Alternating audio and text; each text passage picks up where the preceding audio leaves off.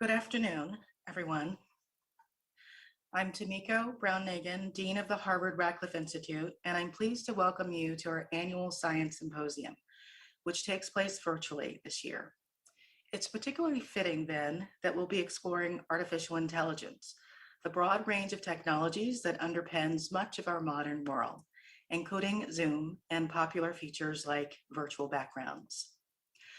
The term artificial intelligence, or AI, originated in academic research during the 1950s.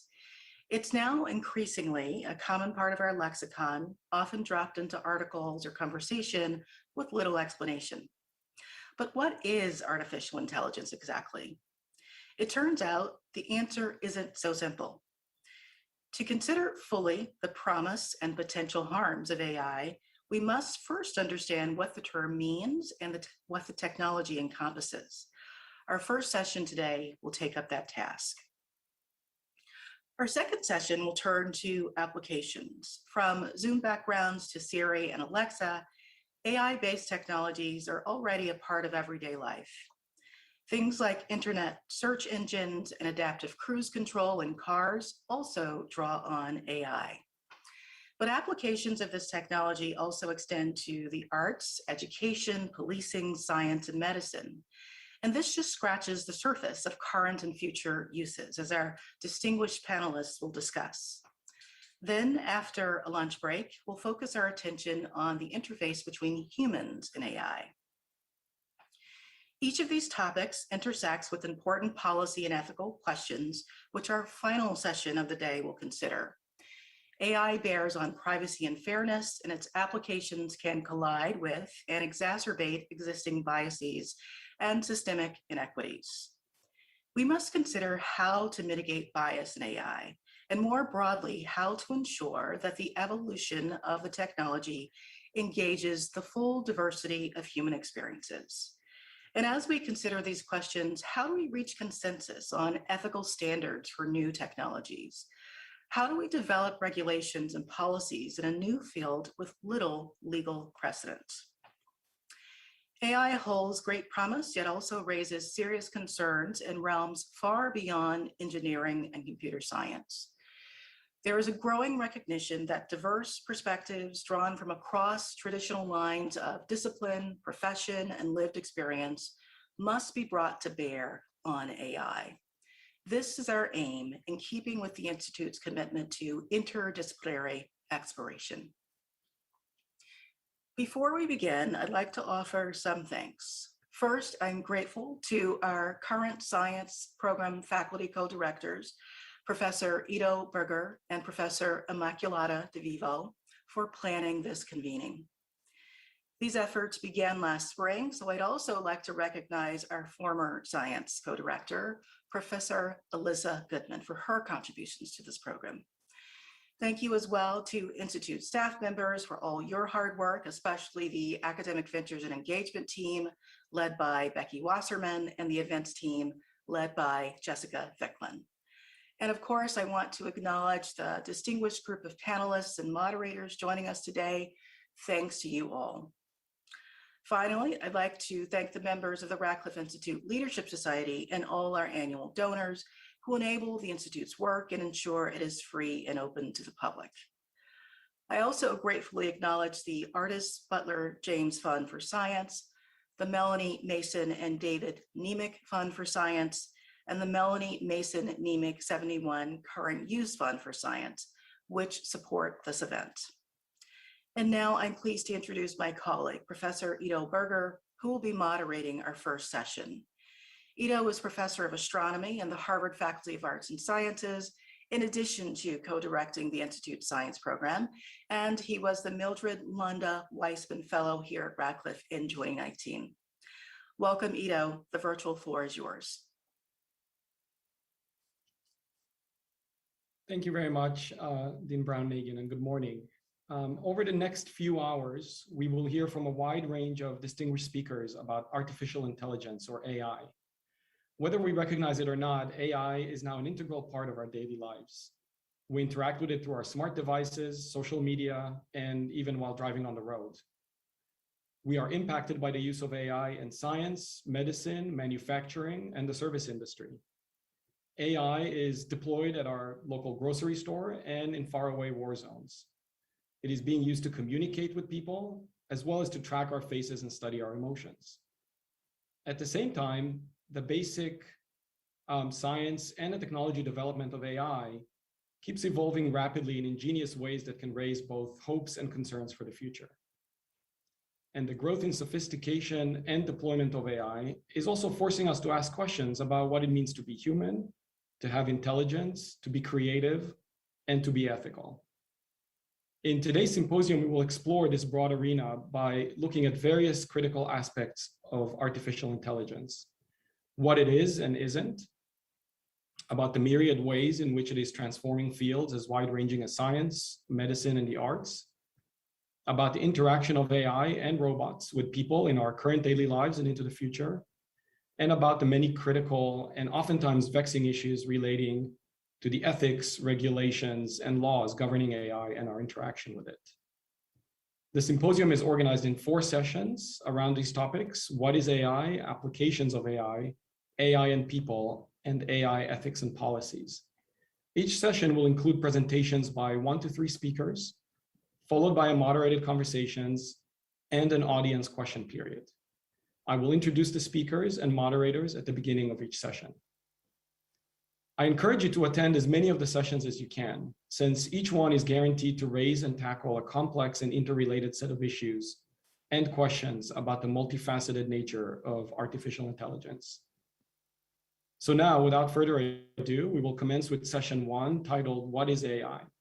And to help us address this question, our speaker today is Professor Fernanda Villegas, Principal Scientist at Google, Sally Starling-Seaver, Professor at the Harvard Radcliffe Institute, and Gordon McKay, Professor of Computer Science at the Harvard John A. Paulson School of Engineering and Applied Sciences. Following the presentation, I will have the chance to engage in conversation with Fernanda and to moderate the audience Q&A discussion. Please remember that you can submit your concise questions using the Q&A function at the bottom of your Zoom screen. It is now my pleasure to pass the virtual floor to Fernanda Villegas. Thank you so much, Professor Berger. Let me just make sure I can share my screen so we can get started. So what is AI? Huge question, and I only have 20 minutes to talk about that. So what I hope to do today is to just give you some nuggets into how the technology works, what are some of the implications of how the technology works, and really some nuggets that you can hopefully take with you for the rest of the day as more of the discussions happen. And so I'm also, I have to say, kind of a biased speaker in the sense that I'm going to talk about what is AI in terms of a human-centered view, which I think is incredibly important. And so let's start with a very simple example, one that anyone who has email probably uses in the background. Whether or not you know it, you're using AI. If you're doing any spam filtering, chances are you have an AI engine running in the background. So what do we mean when we say AI, machine learning? What is that? What is that technology? A very simple way of thinking about that is in contrast to the kinds of computational technologies that came before. And so, for instance, if I were to build a spam filter before machine learning, I would have to write down all the rules for that spam filter. I would have to say, you know, if the incoming email contains a string credit card, then mark that incoming email as spam. And I would have to have one of those rules for every different kind of trigger word or rule about spam. So you can imagine how long that list would be, and also how brittle that, that approach is, because it's a never-ending task, right? In contrast to this rule-based programming, what machine learning does is I don't give the computer the rules. What I give the computer is a large data set. And so I'm going to give a pile of emails, if you will, that have been labeled by people as either spam or not spam. And so I'm training my model to look at a number of messages. And I say, okay, this one is a legitimate message. This one here is spam. This other one is legitimate.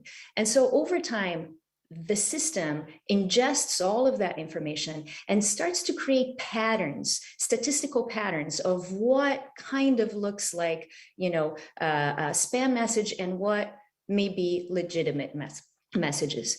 So this is the big deal about machine learning, is that I don't have to sit there and program all the explicit rules. In fact, I don't program explicit rules. I only program the goal. It's called an objective function. I say, you're trying to categorize spam and not spam in this case. And so the system creates its own sets of rules, okay, to understand that space. And this is really great because what it does is that it unlocks the possibility of us trying to solve problems for which we don't know the rules. So for instance, how can I do better diagnosing of cancer? How can I predict earthquakes? How can I predict floods? I do not know the rules for those things. But maybe I can train these machines to try to understand some of the rules or some of the patterns that govern these complex questions, okay? I will also posit kind of a provocative view here, which is, I think the fact that these systems have no explicit rules, I think it is both their superpower, but also their super problem.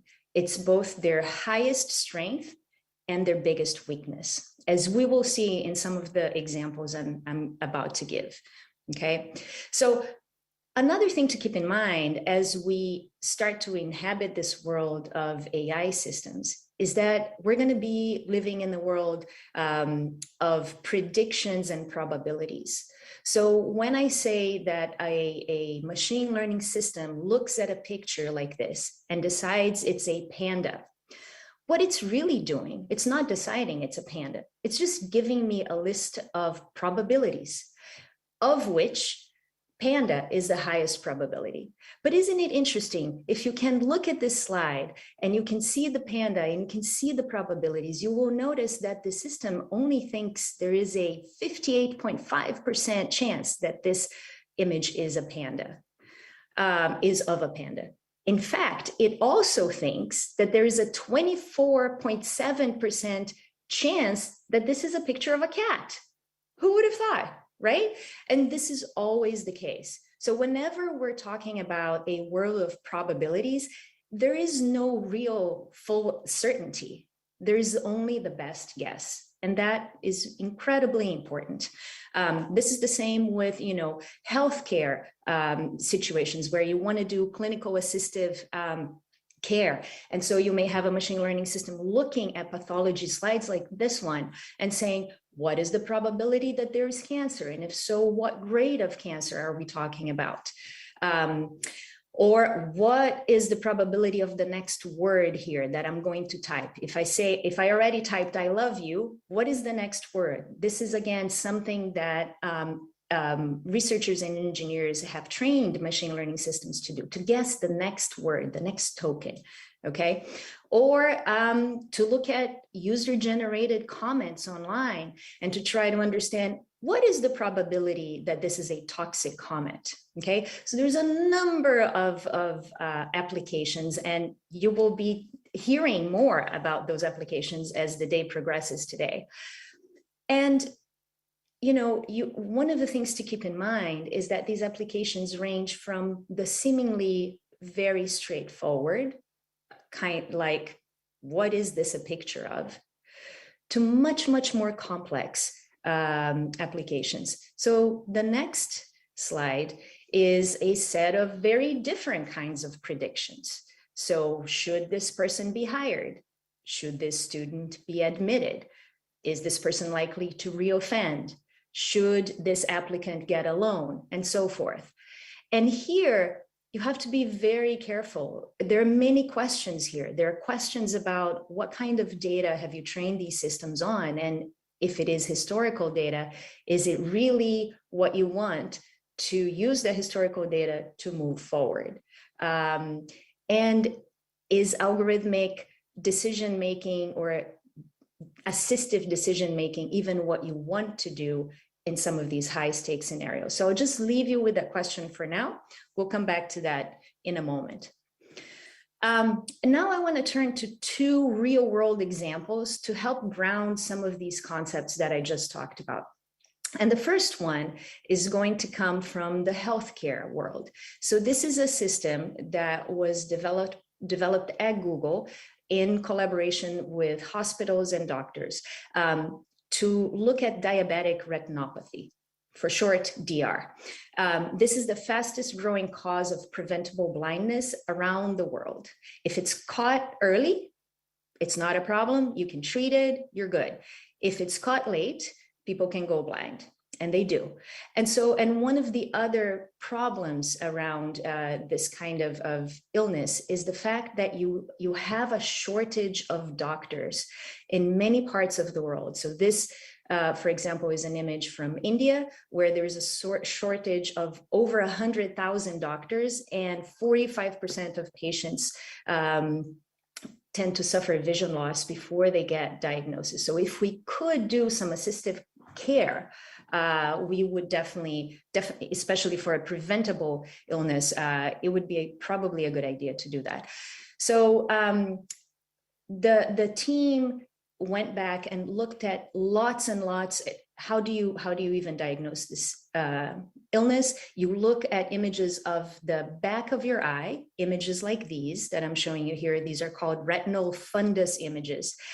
And then this is how doctors try to diagnose whether or not you should be seen by a specialist, whether or not you have a healthy system. It's good. It's all good. So once the system was trained on these retinal fundus images, it became actually really good. The system has very high accuracy in predicting DR and what level of DR. Now, one of the things I want to call attention to also here is the fact that the information you see at the bottom is actually AI explainability. So here, not only is the system trying to predict and giving the doctors or the nurses the best guess, the system is also trying to highlight for them, why does it think that this person is healthy, or why does it think that this person needs to have be seen by a specialist? Okay, and this is extremely important. It's extremely important because it goes to the core of a question around trust. So in any high stakes situations, professionals should not trust blindly any technology system that is given to them. And so being able to understand what is the system paying attention to, and not only that, being able to understand in medical terms what the system is looking at is incredibly important. This system, just very quickly, was it was already used in different countries. So India, deployed in India and Thailand. The accuracy, as I said, is very high, and the performance is great so far. But one of the things I want to talk about is not even, so this is the main point of this project, is to diagnose diabetic retinopathy. And it did well. It's good. Okay. But I want to talk about the side effect of this project, which was, there was a new kind of prediction that these machines could do that wasn't possible before. It turns out that these machines could predict the risk of cardiovascular factors just by looking at these retinal fundus images. And this is something that ophthalmologists had never done. They were able, the systems were able to predict age, sex, smoking status, and a number of other factors. And so that was super interesting. It was something that doctors looking at the same images couldn't do. That called for a whole new round of explainability, because all of a sudden doctors were asking themselves, how is the system doing this? What is it seeing that we're not seeing? And so after a couple of years, doctors working with engineers together were able to do a series of interpretability and explainability techniques to actually start to understand how is the system telling apart sex, for instance. So very important to be able to have some level of transparency and explainability that makes sense to domain experts, because taking a step back, one of the reasons why everybody tends to talk about AI interpretability and explainability is because you want to make sure that these machines are not doing anything incorrectly or are not causing harm. And that absolutely is one of the main reasons we want explainability. But I think another reason that gets lost is the fact that we can learn. We can learn from these machines. We can learn how to be better doctors, better scientists, and so forth. So the other system I want to talk about is actually a very different kind of system, is a large language system. And for this, I want to take you to a web page. This is a public web page. You can all play with it afterwards, that visualizes a system called BERT. And so this is a system that was trained on all of the English Wikipedia and plus the Brown corpus, which is a corpus of books. It read all of those things. And basically what it was trained to do, it was taking sentences, and the engineers would take out random words in the sentence, and it would have to predict what that word was. Okay, and so this is what we're visualizing here. The sentence in this case, for instance, is to be or not to be, that is the blank. And it's telling me that the top completion is question. And next to each one of these potential completions, you see the percentage, right? The confidence. So it's like 56.9% confident that question is the top completion for this, but there is difference, answer, and so forth. I can play with this. And so I can say, you know, I can do very different kinds of sentences. I can say in Texas, they like to buy, and then things is the top completion there. But then beer comes next, and horses and coffee and cattle and so forth. Okay, if I keep scrolling down, in New York, they like to buy, so same sentence, things also, New York people like to buy things as well. And then clothes, and then books, and then stuff or shoes or coffee or food. Now, these lists are long. These lists of completions are long. What if I could visualize all of this? So that's the next step. We're visualizing all of these completions at once here, okay? And my Texas sentence is in green here. In Texas, they like to buy. My New York sentence is in orange. In New York, they like to buy.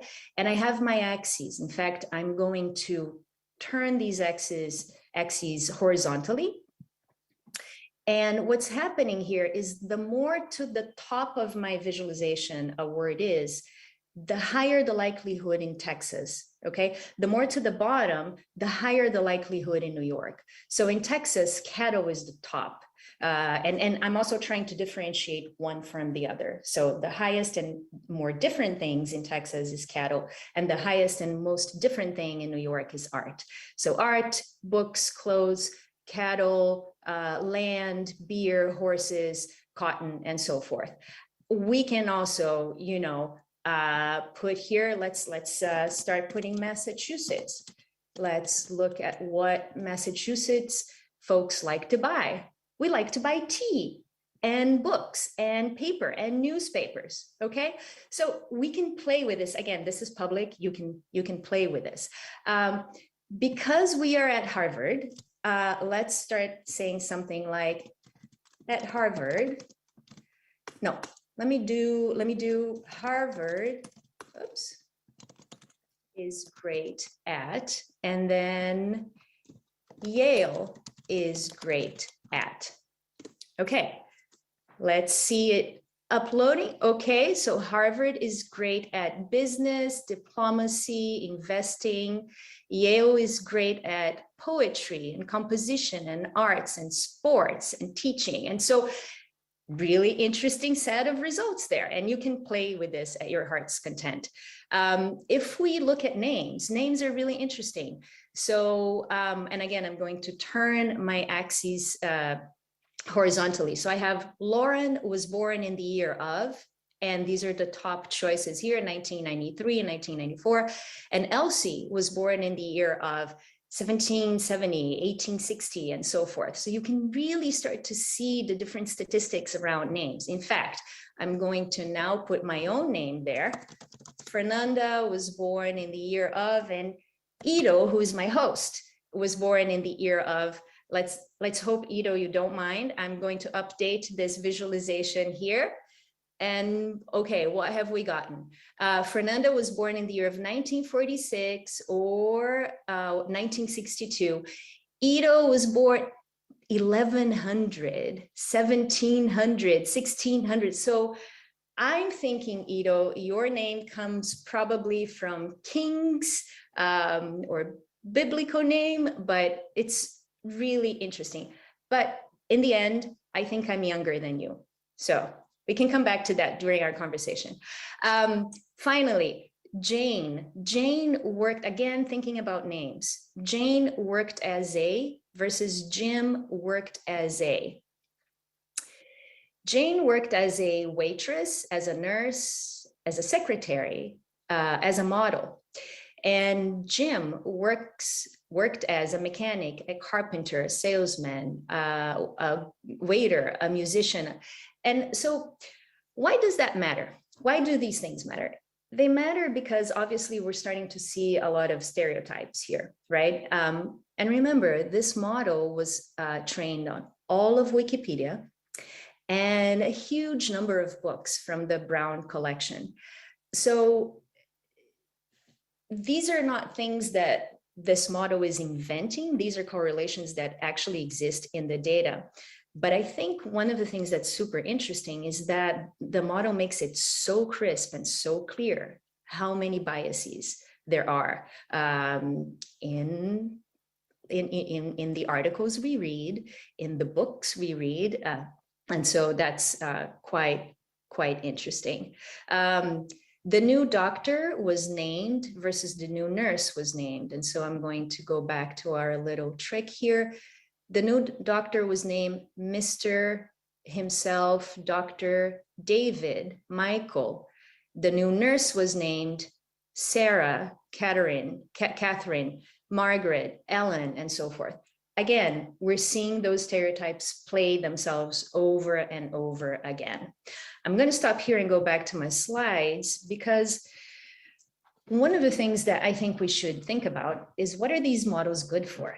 It turns out these language models are incredibly powerful. And so, you know, word correlations are fine if what you want to do is understand and describe the world around us.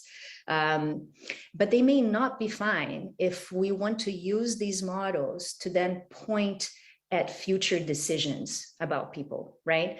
Think about everything I just showed you, and then think about if I were to use a model like this to decide who gets a loan, who should be hired, who should be admitted to college, I might be playing back all of these biases that were found in this model, in this data set. So I think we need to be very careful, not only about spotting biases, but also understanding that the data sets that exist, they exist for a reason and they exist in a certain context. And we need to understand, are the contexts in which we're using these models and data sets the same, or are they very different? And how do we bridge these differences? And so in summary, what I want to say is I want to leave you with a couple of thoughts. One is that even though this is an extremely powerful technology, we should not be expecting miracles here. Let's not think that these machines learn on their own and then we're done. Like, it does take a village to build an AI system, a good one at least. And this quote comes from my colleague, Greg Corrado at Google.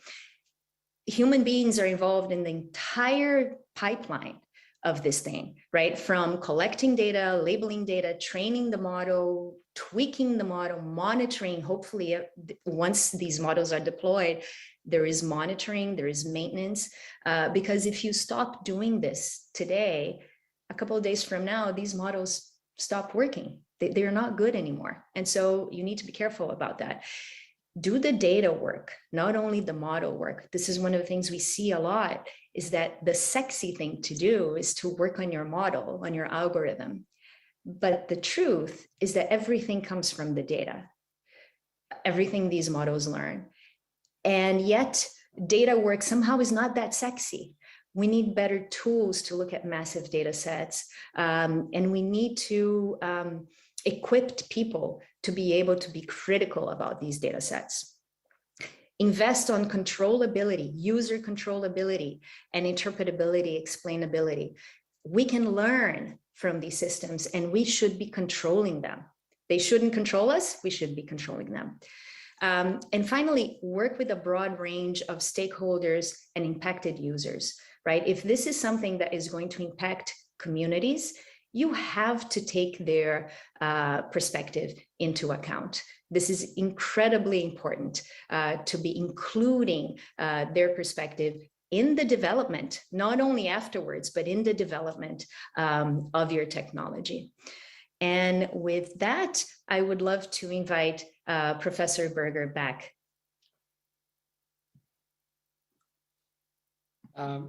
Thank you very much, Fernanda, for a very stimulating presentation. And for the next 10 minutes or so, I would like to delve into some of the areas you touched on and to raise some additional questions. And then we will follow with questions from the audience, which are coming in as we speak.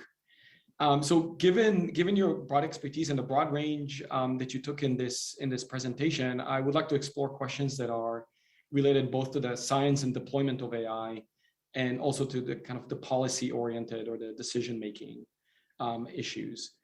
So to start, I just want to shift gears a little bit. I would like to ask you what particular recent or something that's upcoming development in AI excites you the most, and for what reason? So I think one of the things that has been very impressive to me in the last couple of years is how much large language models, how much they can do. And one of the reasons why I think this is so exciting is that for the first time, I think we can start to think about language as a user interface. So I know we have dialogue systems and we talk with Alexa and other systems, and it's fine. But imagine, I think for the first time we can start imagining if, for instance, to program computers. What if you can talk to them? What if you can just tell the computer what you want and you actually don't need to go through the trouble of kind of speaking computer language? You can speak natural language. What are all the other things we can do just using language as a tool? And that has not really been available before. And so I'm very excited about this area. I should also say, as I hope it became clear in the demo I gave, language has all sorts of challenges, because it's super cultural. And so even though it's this super promising horizon, it's also incredibly challenging. Yeah. So I think related to this, you made a point that these algorithms don't learn on their own. They need supervision from humans, both to kind of in terms of the data input and to make sure that we understand what actually happens on the other end. But do you see the possibility where AI algorithms will teach other AI algorithms and kind of take the humans out of the loop? And if that's possible, can we teach ethics or something like that? Can we teach them to think more like humans? Do you see that as a possibility? That's interesting. I think that there are multiple answers to that question. I think on the question specifically, technically speaking, can these algorithms start teaching other algorithms? I do think we're starting to see a little bit of that with things like AutoML, where these are systems that are automatically trying to build systems to solve problems. So one of the things that is really interesting and really core to machine learning is the fact that, as I said, instead of writing all the rules, what you write is a goal, right? You write the goal, the objective function, and then the system tries to optimize for that. And so there are systems already that are starting to do that. Do I think they're going to take humans out of the loop? One, I don't see this happening anytime soon, just because there's so many problems still, and things break and things go the wrong way. So one, technically speaking, I don't see something that happens completely automatically with no human whatsoever. Two, I don't think we want that. For many reasons, I think we want to be able to, even though, and this is something that Professor Ben Schneiderman, an HCI professor, this is like that, this has been his mantra for the last couple of years, is even though we want systems that can be maybe highly automated, we also want high user control for these systems that are highly automated. You can think about something like a really powerful digital camera. All sorts of things are happening there that are highly automated, thankfully. But I also have a lot of control over what picture I take and how it looks and what I want to edit and things like that. So I think I really like that way of thinking, because it doesn't mean that it's like a dichotomy. It's like either the machine controls everything or the human has to control everything. It's like we can do this together. We can all have more, either more automation and more control. But again, these things need to be designed. They're not going to come for free. Controllability, explainability, all of these things need to be designed into these systems, and they take time and they take effort. But I do think that is exactly the path we want to take. No, thank you. Switching gears a little bit, as someone who works both in the development and deployment of AI, what do you see as the most productive paths and also the potential pitfalls for the interaction between people that work on fundamental AI research and development and then domain-specific implementations and needs? How do we foster this productive interaction between developers of AI algorithms and then the users that might employ them in very different contexts? Yeah, I think for now, as much as possible, if we can have the engineers and researchers working together, the better these systems are going to be. So we're still, for a lot, I should say, for a lot of applications, we're still in a context where these things are very tailored. And they have to be tailored because this is just the beginning. We're just learning how this technology can be applied to different domains. And so it's extremely important that we work with the domain experts and that they help inform the technology. Absolutely. So for instance, the example I showed with the diabetic retinopathy, that was only possible because the Google team had access to doctors and to hospitals. There's no question that this would never happen if domain experts weren't involved, right? I also think that with this interaction between domain experts and technologists, you can start to build a set of standards and a set of best practices that are really important for this technology to move forward. So we already know, for instance, that I talked a little bit about trust issues. Domain experts like doctors have a really hard time trusting these technologies, and for good reason, right? So by working with them, we understood that some of the questions they have in their mind, even before they use an AI system, is like, how was it trained? What edge cases did it see? Who are the people who labeled this data? What is the data set? And because they want to understand what are the strengths and the weaknesses of these systems.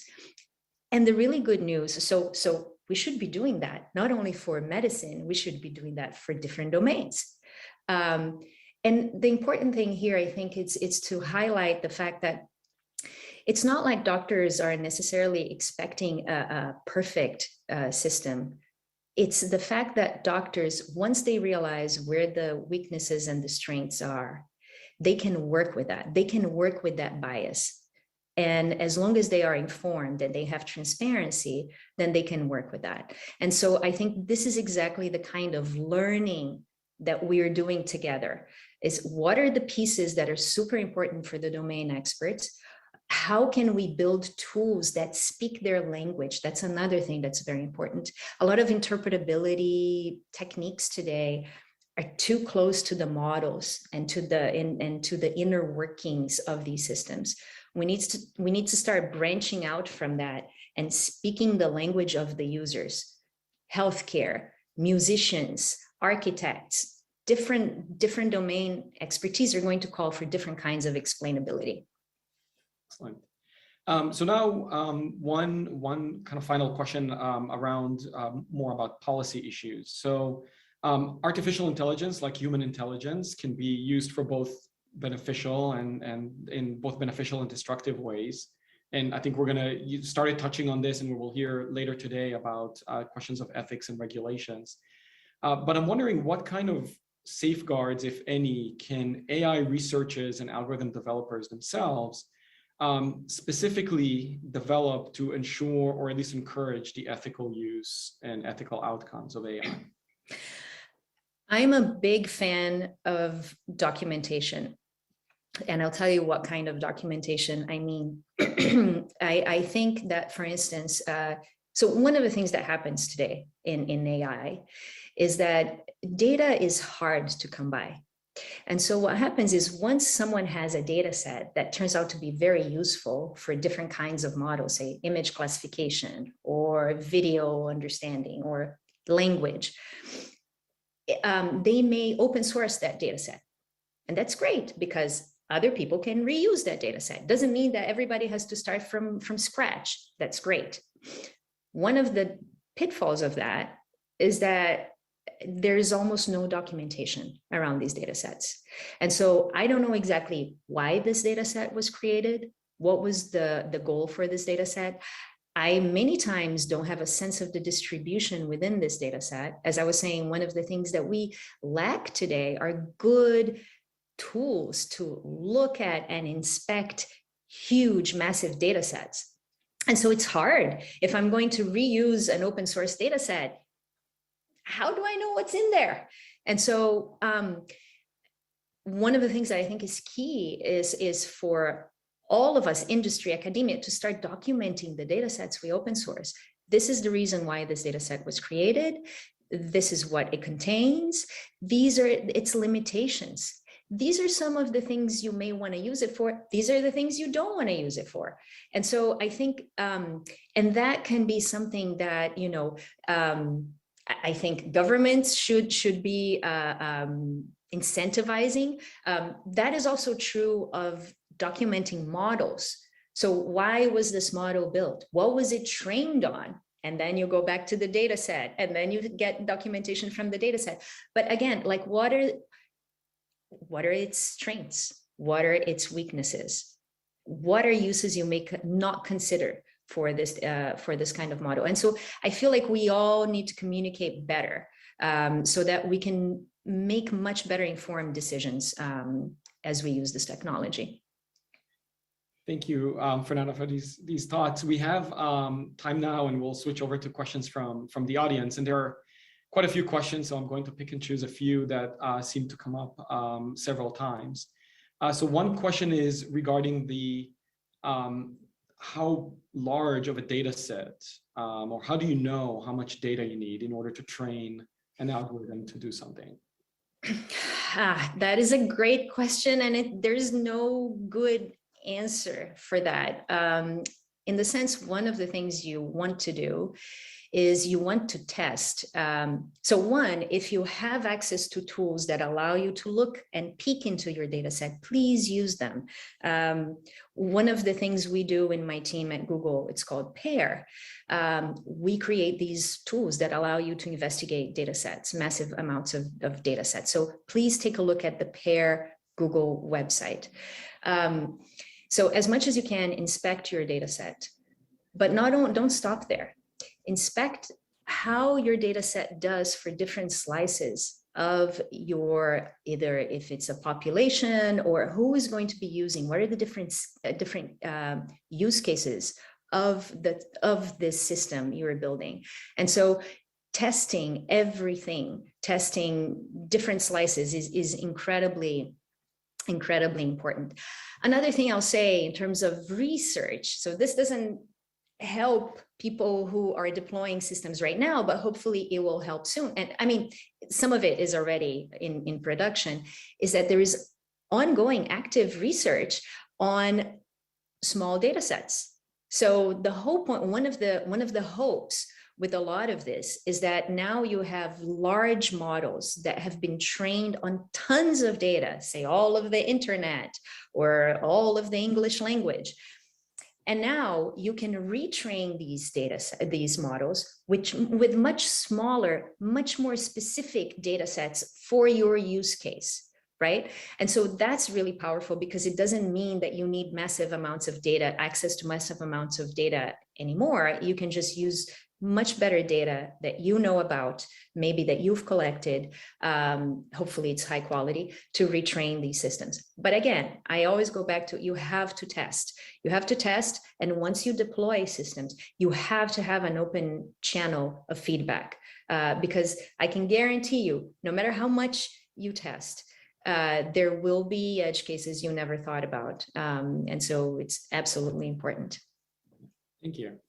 Another set of questions has come in related to something that's on a lot of people's mind, COVID, and the question of whether AI has been used in COVID research or in any COVID-related activity that you're aware of.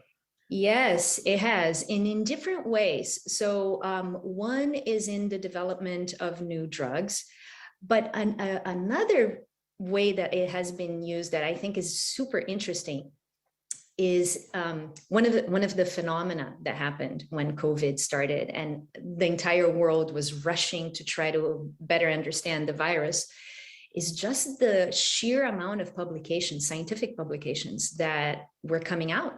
And so nobody could keep up with that. So what happens is that there are now, I know that Google's put it out, but Google is not the only one. There are libraries for NLP, for natural language processing, where they have looked at this huge and growing corpus of scientific knowledge and make it very simple for scientists and doctors to look for things and to look for summary of things. And so, you know, give me everything you have on children ages 5 to 11 and COVID. Give me everything you have with immunocompromised folks. And so you can do all sorts of queries very quickly. And I thought that was a really interesting use of the technology. We also have questions about self-driving cars, which is, I think, another very interesting application of AI, and one where we're starting to see the interaction of human and AI-driven machines in the same space. And so I'm wondering if you can give us some views on where you see this is heading. Do you think that we will eventually shift to completely, AI-driven cars? That's $1 million question, or even way more than $1 million question. I don't know. I do think that it's been very interesting to see just how much automation is already happening, right? But I'll tell you an anecdote that I think is quite telling and of what the future holds. So when our team at Google was starting this center called PAIR, People Plus AI Research, where we were emphasizing the importance of human-centered AI, we were talking with a number of leads at Google, and we talked with one of the research lead for a driverless car, for robotics. And to my surprise, one of the things he said was, "Oh yes, this is incredibly important. In fact, I'd say this is the most important set of problems we have in driverless cars, because the technology of sensing, the sensing technology, we are well on track for. We're going to solve a lot of these problems. But the problems with, or the challenges with the human AI interaction, the pedestrian and the cars and other cars with non-drive, these are going to take longer, he felt. And so he was super eager to embrace this notion of how do we design with the users? How do we think not only about the cars themselves, obviously, and also when you think about, we were talking about explainability. One of the questions is, how much explainability should a self-driving car do as it's driving?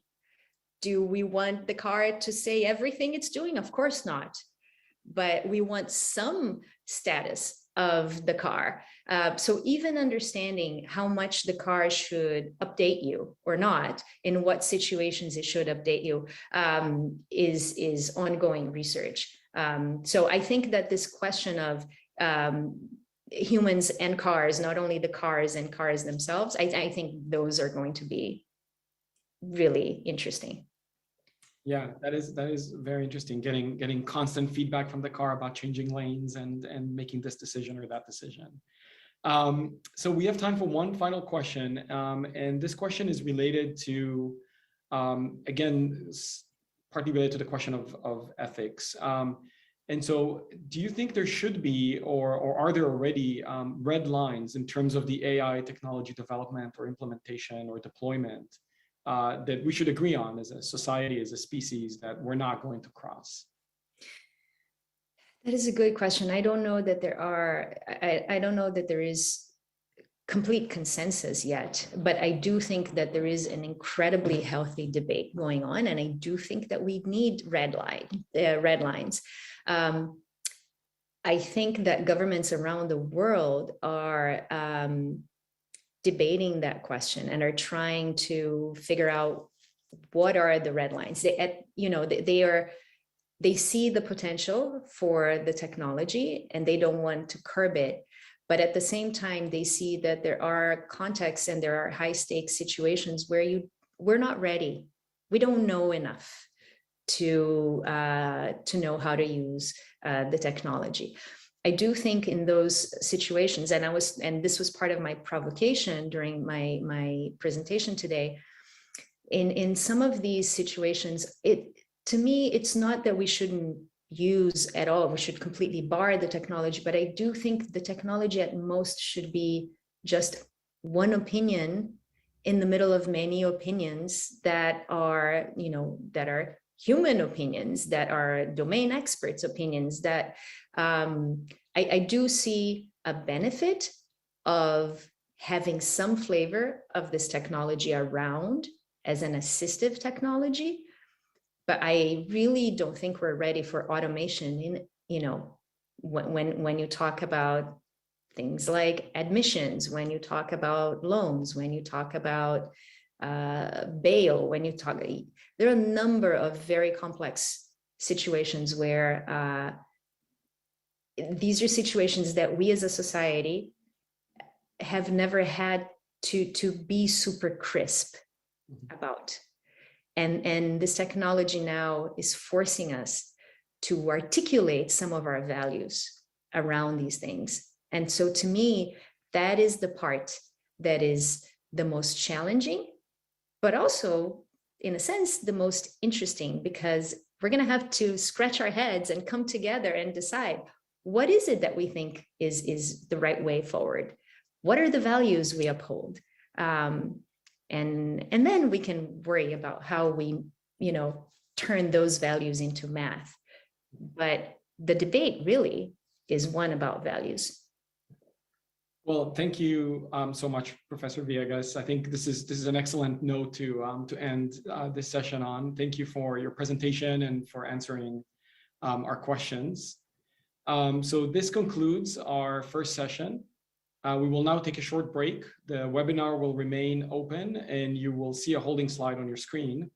You do not need to log off or sign off or leave the meeting. The next session on AI applications will begin promptly at 11:15 a.m. Eastern Time. Thank you.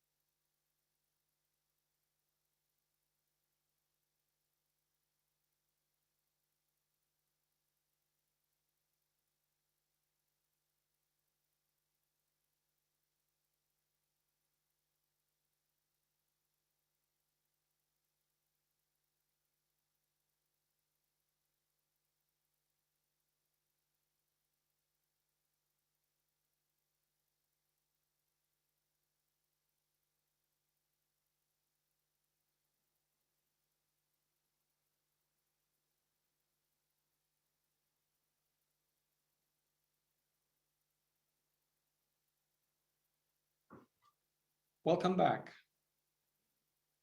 We will now shift gears to session 2, titled Applications of AI, which will explore how AI is transforming, challenging, and operationally changing a wide range of domains from science to medicine to art. We will hear in this session from 3 speakers, followed by a moderated conversation and an audience Q&A. Our speakers in this session are Professor Alan Aspuru-Guzik, Professor of Chemistry and Computer Science at the University of Toronto, Canada 150 Research Chair in Theoretical and Quantum Chemistry, Canada CIFAR AI Chair at the Vector Institute, and co-founder of Zapata Computing and Cabotics. Professor Suchi Saria, John C. Mellon Associate Professor of Computer Science at the Whiting School of Engineering and of Statistics and Health Policy at the Bloomberg School of Public Health at Johns Hopkins University, and CEO and founder of Bayesian Health. And Pindar van Armen, an AI artist who develops and works with robots to create art and explore the question of creativity. And our moderator for this session is Tom Simonite, senior writer at Wired, where he covers artificial intelligence and its effects on the world. It is now my pleasure to pass the virtual floor to Alan.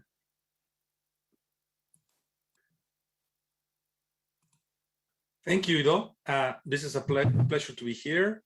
And in 11 minutes, I'll try to give you an overview of AI for science as it pertains to my research and many of my friends and collaborators.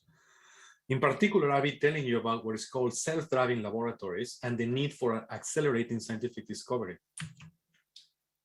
This plot, we look at it so much that we're desensitized to it in some sense.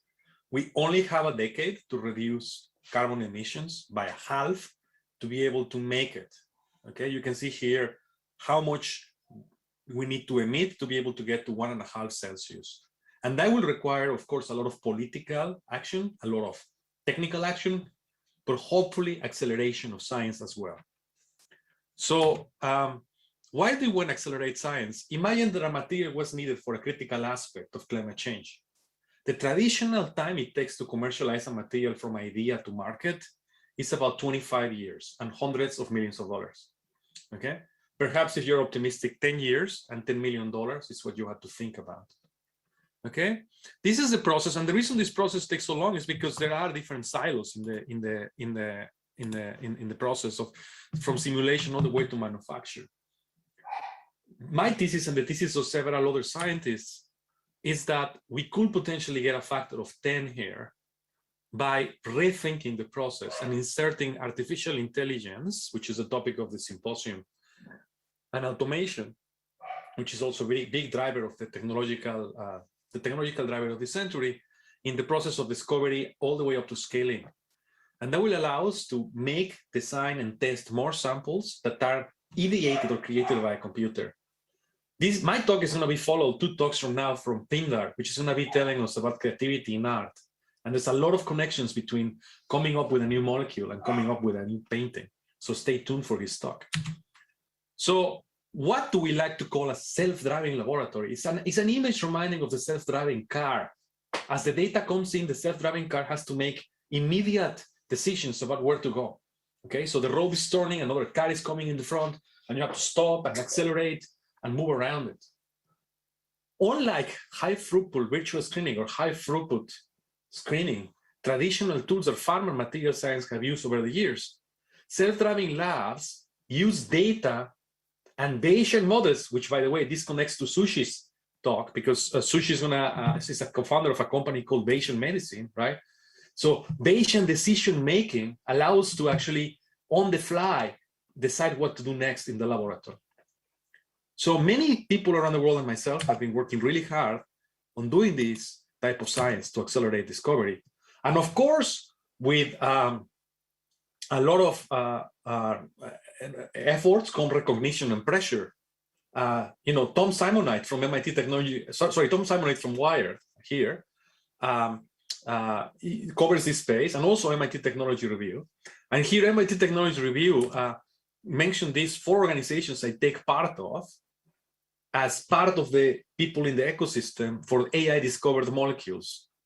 and availability 3 to 5 years, no pressure. But definitely we need to take that speed, okay? And I want to tell you an example. I actually advise and work together with this company called In Silico AI. And in 2019, we were able to, in about 40 days, use a computer to generate ideas, the same way Pinder will tell you about computers generating paintings, the same methodology, to generate ideas for drug candidates. In this particular case, an inhibitor for DDR1 kinases, which is basically a muscular dystrophy candidate, okay? And you can see here the pipeline. This is a computer using AI to generate many candidates that are run by many filters. And then with the help of a company called Wuxi, we were able to parallelize and do many cell, organ, and then animal tests, okay? So you might wonder, okay, what happened to In Silico? Well, a couple of years later, they identified a new target, also for dystrophy, a new drug, and just raised $550 million in the latest round. So this is a company that is rapidly growing based on this technology. What's happening in my lab is we're keeping this idea of dreaming materials, so dreaming molecules. Okay, again, the analogy with the paintings will make it clear later in this talk. For example, for trying to come up with catalysts for taking CO2 from the atmosphere or splitting water, which are very important energy problems. And this is a paper with our collaborator Yu Sung Yoon from last year, where we showed how we can use these generative models of AI to propose new oxide materials. These are solid state materials. For sucking CO2 out of the atmosphere, we need materials that are very porous and very spongy. So in this other paper that appeared this year in Nature Machine Intelligence, my lab and I were able to actually show how AI can come up with these materials that can separate CO2 from air. So that sounds pretty good, but the remainder of this talk is going to be about how to make them. And that is the idea of the self-driving laboratory or Martinez acceleration platform. For the audience, you can see several papers and reports that we wrote on this subject. Actually, under the Paris Climate Agreement and the Mission Innovation Framework, we were one of the 7 missions in the world called Martinez acceleration platforms. And I'm going to show you just one example. My lab is involved in several, tens of them. But this is one that is also connected to drug discovery. We all have been thinking about COVID, and I showed you one where we're discovering a new lead candidate, but then you have to optimize how the candidate is synthesized. And this is a collaboration with Merck and led by my collaborators at the University of British Columbia.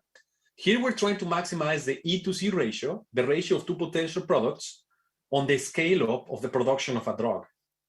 And we use these Bayesian models to take a look at this experimental system. And this is Melody Christensen added this Instagram filter of little magic. This is the AI magic controlling the robot as the robot is doing experiments. On the right-hand side, you see the experimental collection data points. And our interface to talk to the robot, which is also very important, is natural language through Slack. Like if you were texting your friend, okay? You tell the robot, start an experiment, stop an experiment.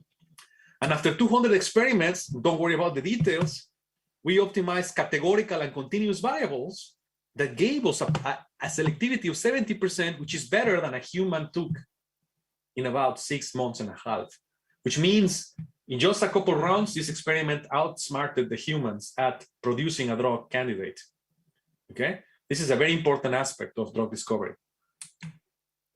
Now, let's end with a futuristic note. What's coming up, right? Ideally, what we want is a Terminator-like robot, right? That is in the lab working with you, doing chemistry. So my lab and I are thinking about also other aspects of computer science and also AI and machine learning that could allow us to actually make progress. And this is an example. You can see here the largest data set that we built of transparent objects in 2 dimensions from pictures that we took from Instagram, from Twitter, all sorts of different sources, including Chemical Engineering News, a magazine, of powders, foams, and liquids that allows us to actually try to do what I'm doing right now here. I'm drinking my iced tea here with this transparent object, and look how carefully I can just drink it. A robot cannot do that yet. So with this data set, we're able to do things like this. Let me show you this YouTube video. Oh, if it cooperates. Let me show you this YouTube video. Oh, it's not working. Well, what's happening with this lady, she's actually pouring a liquid on the fly, and you can see here how we detect the what is a vessel, there is no solids, and the liquids. That's extremely important. And I have to say now, at the University of Toronto, with Niemiec, Florence Shruti, and my student Haopeng Xu, we have the world record, even better than companies like NVIDIA or Intel, companies of that type. We have the best data set and also performance on the detection of transparent glassware in crowded environments, okay?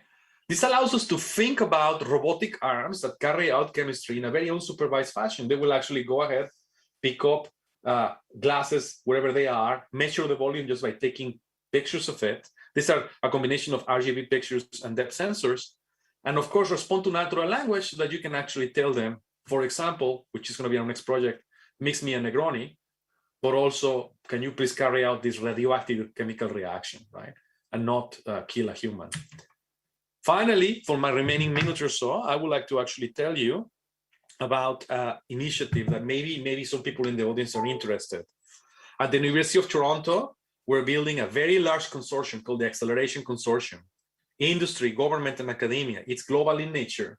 So we welcome people from industry, academics around the world, to join us in accelerating science in general, okay? In particular, we're focusing on materials, drugs, and chemicals, but of course we have connections to many other areas such as biomanufacturing, and the idea is to make the world able to print, so to speak, and design materials on demand, entering an era of materials of demand that will be the next era, beyond the era of plastics. And with that, I'm going to show you a picture of my research group in 2D Zoom world, and our first in-person retreat a couple of weeks ago in Northern Ontario.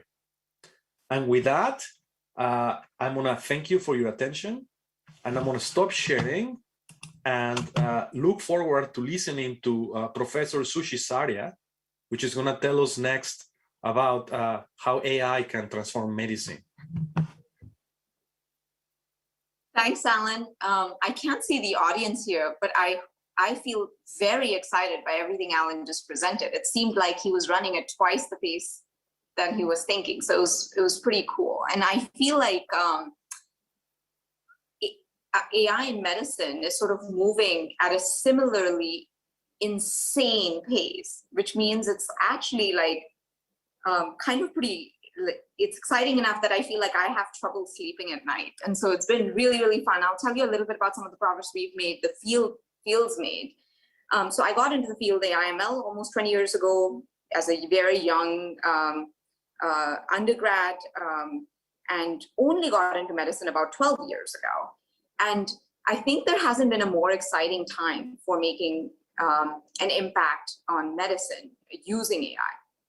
So let me sort of explain why. So starting with, like, in medicine, diagnostic errors is the third leading cause of death. So it's not it's not sort of any particular disease, but the fact that, like, patients get delayed diagnosis, misdiagnosis, undertreated, overtreated, and many of these are life-threatening. And simultaneously, there's stats that show that a quarter of healthcare spent today is maybe unnecessary and could be avoidable. So staggering statistics in a very, very, very important area. Now, the question is, what does AI have anything to do with it?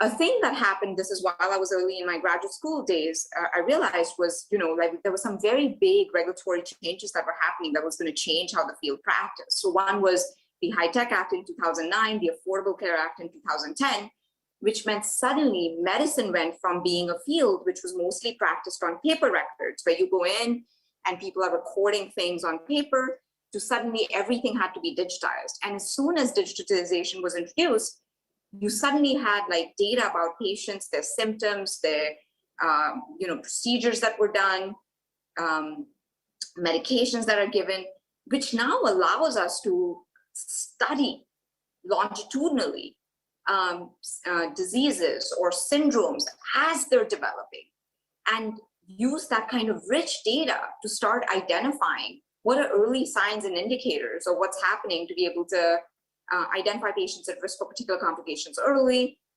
put in new types of preventative and prophylactic workflows in place that allow you to practice medicine much more proactively. So that's the thing that's fascinated me. And I've, over the last 12 years, sort of spent all my time thinking about this area. And let me step back a little bit and tell you about kind of where we sit from a machine learning AI standpoint. So obviously, the digitization has introduced a huge amount of excitement for the space to be able to come up with new AI ML algorithms. The hard part has been three things. So first, this data is a whole lot more messy than typical other areas where we've used ML AI. So for instance, when we look at domains like, surveillance, like face detection, or, on Facebook, when you're recognizing who your friends are on the images, that sort of thing.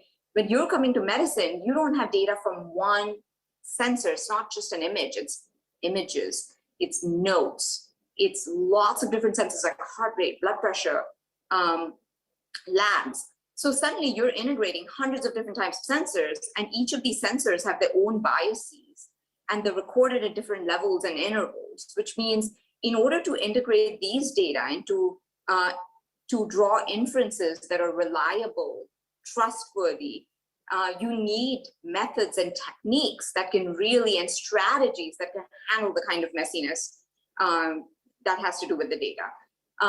So that's sort of been one big area for progress in the last 5 years. As a professor at Hopkins, part of a large lab there, where we basically have brought together new ideas from using causal inference, Bayesian methodology, to be able to integrate data and forecast not just sort of what we think is happening, but also uncertainty, like understanding what we know and what we don't know, understanding why we know what we know, in order to be able to build the right kind of interfaces that, when we are starting to support expert decision making, they're willing to trust the outputs, which leads me to my second topic, which is and I'll use an example. So like an area where I've done a lot of work is sepsis. It's the 10th leading cause of death in nationally, actually internationally, and turns out sepsis is entirely preventable in many sepsis deaths are preventable if only you could have identified them early. But early detection of sepsis is hard. And in 2015, we wrote a paper that was a cover article in Science Translational Medicine, showing how you could integrate diverse data that exists, that's already routinely collected, to be able to identify sepsis early. And now the challenge there is, how do we go from feasibility, which is we can identify it early, to get it to a robust system that physicians will trust, right? Because now you're going from a scenario where it's sort of machine learning is feasible to machine learning is augmenting human experts, right? Where they've spent years studying the problem. And in order to build that, turns out it's not just the prediction, it's the quality of the predictions, how domain aware they are, how rigorously they've been evaluated for actionability. And then it's also how it's surfaced and fed in a way so that it's easy to collaborate. So what does it mean to collaborate? It's collaborate meaning the expert knows why you're telling me what you're telling me. The expert knows how to think about when to trust you and not to trust you. The expert knows how to integrate what you're telling them in their own decision-making process. And that's been some of the advances that's been very exciting, a continually evolving field. As part of collaborations funded through the National Science Foundation, we've been advancing under this whole area called the future of the human workforce, which is as we continue to, as data continues to double, how do we use new technologies like MLAI to actually augment experts to help them do better what they can do. So now let me talk a little bit about practical results. So over the, from back in 2015, where I talked about showing feasibility, we ran into all of these hurdles as we started translating into the field. And what we found was, we had to develop a system that would integrate live clinical data streams, run these inferences, do experiments to surface these to actual physicians. We now have thousands of physicians, clinicians, nurses, and doctors using these tools. And what we've been able to achieve, so 15 weeks ago, we came out with a study, one of the largest studies of its kind, where we scanned 500,000 patients through the software, 4,000 plus providers using the system, And what we were able to show was basically, sustained over a period of 2+ years, very high physician adoption. So this is actually quite hard. So typically with AI ML tools in medicine, one of the big bottlenecks, or with any predictive tools or any what they're called clinical decision assist tools, one of the big bottlenecks has been, people process the data and they sort of spew up some flag, but providers don't trust it, like doctors don't trust it, they don't want to use it. And so, we've had to solve a number of these problems to cut through this trust barrier. And what we were able to show was 89% provider adoption, which means 89% of the times when, and so this is software developed by the startup Bayesian, which we spun out of Hopkins, but basically the software kind of flags patients at risk for adverse events like sepsis. And when we flag a patient, physicians come in, it's not mandatory, but they come in, they analyze what the system has to say, they put in an evaluation, and they agree, disagree, and treat. So it's been a really exciting journey to be able to go from models in the lab where we're discovering novel techniques for being able to identify how to cut through to tackle the messiness of this data to get to high quality inferences, to being able to put it in the field with embedded within physician workflows in a way that now they're adopting it, using it, and now we're seeing clinical benefits. So in sepsis, every hour delay in mortality has been reported to be anywhere between 5 to 8% increase, associated with 5 to 8% increase in mortality. And what we were able to show was significant reduction in time to antibiotics, which is a metric that in the field is used to identify, are patients actually getting detected early, and are providers using it to be able to treat them earlier. And we saw on an average, patients were getting treatments on average about 2 hours earlier than they otherwise would from the use of AI/ML technology here. Okay, so what are the other barriers in the field? So what I'm describing is, I think, only a starting point for what is an end-to-end chassis for being able to leverage the vast amount of medical data that is now being available, and using that medical data to learn from best practices. So what are the, there's an opportunity to learn from physician variation, from practice variation, what are the practices that are leading to the best outcomes, and then scaling that practice. So that's one, but also being able to just uncover things that providers don't know by basically being able to learn what predicts what, right? If we can identify early signs, it allows us to uncover new signs that previously weren't known. And now the hard part is, interestingly combining all that to be able to deliver novel solutions in novel clinical areas. So we now, in the last year and a half, started scaling this kind of approach to multiple clinical areas, and are seeing success in multiple clinical areas. And one of my biggest realizations has been the underappreciation for evaluation. So as methodologists, as model developers, as algorithmicists, we love coming up with a new idea. So we sit in a lab, we see a problem, we dream up a new idea, we come up with a new algorithm, we take a data set and we show A performs better than B. But to take it in the real world and to deeply understand if it's working in the real world, there's more than one or two single metrics like AUC, sensitivity, specificity. Like measuring it in the real world means really understanding, are you measuring the metrics correctly? What metrics are you measuring? And you have to have deep domain appreciation, which is sort of a highly deep domain awareness, understanding and appreciation to understand, are you measuring the right metrics well? And believe it or not, I think my experience has been, it takes 1 unit of work to develop. If it takes 1 unit of work to develop the algorithm, it takes 9 units of work to actually create a system that is that is well evaluated and rigorously validated. And that's not just sort of, and people often think of evaluations as one and done, which means, you sort of have a data set, you can measure the quality of the algorithms on a data set, and then if it shows it works, you're happy.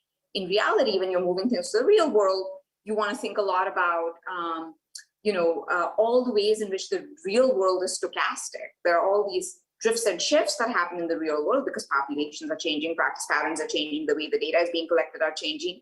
And as a result, algorithm efficacy also has to be continuously monitored and measured in the real world.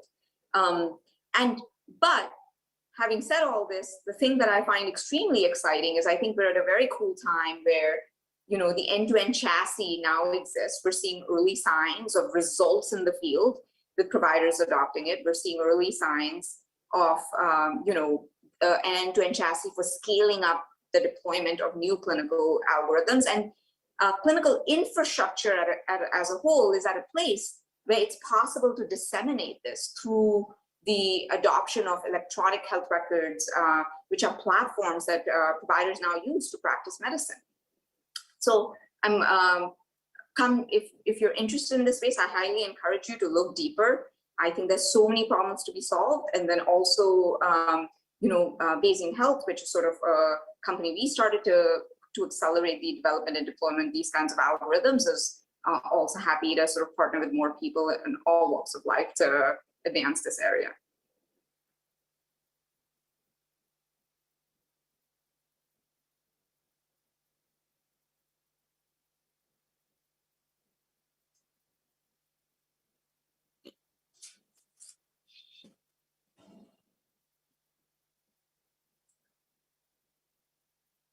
Okay.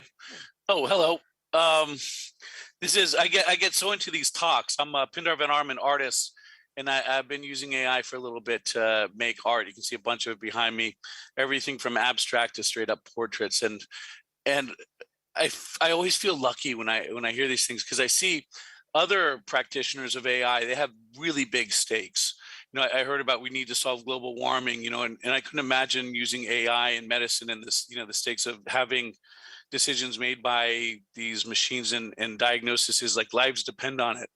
I chose art because, well, I like art, but also because, the worst thing that can happen is I make something really ugly and I don't show it to anyone. So I'm going to show you today, and I'm going to go, like Alon mentioned, like how to go ahead and I'm going to show you how my robots think and how they try and be creative. In this whole process I have, all my art is about me trying to dissect my own creativity and teach it to machines, and then a process, learn about my own creativity. So let's go ahead and I'll walk you through my process. Let's see where to go. All right. And let me go to, all right, cool. So one of the things is a big controversy is whether or not AI can make art, and I absolutely do not think it can, and I don't think it will be able to until it's sentient, because art is something made.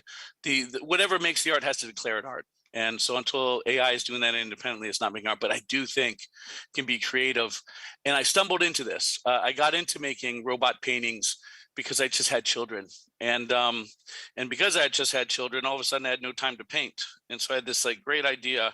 I'm going to make robots that help me paint, and these are the first ones, just like, and they were printers. They weren't much better than printers, except they printed with paintbrushes.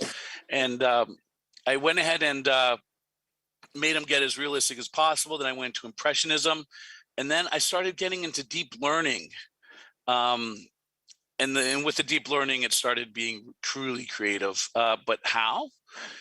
This is a quick synopsis of how it thinks and how it makes images, and it's trying to imagine and paint a face. And I subscribe to the Minsky model of a creative, a society of minds, where like our brain isn't just one mind, but hundreds, maybe 1,000, maybe 10,000 different minds. I have no idea, but all these agents fighting with each other for control of our thoughts. And there's a lot of evidence for that, but here it is. It's like, I have all these different AI algorithms, 24 running at the moment, and they're all fighting for control of the paintbrush. But what do?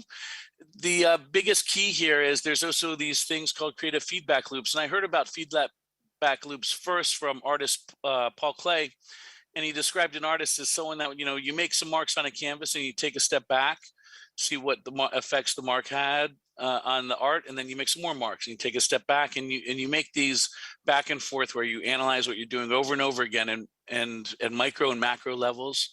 And my robots do that exactly. You know, they're using all these AI agents, and every so often they stop, take a picture, and all the AI agents fight with each other for the next step. I'm not going to go into all 24. Some are very simple, like k-means clustering, just like, you know, cluster parts of the image into colors. And then it goes all the way to the most complex ones I'm using right now are GANs, generative adversarial networks that Alon mentioned earlier. And that's what we're going to go into in detail with. But before we go into detail, you know, what is the reception of this art? Like, you know, does it pass muster? And I've had the good fortune of being reviewed by Jerry Saltz, Pulitzer Prize winning art critic. And he actually has gone on the record and say it doesn't look like a computer made it. That's all I ever tell anyone usually when I'm advertising my work, because he finished that sentence with, that doesn't make it any good. But, you know, it's like Hollywood. You just keep the part of the quote that's makes advantage. But computers and paintings and AI art, and I've heard about similar, but I'm not an expert in poetry, writing. They're passing, you know, like we have this idea of a Turing test, and they're passing Turing tests left and right. You really can't tell the difference between AI making art, paintings, and humans making paintings anyway. Just can't. People are constantly surprised that my robots come up with some of the images they come up with. So to go into detail, you know, how did the robot imagine this face? It is, you know, admittedly an abstract face, and that was on purpose. But, you know, how did it come up with this image that I guess looks like an abstraction of a face? And this is where we get into the details of a generative adversarial network. And the goal of this description is to just get it across. You know, I always thought to myself, if I could explain this to my parents who have no experience in AI, then I've done a good job. And that's what I've really tried to do here.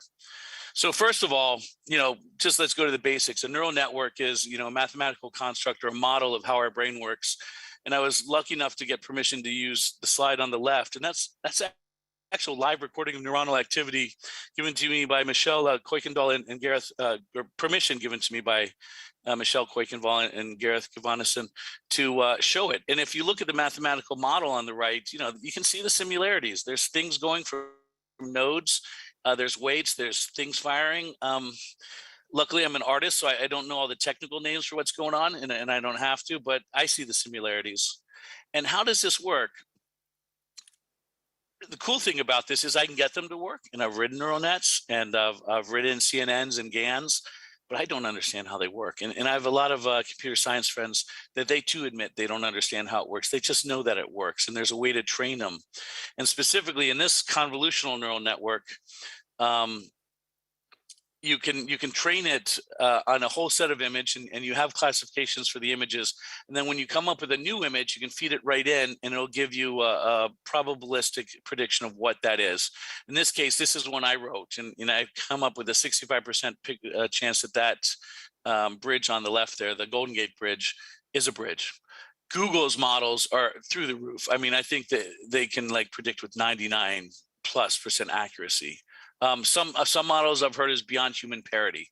The models are predicting better than human. Can look at a picture and tell you everything in the picture better than a human can. So that's a CNN. We're not into generative GANs yet. So what is a generative adversarial network? And I showed you the CNN because that's kind of important to how a generative adversarial network works. But a generative adversarial network is not one, but two neural networks. One of them is called the discriminator. And like, you know, to keep this non-technical, I want you to think of the discriminator as an art critic. This guy has studied, and in this case specifically, this is an art critic that specializes in portraits.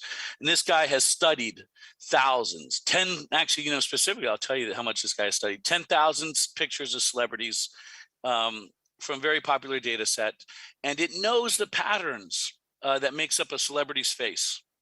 Those are some of the things. So if you show him the bridge, it does the thing I just showed you, the calculation I just showed you, and it knows that's not a bridge. It's like, that's not a bridge. You show him a picture of my son, it says, absolutely, that's a portrait. And so this discriminator can discriminate between not a portrait and is a portrait. And that's it. All right, it gets much more technical than that, but I'm trying to keep it simple so my parents would understand here. So the other one, that's the discriminator. The other one here is the generator. And the generator I like to think of as an artist, a really free-spirited artist that has, just likes to create, and very abstract even, just like has no rules. And in this case is very naive, doesn't even know what a portrait looks like. And so we asked this generator, like, hey, can you make us a portrait? And its first try looks something like that.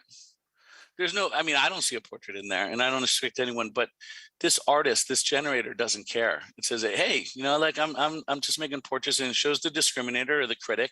It's like, what do you think of my portrait? The critic takes a look at it, thumbs down, there's no portrait in there. But it does something subtle here. It gives a little bit of critique.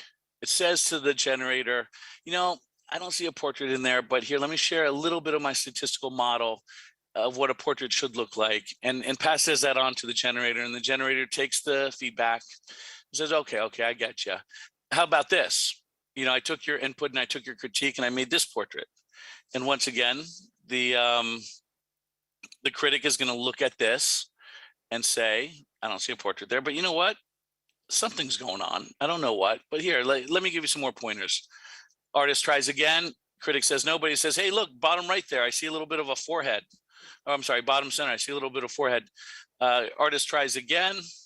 I'm sorry, the generator tries again. The discriminator says no. The generator tries again. And then this time the discriminator says, it's getting close. I'm starting to see shapes, subtle shapes. Gives more input back to the generator. The generator adjusts its statistical model again. At 440 iterations, you start seeing the outlines of faces, but the discriminator is still not convinced. 600, I'm seeing faces. Discriminator is thinking about 1100. And finally, what was that? At 4,000 iterations, the faces look this good. And what's interesting is these faces were generated from the artist with no input other than like adjust your statistical model. So this artist has never seen a face, and it was still able to do this. And if you look up NVIDIA, I heard Alon compared to NVIDIA, they're always considered the gold standard. So it's very impressive that Alon's out, his team is beating them. They have these celebrity faces that are just gorgeous, that look like celebrities, and you could swear you've seen them before and you know them, but you don't, because these are completely imagined faces. So here I'll go. I should show you this animation of it going through the 4,000 iterations. That's it. That's the GAN trying to imagine a face. Let's see. All right.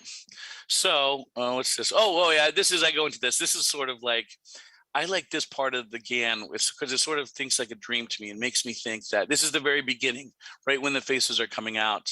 And the reason why this speaks to me, and my art is about this, is that I think this is how our imagination works. I don't know, I'm not a scientist, but it just feels right to me. It feels like when I'm asked to think of something, imagine something, I feel like it comes into my mind like this, starts off in darkness and gets more and more refined. And I can't help but think because of that, that there might be GANs running around in our head. So I hope I've done a good job of describing how a GAN, or generative adversarial network, works. Two algorithms or two neural networks fighting with each other.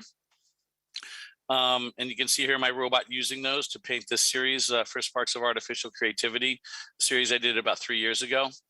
And I continue to use GANs regularly. But I guess that brings me to the end of my presentation. And I guess, I don't know, is now the time to introduce Tom Simonite to lead the rest of the discussion? I'll go ahead. Yeah, thanks very much, Pindar, and before that, Suchi and Alain. This is a great panel. We've got a really varied range of backgrounds represented here. Someone with a background in machine learning and statistics, a chemist, and an artist. Could be the setup for a joke, perhaps, particularly when you throw in a journalist too. But I found it interesting that you all hit some similar notes in your talks there, and it seems like we have a lot to talk about. One thing I kind of heard you all say, I don't know if you all used the word, but you all sort of talked about collaborating with these tools you're using. The title of this panel is Applications of AI. When you apply something, it sounds like you're just sort of throwing it on top. You apply paint in a layer, and there it is. But when I hear you talk about your work, it sounds that this really isn't just another tool. Scientists, artists, and doctors all use all kinds of software, spreadsheets. We're on Zoom, but it sounds like we're talking about something a bit more involved. Pindar, maybe you could start. How is AI, or machine learning, as you use it, it's not just another tool, right? You know, artists have used different techniques and technologies over the years, but you really seem to, the way you talk about this, it's not just like another brush or another way of making a canvas or something. There's certain collaboration here with the tool.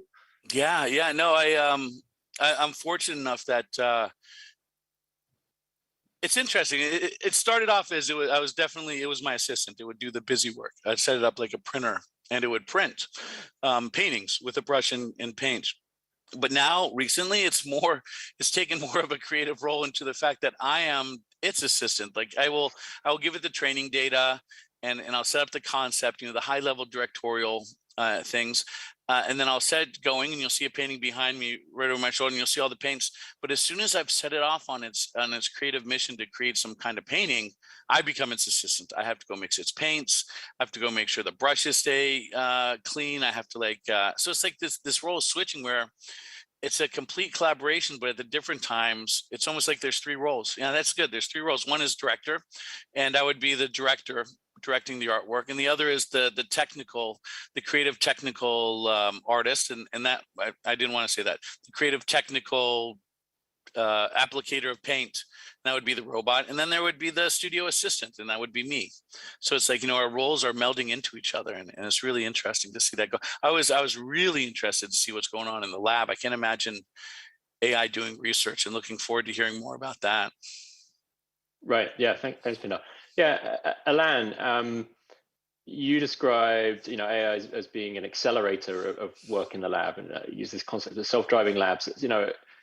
Again, researchers in chemistry and many other fields have used technology for a long time, but you're talking about something a bit more, I don't know, actively involved in the process. Is there a change of mindset required here? It's not just like having another way of crunching the numbers. No, it's a complete required state of mind, and I like a lot how Pinder puts it, because we feel the same way. How we're helping our robots do things.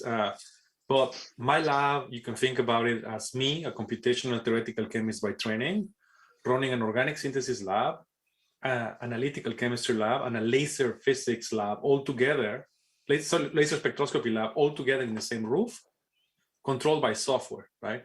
So we need to do similar aspects, like the ones Pinder talked about, have an ability to actually close the loop, like when he takes his photos. For us, taking the photos is sending lasers to the molecules, and like figure out if a molecule is good or bad. And then we make choices about which molecules are next to make. And the question you might ask is, do we really accelerate science in the timescale that we're talking about? I came up with now two different answers. The first one is the setup time. It took us 2.5 years and about $2.5 million to get where we are, right? It's a prototype self-driving lab that does basically everything I told you. That is the sunk time, right? And that's something that maybe Pinder had the same. He had to build his arms and paint and all this stuff. It takes a long time to get there. Once it's running, in a weekend, we printed with a closed loop 40 organic molecules that are perhaps some of the best organic lasers, the next technology for display in the world, right? And the paper they're being tested in Japan, and hopefully we'll get a paper soon. So once the thing is going and you debug it and you assist it, then it's a very different way of thinking of science, because you create this environment where the machine is going to help you explore the space way faster. And I think the more we do that in different domains, the more we will potentially accelerate discovery in such fields. How does that feel? Like, is that disorienting almost if you're used to the old way of doing things? Does it require you to sort of rethink your process or even your self-conception of what a scientist is? No, it's empowering. And I think I want to also riff of my artist friend talking about a writer. Jorge Luis Borges, Argentinian writer, writes about chess. And he says, who is the god behind the god that moves the player, that moves the piece, that starts this game of dust and agonies? In other words, there's always going to be a scientist setting up the system that the system will do science on. So therefore, our role will still be there, no matter how we automate science. And I think that's where we're becoming. We're becoming the god behind the god. And I think it's going to be more and more fun as the humans build these machines that do medicine, art, science, and all sorts of other applications, how we can, move to higher levels of thinking and basically do better things for the world in all aspects. Yeah, okay. I'm going to bring Suchi in here in a second, but I just wanted to let the audience know that in about 10 minutes, we will switch over to you asking the questions instead of me. So sit tight for that and get ready to type into the Q&A box. Suchi, you described how in medicine, maybe of the three panelists here, you sort of have the messiest area of application. The healthcare system is so complicated, despite the big shift towards digital health records that you mentioned. I'm pretty sure there were still a lot of fax machines, particularly in the US health system. And as you mentioned, there are very well-established sort of human processes of expertise and how doctors think about who they will listen to and who they won't. How do you tell me a little bit about sort of getting people to sort of work with AI in this area? Again, you're not just giving them another piece of software to stand alongside the Office suite, right? There's something more here. And I think you're muted. Yep. Yeah, absolutely. So I think, interestingly, as soon as we start thinking of it as, at the end of the day, physicians are clinicians, like doctors and nurses, every user is solving a problem. So we have to understand what is the problem they're solving and what aspect of the problem that they're solving, our tool, our solutions are helping them solve, right? And there are solutions that are fully standalone. There are solutions that are part of a workflow. So an example is in diabetic retinopathy, like people have come up with a workflow where the idea is instead of going to the specialist, where you have an eye scan, and from that we are going to detect diabetic retinopathy, there's a whole new workflow where you can devise a simple tool that can be deployed at the primary care physician's office, where historically they wouldn't have screened for diabetic retinopathy, but now using a scan of an image, software can use to detect diabetic retinopathy, and then patients who are at risk are then sent to the specialist, which means now people are getting caught earlier and sent to the right places, right? So whose problem were we solving here? We were solving this problem of like placing it in places where we didn't have access to certain resources, or the provider didn't know how to do the thing that wasn't sort of the area of expertise, and we're happy to be, quote, augmented from the use of technology to solve a problem they didn't, that they didn't see in their wheelhouse. So similarly, in many of the clinical areas that we're tackling, there's a clear notion of like, who are the existing stakeholders? What are the problems they're struggling with?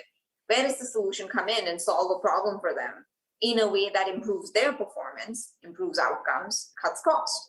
And I think this is where the collaboration aspect that you referred to, Tom, actually, I see showing up in two ways. One is the collaboration, kind of the humility with which we enter and introduce something where we really understand the ecosystem and how does it play in the ecosystem to figure out who are the stakeholders, what problems need to be solved, and what are the problems this thing is solving. And then sometimes done poorly, what are the problems this thing is introducing?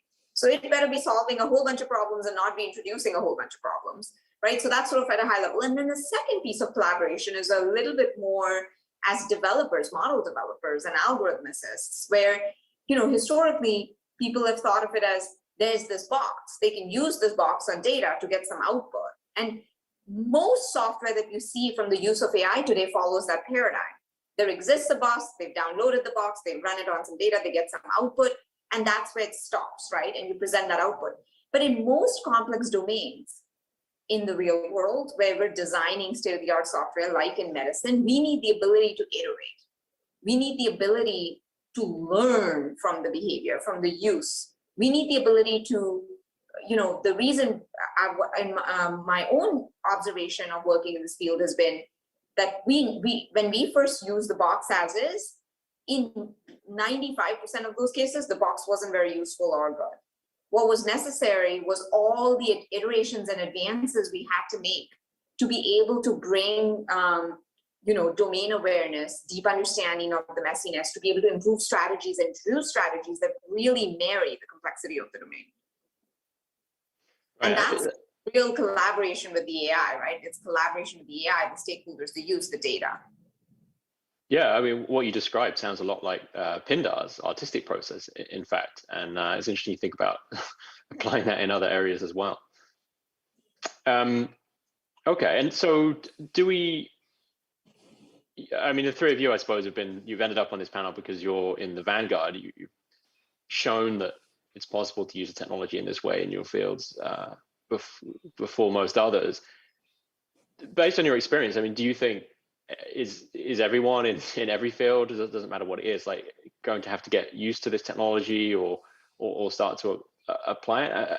Alain, I mean, in science, you opened with that slide about our little climate problem here on planet Earth. That's not just a chemistry problem, right? It's going to require all kinds of advances. So, I mean, is every scientific field going to start to look a bit more self-driving? I think that's what we're building our consortium, right? Science has to be accelerated across the board, and science has to realize, every scientist across the world, that every data point is valuable, right? Every single observation is valuable to do the next decision. And because we scientists are trained to do science like in the 19th century, where we kind of get the next direction based on a lot of redundant and not so useful data points, then we are not doing science as quickly as we could. So absolutely, I think Edo is an astronomer. He probably, or an astrophysicist, in that field, there could be some progress, but pretty much almost in every field. And therefore, that's why I think how we train our future scientists is important, how we talk to the public, how we involve the companies. And a last example I will make, just a challenge to my colleagues and material scientists. I am in awe of Moderna and Pfizer. They spent, of course, decades building a technology, but they were able to, from seeing the problem to scale up in a year, scale up to worldwide scale, right? That is just incredible. And I argue that material scientists and many other scientists around the world, we don't have the infrastructure and we don't have the mindset as what our pharma colleagues taught us, right? So that is the next goal. Imagine that all the clathrates of methane in the planet start emitting methane at once. And we have to figure out a way of removing all the methane in the atmosphere in a year, just as a hypothetical. How are we going to do that? What is the catalyst? How are we going to scale the production of it, etc.? So that's what keeps me up at night. And I think you should keep all the scientists at night, because connecting to Suchi's work, what if there's a new bacteria that is going to start doing sepsis to all the humans in the planet? Is she going to be ready to create an antibacterial or a treatment for it? It's a challenge to her. So yeah, all these things keep me up at night, and I think they should keep all scientists at night. Up at night. I want to piggyback on what Alan said. I think this very, very, very simple idea that, like, as soon as you have data, you need ways to integrate this data. And we know from, like, lots of recent Nobel Prize winning work, how humans are very bad at integrating diverse kinds of data. It's very easy for us to be biased. And, so I think the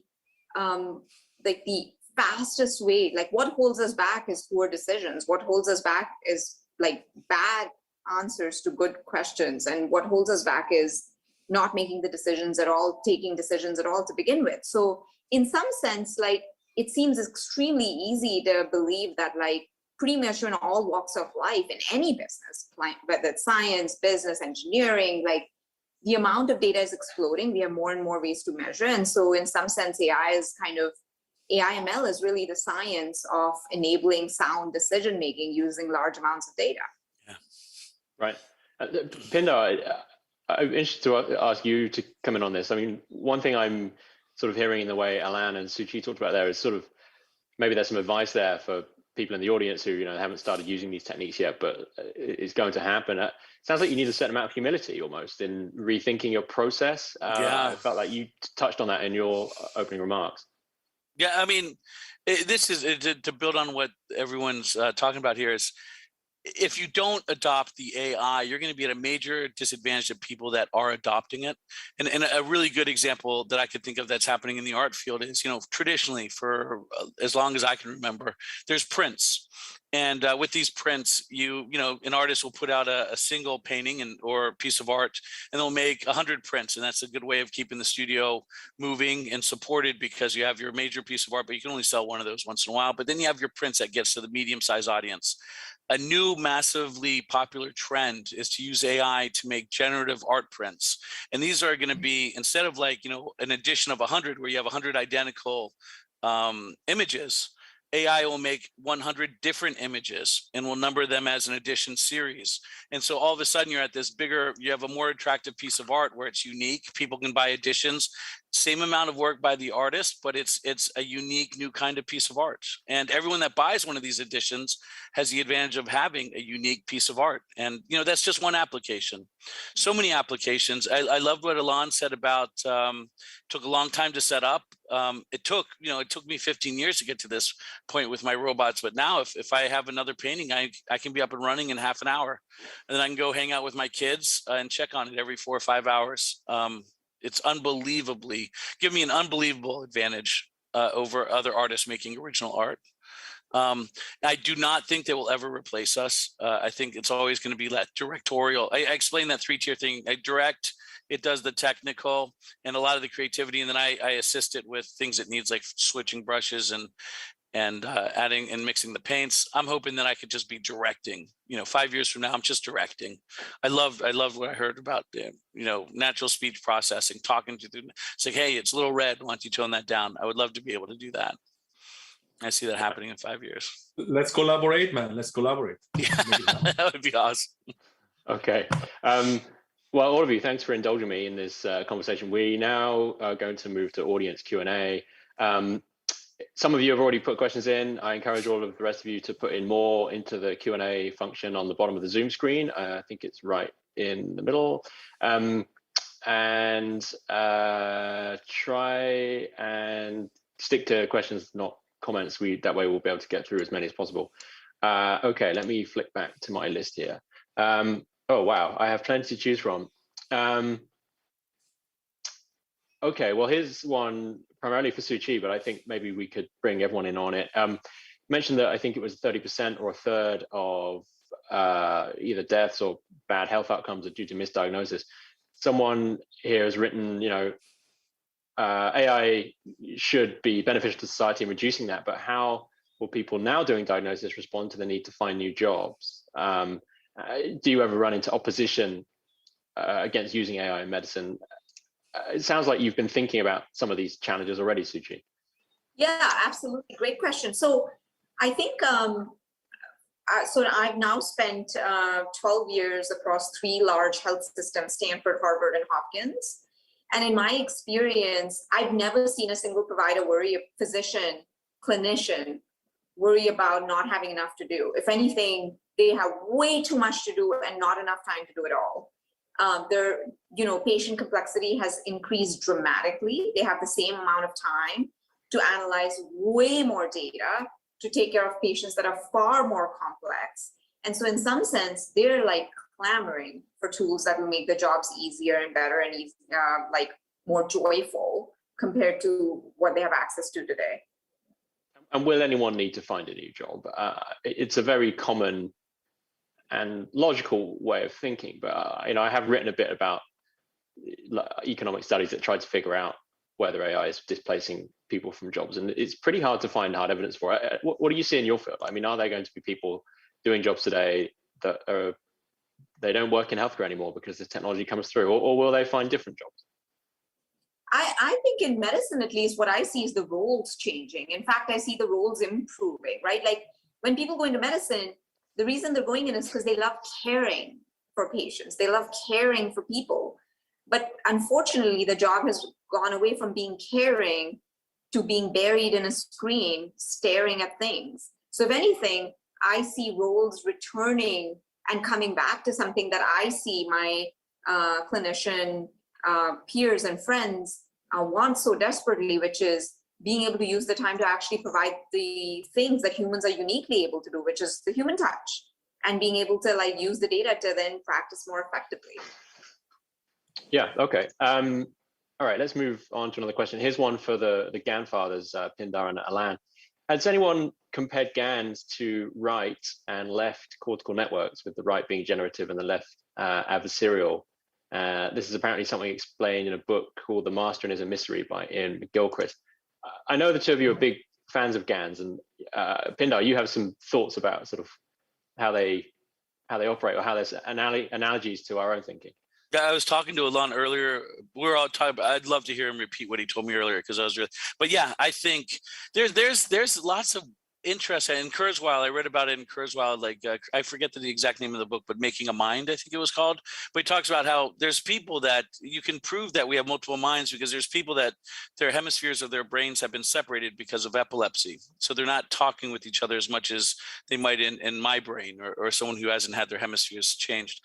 And so there is this back and forth where they're working with each other. But I think I most want to see this to. I'll say my viewpoint on it, and I'd love to hear Alon retell me what he told me earlier. But they seem like when I look at these images and I see GANs generating images and things going in and out, and it seems like that's how my brain works. It just seems so familiar.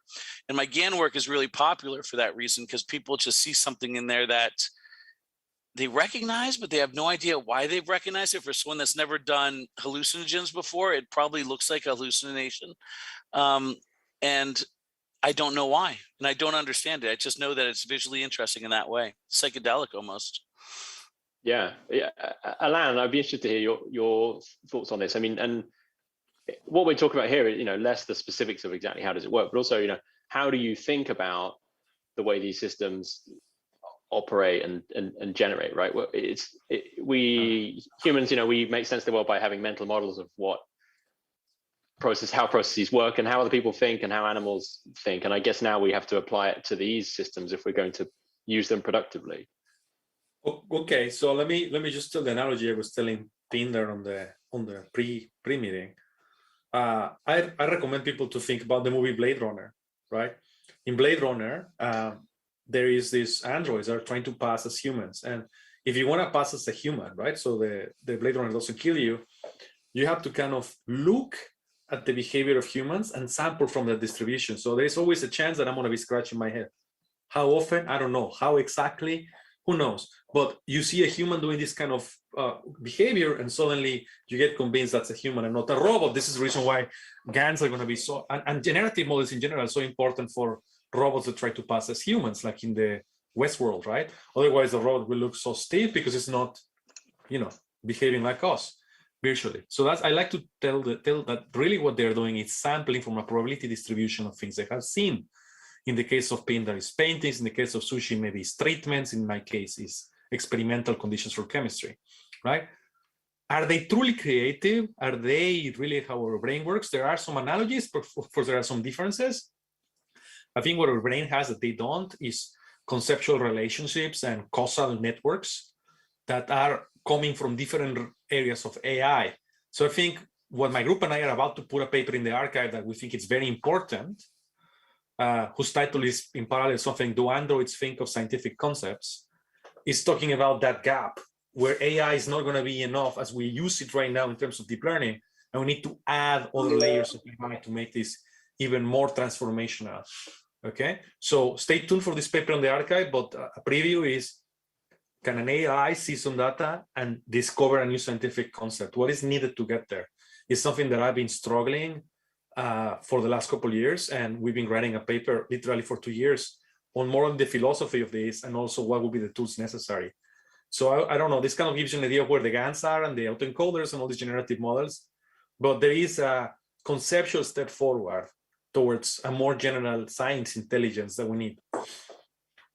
Yeah, okay, you heard it here first. Log on to the archive and look out for that in future.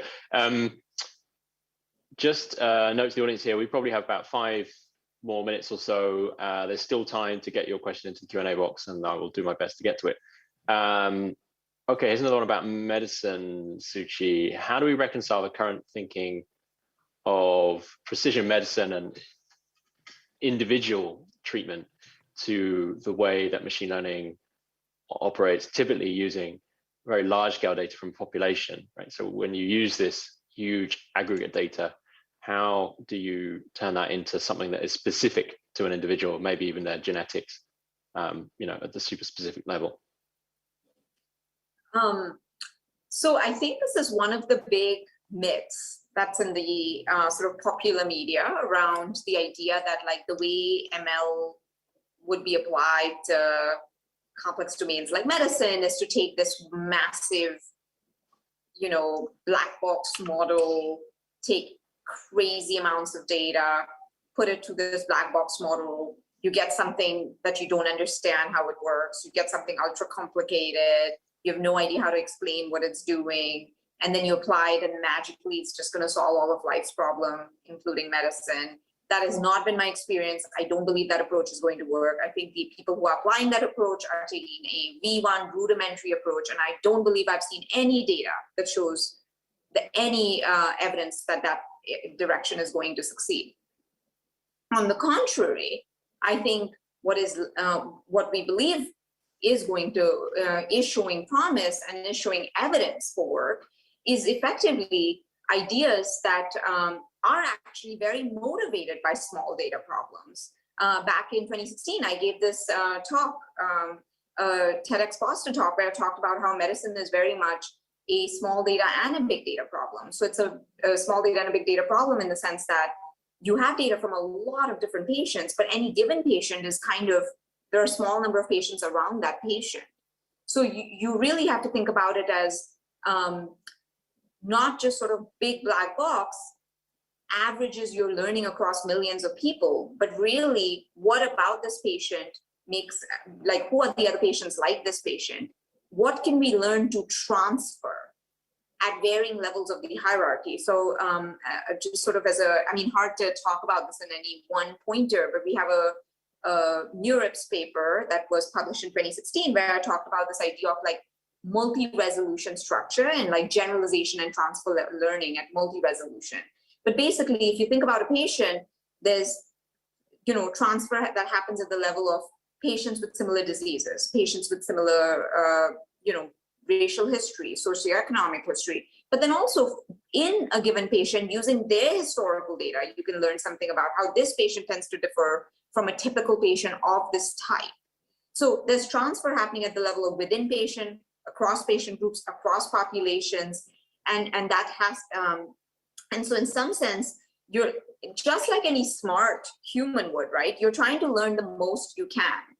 And you're trying to learn the most you can at every level. There are things you can learn at scale, and there are things you can learn at the level of like for a given person after watching them for some period of time. How does this person tend to deviate from their group? And I think the right techniques and tools will have to implement these ideas. Okay, thank you. All right, I think we've got time for one last question, which is kind of thinking about, well, what can go wrong? Can this technology lead you astray?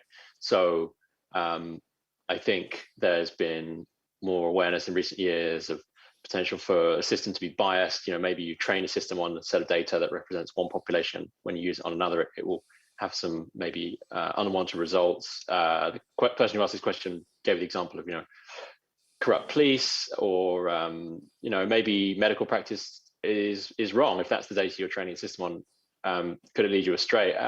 Alain, do you think about this in the context of science? Like, how do you encourage people to think critically about what the system's telling them? Look out for this stuff. Well, yeah, we have to be very careful. I mean, the vision that we have is that the way 3D printers exist already, right? Like people print any three-dimensional object, we will have access to 3D printing, the equivalent of molecular structures, molecules on demand. Now imagine all the ethical problems that could happen if suddenly what I'm doing is trying to print a poison or print, some sort of, thing like that, right? So we have to have all this ethical thinking about when humanity has this power of making molecules on demand, what would that mean to the world? And as always, it's the same thing as nuclear power or fusion. Like these things could be used very badly or very well, right? And fusion could be our next source of energy, but you could also make a bomb out of it and things like that. So I think in the AI-driven science field, we have to figure out, if we accelerate science, what could be dangerous, and also how can we make sure it's okay. Right. Okay. I'd love to add a point of view if there's 30 seconds. So I think it's true.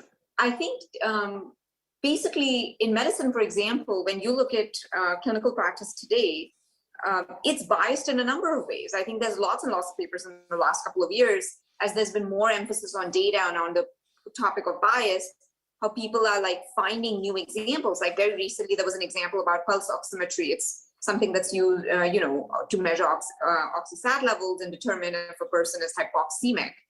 Practice that's been around forever, but it was originally developed, calibrated on white patients, and it actually is therefore, as a result, underdiagnosis hypoxemia in Black patients. I'm just giving you one example. There are hundreds of examples like this.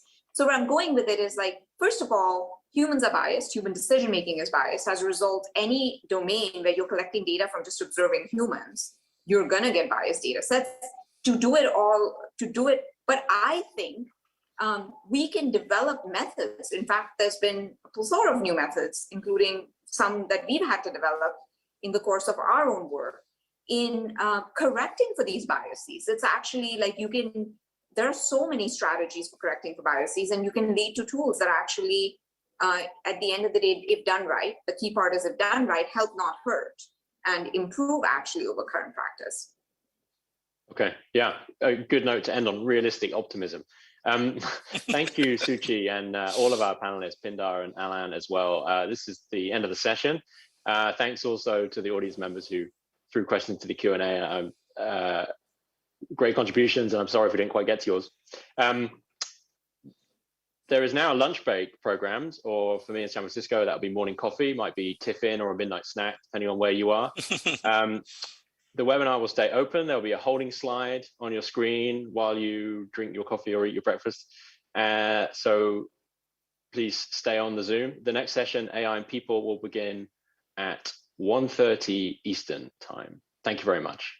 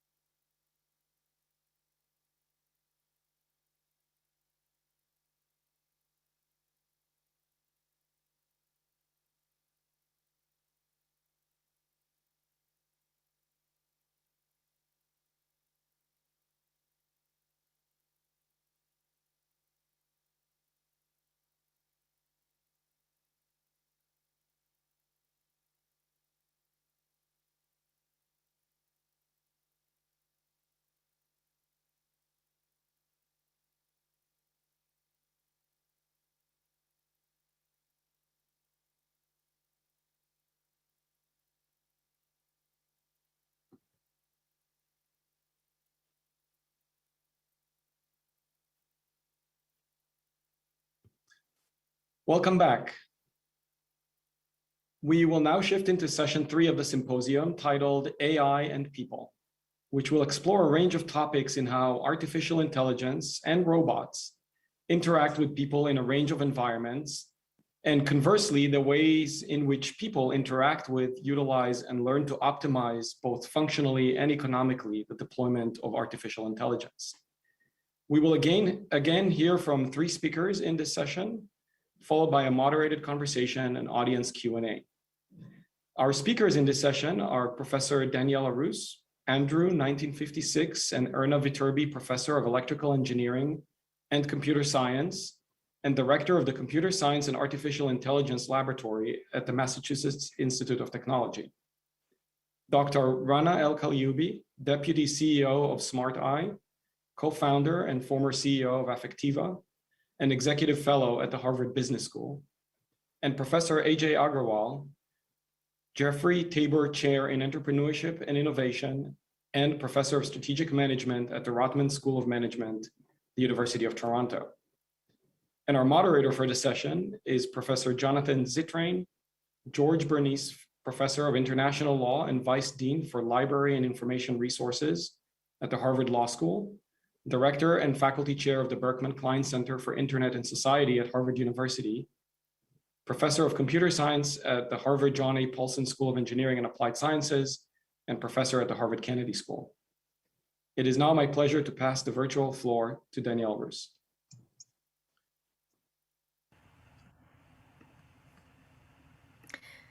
Hello, everyone. I am so delighted to be here with you today to discuss one of the central topics that will decide what our collective future looks like. Now, in my role as the director of CSAIL, I'm often asked to talk about the impact of AI. What will rapid advancements in this technology mean for our lives, our jobs, our futures? Well, AI is central to much of our work and our research, and I'm very optimistic about the future. I believe AI will improve our lives in many ways, some of which we've only begun to imagine. But my optimism rests on the belief that we, as educators, business leaders, policymakers, we have the ability to take action to control the challenges that this technology can create. And I'd like to highlight some of these opportunities and challenges. Let me begin with the good news, because there is so much of it. So remember when Spock shows up as a hologram in Star Trek in around 2300? Well, the good news is that you don't need to wait till 2300, because we have AI tools that support rapid holographic generation. So next time we have a virtual meeting, we will see each other in 3D. And remember when Mickey Mouse summons the broomstick in The Sorcerer's Apprentice? Well, you don't need magic to make that happen. You need robots and AI. And in fact, recent research in human-robot interaction and more generally in human-machine interaction is enabling machines to adapt to people rather than the other way around. So here's a robot that learns how to be a teammate to help a worker install a cable. And the way the robot knows to respond is by monitoring the muscle activity of the human. Now, we are really imagining extraordinary opportunities in human-machine interaction. And ultimately, we might ask, can we get to the point where machines can actually read our brainwaves and really understand what we want? And the answer to this question is very complex, and in a nutshell, it's no. There's too much complexity in that in the brain activities that can be detected by simple sensors like the caps you have seen. But we have made some progress in this respect as well. And in fact, there is a signal that our brain makes that we can detect using advanced machine learning. This is the signal our brain naturally makes when something is wrong, when we notice that something is wrong. And it doesn't matter what language you think in or what language you speak. This signal, called the error-related potential, is generated by everyone. It has a unique profile, and it is localized. So in this video, you see an example of using this idea to correct a robot's action. The robot in this picture is trained to sort paint can in bins labeled paint and wire spools in bins labeled wire. A human is watching the robot perform. When the human notices a mistake, the EEG cap that the human carries detects, oh, that was wrong. And that signal that can be detected in about 100 milliseconds is enough to reach the robot and tell the robot to do something different. So here's the video that shows you the robot putting the paint can correctly. But now the robot tried to go to the spool, and the human said, no, that's wrong. And here we go again. The paint is dropped correctly, and here's the spool going to the wrong bin, and the human through its brainwave activity has managed to correct the robot's mistake. So this is the ultimate human-machine interaction. I would say that the idea is fairly new, fairly preliminary, and we have a long way to go to where we have intuitive human-machine interactions, but we are making great progress. And we are making extraordinary progress with developing these kinds of tools and integrating them in our environments, and enabling us to even carry those tools with us so that we can have intelligent gloves and intelligent coats and jackets. Embedded sensors could monitor everything from your posture to your digestion, helping you make just the right adjustments to avoid back pain. And so I would like to say that these technologies are, and this great promise, are enabling changes to our lives. And this is enabled by three interconnected fields. We have robotics that puts computing in motion and gives machines the ability to move. We have AI that gives machines intelligence in making decisions. And then we have machine learning, which aims to learn from data and make predictions on data. And in the future, any fields that have data can stand to benefit. And I'd like to give you a very quick example of how humans and machines can form much improved teams than humans working alone or machines working alone. And this example is in the context of healthcare, where in this experiment, doctors and AI systems were shown scans of lymph node cells to diagnose cancer. On its own, the AI system had an error rate of 7.5%, which is worse than the 3.5% rare rate of error for the human pathologist. But when both the AI system and the pathologist worked together, the error rate went down by 80% to 0.5% accuracy. And so this is really quite extraordinary. Just imagine a future where every practitioner, even those working in small practices or in rural settings, had access to these kinds of systems. An overworked doctor may not have time to review every new study and clinical trial, but working in tandem with these systems, the doctor will offer patients the most cutting-edge diagnosis and treatment options. Now, there are a lot of possibilities, but then there are also a lot of challenges. And on the technical side, it is important to remember that today's greatest advances in AI are due to decades-old ideas that are enhanced by vast amounts of data and computation. Without new technical ideas and funding to back them, more and more people will be plowing the same field, and the results will be increasingly incremental. So we need major breakthroughs if we're going to manage the major technical challenges of this field.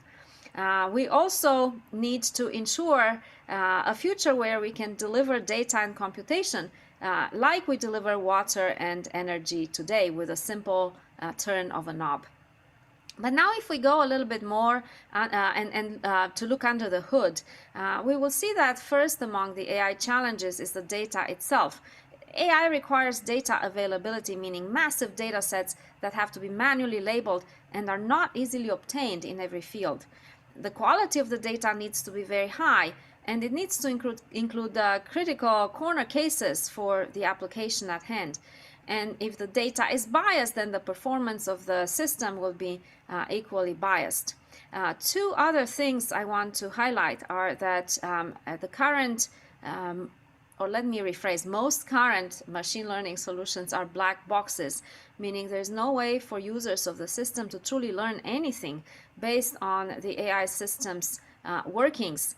And we also have robustness challenges.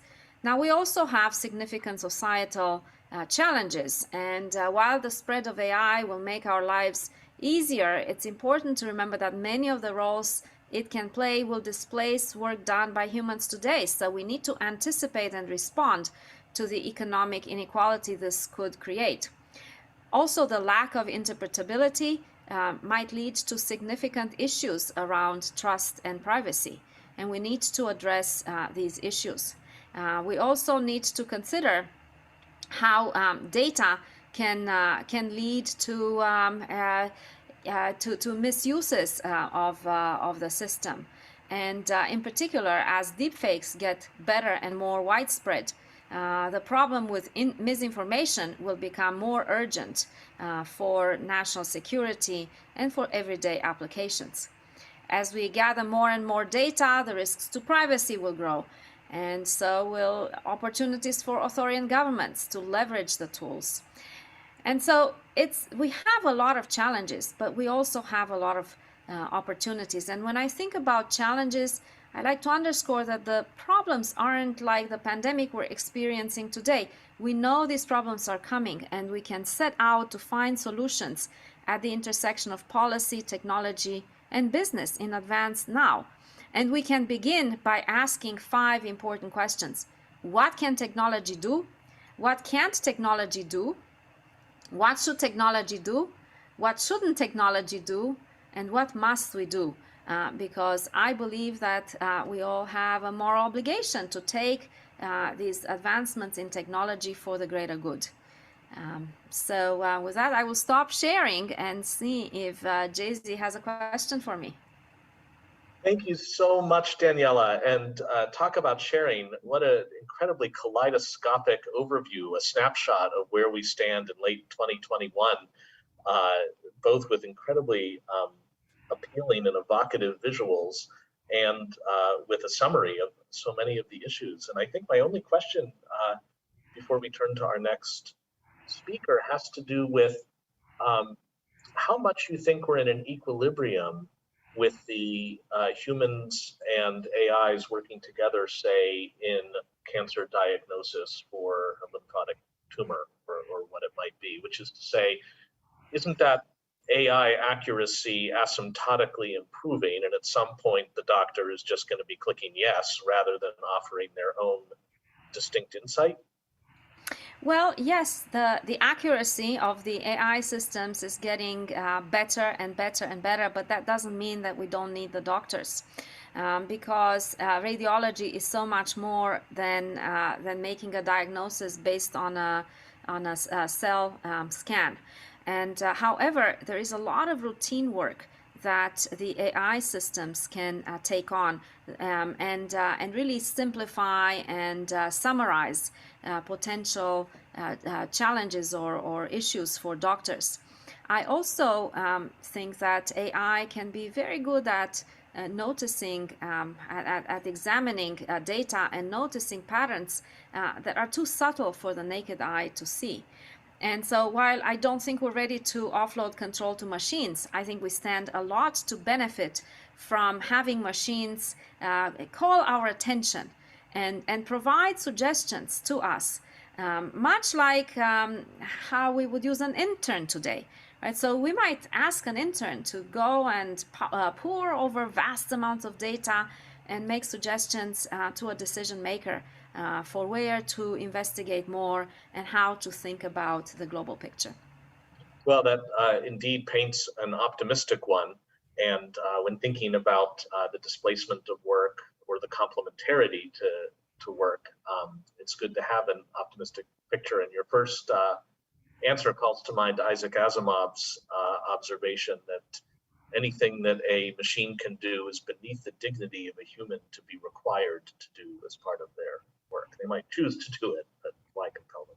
Well, Jay-Z, if you think about all the pains that many industries are experiencing today with hiring, then the issue of having machines, whether they are embodied like robots or whether they are computational tools like the AI systems we're talking about, that becomes to look quite appealing, I think. And to me, the excitement is the ability of offloading some of the routine tasks to machines so that we can focus on more creative thinking, on more interesting problems. And so it's all about building increasingly more capable tools that support people for with cognitive and physical work. AI is really a tool.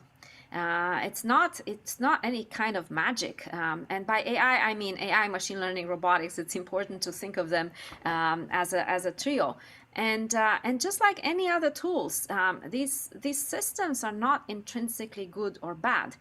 They are what we choose to do with them. And I believe we can choose to do extraordinary things, while keeping in mind that there could be negative repercussions, and engaging in conversations like the ones we're having today to make sure that we avoid issues and that the benefits stand to benefit the greater good.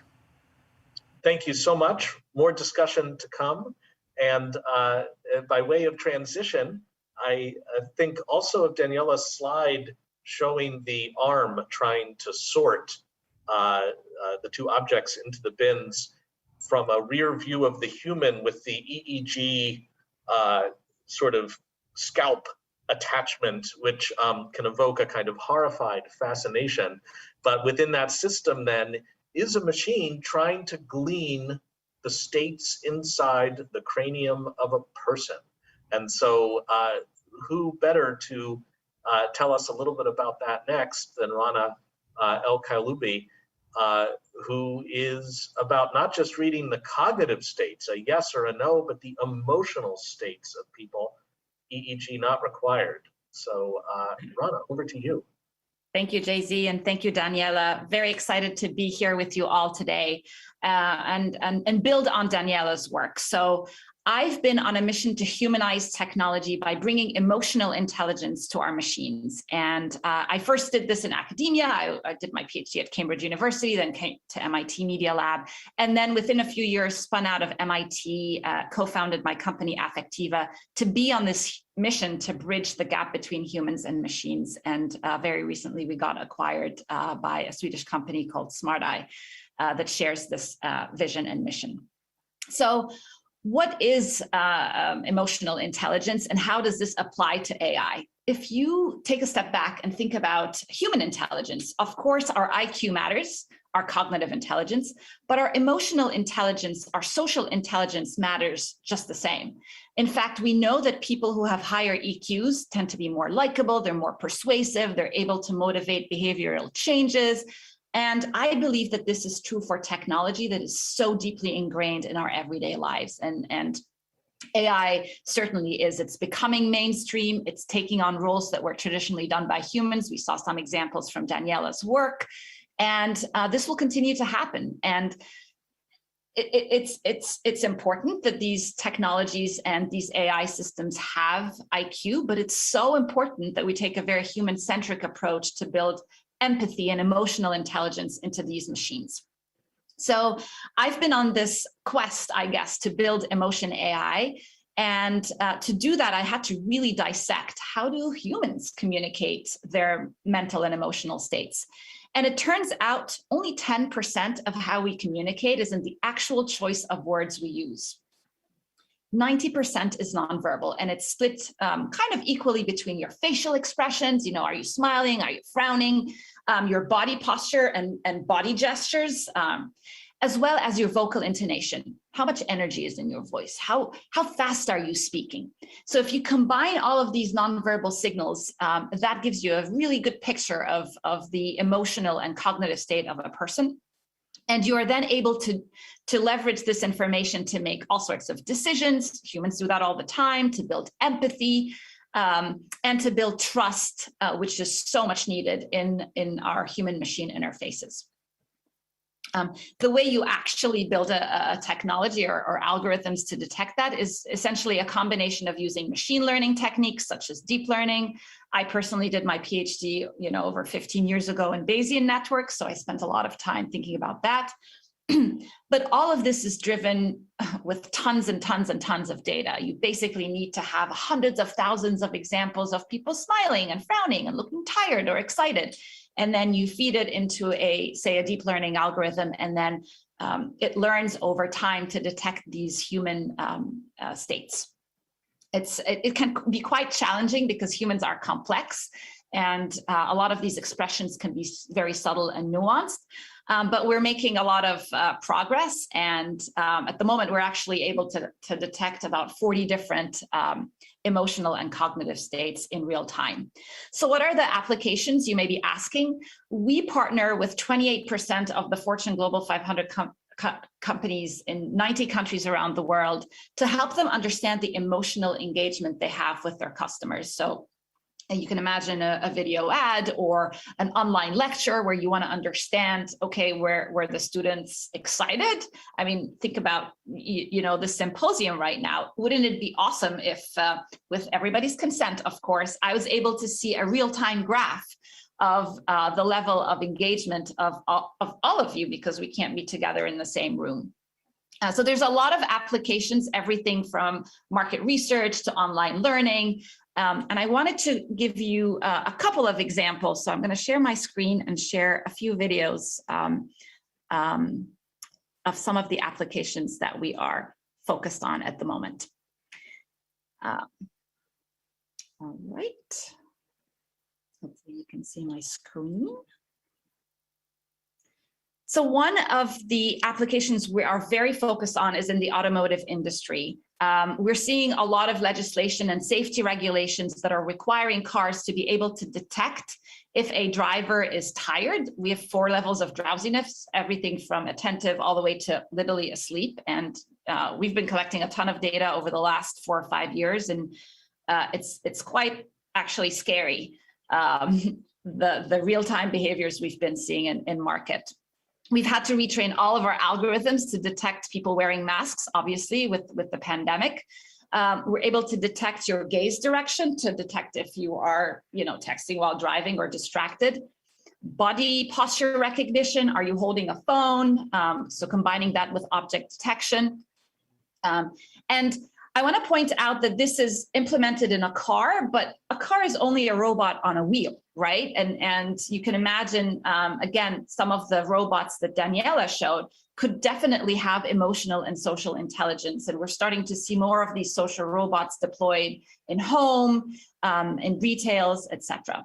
We can detect multiple people. It doesn't just have to be the driver, and we can understand, combine face detection with body key point detection, and do things like gender, ethnicity, age, which can be very, very helpful information as well. And then, of course, we tie all of that with an understanding of the emotional state of the individuals in the vehicle. One of the key concerns I have, and again, Daniela kind of touched on this, is the importance of the diversity of the data, so that we avoid data and algorithmic bias. If we're training the data on a very non-diverse set of people, the algorithm is not going to recognize people who look like me, for instance. So that's kind of really key as we map out this machine perception pipeline. It's so important that we train and test with very diverse populations. So this is one example of how we are currently deploying this technology. This technology is already in about 500,000 vehicles around the world, and it's ramping up very quickly over the next few years. Another application that I'm very passionate about is in mental health. So when you walk into a doctor's office today, the doctor doesn't ask you, Jay-Z, what is your blood pressure or your temperature? They just measure it. We have sensors for all these vital signs. But in mental health, the gold standard is still on a scale from 1 to 10, how depressed are you? How stressed are you? how much pain are you in? It's very subjective, and we know that there are facial and vocal biomarkers for all of these mental health diseases. And given the fact that we spend so much time in front of our computers and our phones, that's an opportunity to, again, with people's consent, because that's really important, it's obviously very personal data, we should be able to build a baseline for every individual. And then when that individual deviates from that baseline, we can flag that to the person. We can nudge the person to change their behavior or get help, share it with a loved one, a clinician, doctor, etc. So that's an area where I'm very excited. I'm actually just over the last year with telehealth really accelerating. I'm seeing a number of startups in this area, and I'm excited to see where they go. And then one of the very first applications of this technology that we explored at MIT, even before we started Affectiva, was autism. As you may know, individuals on the autism spectrum really struggle with nonverbal communication, so much so that they will often even avoid looking at the face altogether. It's just too much information. And for kids, this really affects their ability to learn, their ability to make friends. And for adults, it affects their ability to get and keep jobs and also be in relationships. So it's a really key problem. And we are partnered with a company called Brainpower. Mom. 8-year-old Matthew Krieger has been diagnosed with autism. A lot of the trouble he gets into with other kids is he thinks he's funny and doesn't read at all that he's not, or that they're annoyed or angry. Matthew's mother, Laura, signed him up for a clinical trial being conducted by Ned Sahin. I want to know what's going on inside the brain of someone with autism. And it turns out parents want to know that too. You get points for looking for a while, and then even for looking away and then looking back. Sahin's company Brainpower uses Affectiva's software in programs Matthew sees through Google Glass. These games are trying to help him understand how facial expressions correspond to emotions and learn social cues. One of the key life skills is understanding the emotions of others, and another is looking in their direction when they're speaking. Looking at your mom, and while it's green, you're getting points. When it starts to get orange and red, you'll slow down with the points. Am I looking at you? You are looking at me. Just a few minutes later, the difference in Matthew's gaze overwhelmed his mother. I'm going to cry. Why? When you look at me, it makes me think we haven't really before, because you're looking at me differently. So Brainpower currently has about 450 of these systems deployed around, with different families around the US. We're already finding that with the Google Glasses and this combination with Emotion AI, the kids are actually improving from their ability, to interact with others and read and understand these nonverbal cues.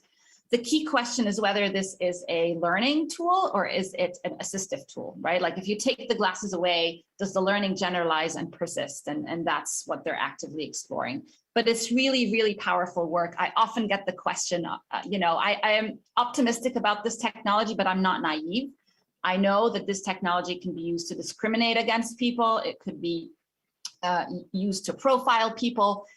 We often get approached by various governments and also organizations that want to do lie detection or deception detection or surveillance and security. And we have taken a very hard stance that we are not going to engage in this use case and in these industries, even though as a company, we could probably drive millions and millions of dollars of funding and revenue.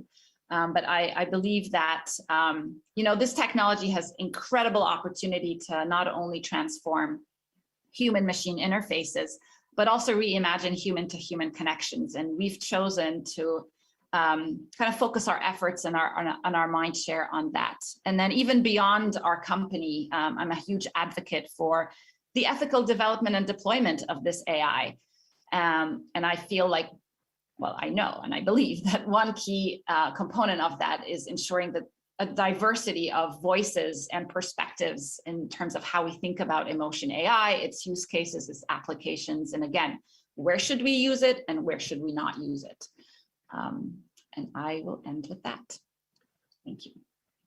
Rana, thank you so much. Talk about a presentation that takes us on a journey, and I am pretty confident in predicting that those tuned in right now or watching later, if your software with consent was tuned to their emotional states, they would be fascinated and touched, and perhaps a little timorous. And that's what you were kind of getting at the at your last, your kind of concluding set of remarks, and talking about your awareness of the ethical implications of some of this. And I just wanted to ask a question to get at that a little bit, which is, your car example for tired driving is compelling. I mean, as somebody who teaches torts, I'm well aware of how amazing it would be to, through the tort system, ultimately have that be standard, kind of standard equipment on a car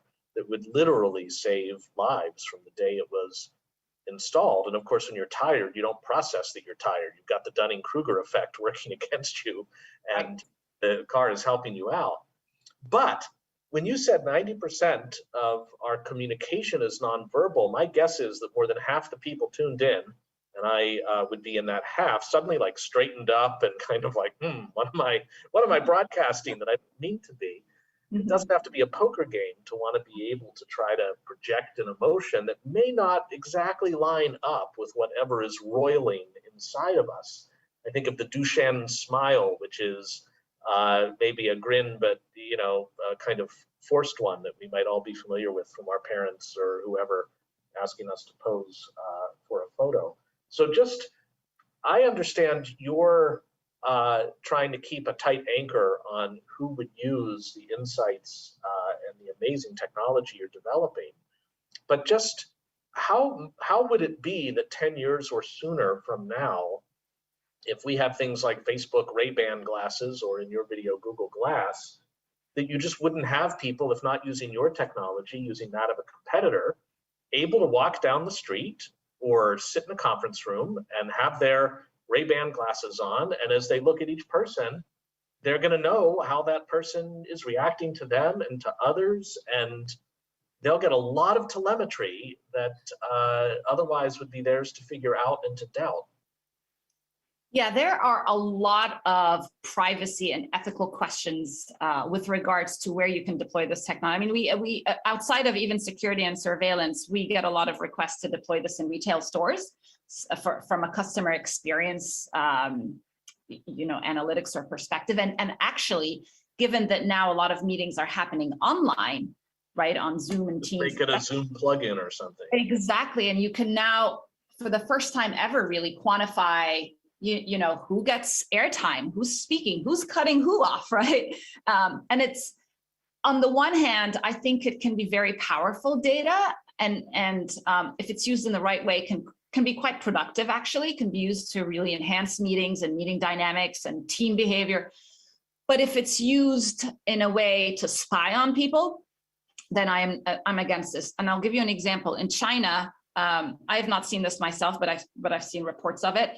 In classrooms, apparently they're using this technology to detect if kids are fidgeting or not paying attention, and if they are, they get penalized, and they got reported to the head of school and their parents. And I'm thinking, this is an amazing opportunity to engage a student who is disengaged, right? As opposed to penalize the student. So same technology, very different ways of applying it. And so I guess Daniela said that too. Technology is neutral. It's how we choose to design and deploy the technology and the use case that's going to make the difference, whether it's really helping individuals or being used to hurt individuals. And of course, just in a yes and sense, it regresses in part to the eternal question of who's the we making the decision. And if the we is a system rather than just people getting together to make a decision, what are the incentives of the system overall, which might be, you're saying millions of dollars could come your way if you weren't to have the scruples. Those millions of dollars are a demand looking for a supply that might come from elsewhere. I can't believe I'm backing myself into making an argument for strong patent protection so that and thoughtful regulation too, and thoughtful regulation. Yeah. Wonderful. Thank you so much for such a provocative and moving talk. It's not often that you feel like you get a glimpse of the future and how different it might be, even in a quite short term. But every time you present, that's what you are presenting. Thank you. Thank you.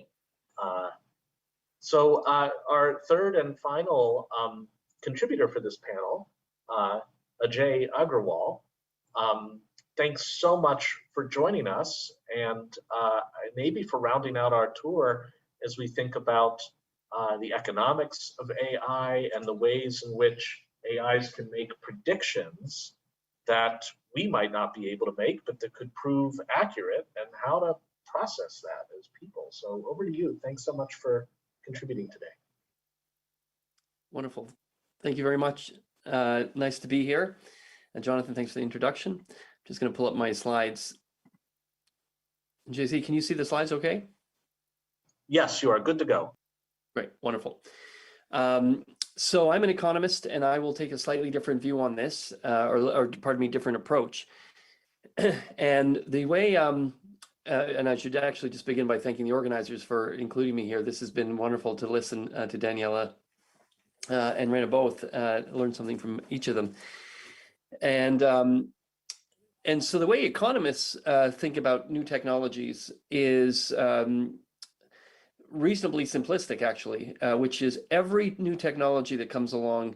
Most people think about a technology and are interested in how it works. They want to see under the hood. They're interested in how it's going to affect their life. Whereas for an economist, we look at new technologies and strip away all the complications and frankly, a lot of the fun, and reduce every technology down to a single question. And that question is, what does this reduce the cost of? So for example, in the case of the internet, economists study that for a while and eventually, okay, we get it. This reduces the cost of search, reduces the cost of digitally distributing information, and reduces the cost of communication. In the case of the semiconductor industry, economists study that for a while and say, okay, we understand this technology reduces the cost of arithmetic and makes arithmetic cheap. And so the same is true with AI. If you were to ask an economist, what is AI? If you ask a technologist, they would probably have an image like this in the back of their mind. And they would talk to you about advances in neural networks, and they would tell you about things like backwards propagation and gradient descent and things like that. If you were to ask an economist what's going on in AI, they would not have an image like this in the back of their mind. They'd have an image like this. And the reason that an economist would say this is such a profound technology is because the vertical axis represents something that is extremely foundational. It's something that is embedded in so many things we do. And in the case of AI, that thing is prediction. So the way an economist thinks about AI, it's about a drop in the cost of prediction, that AI is making prediction cheap. And so what does it mean when something becomes cheap? Back to economics 101, downward sloping demand curves. When something gets cheaper, we use more of that thing. And so that's the way we think about how AI will interact with people is as a prediction tool that becomes more and more ubiquitous because it is cheaper and cheaper to deploy. So what is prediction? You can think of this very simply as predictions taking information you have to generate information you don't have. So that includes all the things that you and I historically thought of as prediction, like, for example, in business, the data I have are sales over the last 20 years, and the data I don't have are sales in Q3 next year, and that's the thing I want to predict. But so is the data I have are all the pixels in the medical image, and the data I don't have is the label on the tumor as malignant or benign. That's also predicting the label on an image. And so what we began to see as we looked out is that many of the applications in AI, really, they fall into two categories from an economics perspective. There are everywhere that we're already using predictions, we just start using more of them because they're better, faster, and cheaper. So for example, in banks, everywhere they were already doing predictive analytics, like in fraud detection, anti-money laundering, sanction screening, now they're just using a new tool. They're taking out some of their older statistical tools and dropping in new machine learning tools. So that's category one. The other category is taking problems that we didn't used to think of as prediction problems and transforming them into prediction problems so that we can bring this new technology to bear. So for example, semiconductors, the canonical example that everyone's familiar with, one of them is photography. We used to solve photography with chemistry. So photography was a chemistry problem. And as semiconductors proliferated, became cheaper and cheaper, the cost of arithmetic went down. We eventually transformed photography to an arithmetic problem. And now we're doing the same thing with AI. As prediction becomes cheaper and cheaper, we take problems that we didn't used to think of as prediction problems and we transform them into prediction problems. Canonical example that everyone on this call is familiar with is, of course, driving. So we effectively are turning driving into a prediction problem. And so, the car, doesn't have our eyes and ears, so we give it its own sensory inputs, cameras, radar, LiDAR, and things on the outside of the car. And the way you can think about this very simplistically is the way we train the car is we put humans in the car, they drive for millions of miles, and the AI effectively begins to be able to predict when it receives some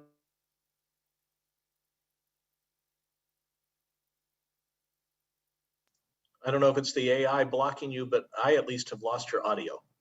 Oh, okay. Can you hear me now? You are back. Okay. All right. So I'm just effectively, I'm just describing driving as a prediction problem. Okay. And there are all kinds of problems that we didn't used to think of as prediction problems that we have transformed into prediction in order to use AI. JZ, can you hear my audio still? Yes, I can. Okay, wonderful. And so these are all problems that we didn't used to think of as prediction that we are addressing all of these as prediction problems. Okay, so that's my point number one, is just think about the cost of prediction dropping significantly. The second point here is judgment. And so we can take any task and break it down into these elements. So imagine if we were in person in Cambridge on campus, and I was giving this presentation, and as I was walking around, I bumped my knee, and on the lectern, a few days later, my knee's in a lot of pain, and so I go and see the doc. The doc probably asks me some questions. Maybe she sends me for an x-ray. That's input. She's collecting input.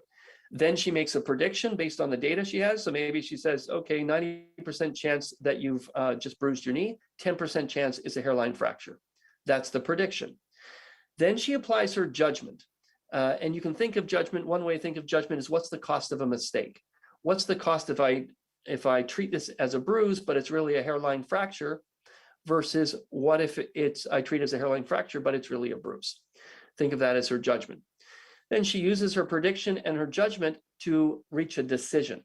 Both the prior speakers use the word decision in their presentations. I think that's very central to our thinking about humans and AIs.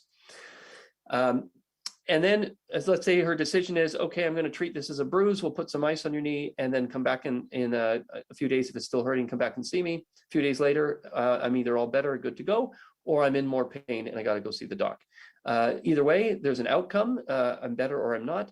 And then we learn from the outcome, and that becomes training data. From an economics perspective, what we're interested in is that, people are talking about AIs coming and taking people's jobs, but AIs really are a substitute for one thing in this diagram: prediction. That's it. AIs substitute for human prediction. So in economics terms, as the cost of machine prediction goes down, it will push down the value of human prediction because that's the substitute. But all those other things in this diagram are complements, and the value of complements goes up. So when the cost of prediction falls, the value of the complements goes up. So for example, the value of human judgment goes up, which is the value of what to do with the prediction. Just like I teach in a business school. In the business school 30 years ago, when people are coming to a business school, let's say they took accounting, they would get homework assignments of tearing out a page of the phone book. And for the undergrad students, the phone book was a thing that used to have the phone numbers of everybody, and you would go to the phone book to look up someone's phone number. And so they would go home and add up all the numbers in the phone book to practice their adding. And now, of course, we don't expect anyone to practice their adding when they come to business school, adding and subtracting. But what they do is they apply their judgment to the output of the calculations that are produced by their spreadsheet. So the judgment in terms of what to do with the predictions and how to deploy them, the value of that will increase. My last bit here is what happens when judgment can start being predicted. I'm just going to show you some experiments that we're working on. I'm the co-founder of a company called Sanctuary. And so we make these humanoid robots, and the control systems are humans. And the main thing to keep in mind with our robots is that they are interacting with the world. And as the human pilots the robot starts to learn how to interact with its environment. And an increasing fraction of the duty cycle of whatever task it's doing, we can start predicting. And so what we're interested in is what fraction of the duty cycle can ultimately be taken over by the AI via prediction. So for example, this one's in berry picking. So right now, we've got a combination of human pilot control and an AI. And as we pick more and more berries, the AI is able to take over larger fractions of the duty cycle. And then whenever it gets to a point where it feels it does not have high confidence in its prediction of what to do next, it goes back to the human pilot and says, I'm stuck. Can you take over control? And just the last example I'll illustrate to you here is playing chess. Let's play some chess. And this is now in this chess example. I'm just going to show you what the human pilot is seeing, that display up in the top right corner. And so the human pilot is not a chess expert, but we're using a chess expert AI to guide the human, who is then moving the chess piece while they're playing against their opponent. And as we repeat the exercise, the AI is able to take over increasing fractions of the duty cycle in terms of the motion planning of moving the physical chess player's body. Let's play some chess. Let's do it. So I'm going to go first. I'm going to just wrap it up there. We've written this book called Prediction Machines, The Simple Economics of AI, and the remarks I gave today are from the book. Wonderful, thank you so much. And if you want to put a link to the book into the chat room, I think as a panelist, you're entitled to do it for everyone, or maybe one of our organizers can do it. People can click their way to order it or to learn more about it. But just first a clarifying question. When you had your slide up of the kind of duty or task cycle, were you saying that prediction has been the realm of that's the one part of the AI, but now it can inhabit other of the circles? Or are you saying it's still confined to that one circle among the rest? No, it's AI is entirely confined into the prediction circle.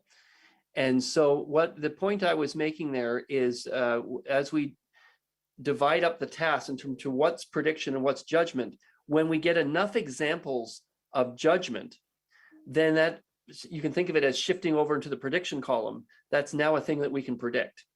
And so if we get enough examples of a person applying their judgment of what the human would do in a particular case. So let's say we were given an example earlier, I think Daniela, she used the word suggestion or recommendation.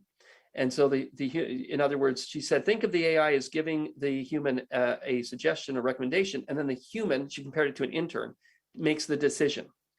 Once the AI gives enough suggestions, and then the human makes the decision, and we get a feedback of what the human did with that recommendation or suggestion, then we can start predicting that too.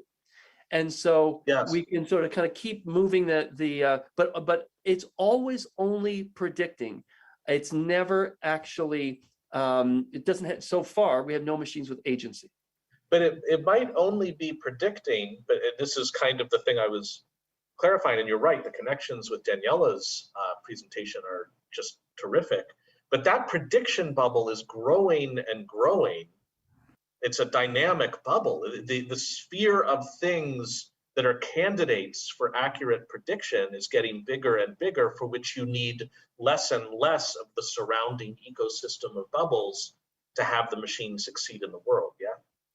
Yes, that's right. So in other words, when I was watching Rana's presentation, I was saying, okay, yeah, my interpretation of it was she started off with an AI that was learning to detect and predict when an eyebrow was furrowed.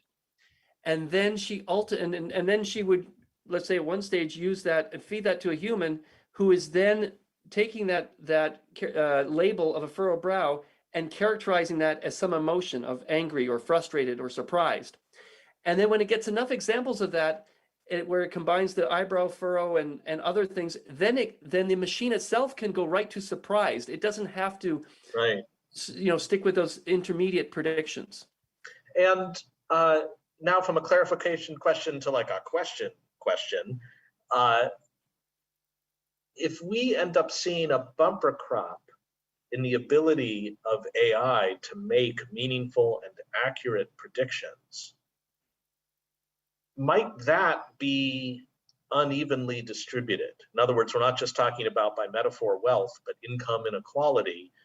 Could it be then that those in a position, because of the data sets they're starting with, or the kind of training they do that creates a virtuous cycle so that their machines are out there and being purchased and learning more as they go, would it mean that predictions, accurate predicting, could be quite unevenly distributed, that many entities would be no better off than they were before unless they're in a licensing or other agreement with the entities that manage to make great predictions?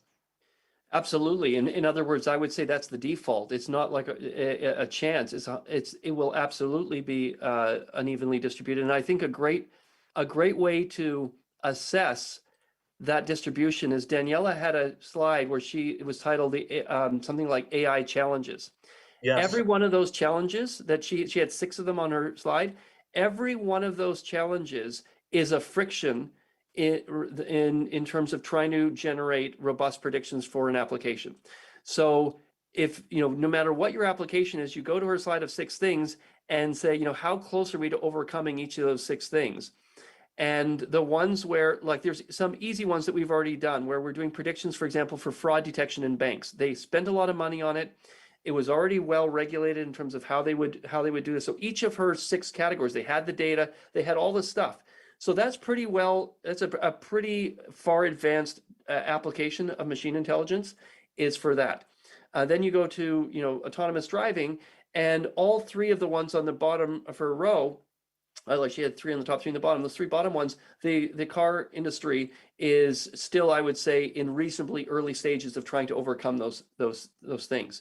And so I think it'll be very uneven, but we can anticipate the unevenness by basically thinking through those challenges for each of the applications. Got it. Now, even without the help of Affectiva, I think I have identified in Daniela's window a hand up and a desire to say something. Daniela, over to you. So yes, I'm eager to contribute. I would like to say that the challenges that we are grappling with today are due to our existing approaches to our current methodologies, which I want to re-emphasize. They are due to decades-old technologies that are enhanced by computation and data. They're brute force methods that didn't work 10 years ago, but then all of a sudden work now because we have faster computers and we have more data. There are new ideas that the community is developing. Not every data item is equally important. There is the right data, and then there is the extra data that does not bring anything new in the training of an engine. There are machine learning methods that are unsupervised versus the ones that are supervised. And so my point is that we are making technological advancements that will make some of those questions disappear foundationally. And I will just give you a couple of examples. So I want to give you an example of reduction in size of a network. So most neural networks today are huge. They have hundreds of thousands for the small size, and we go up into millions and billions of neurons. Each neuron executes a very simple function. It's a function approximation. It's a thresholding function. But by putting together a lot of neurons and interconnecting them, we somehow get this magical behavior.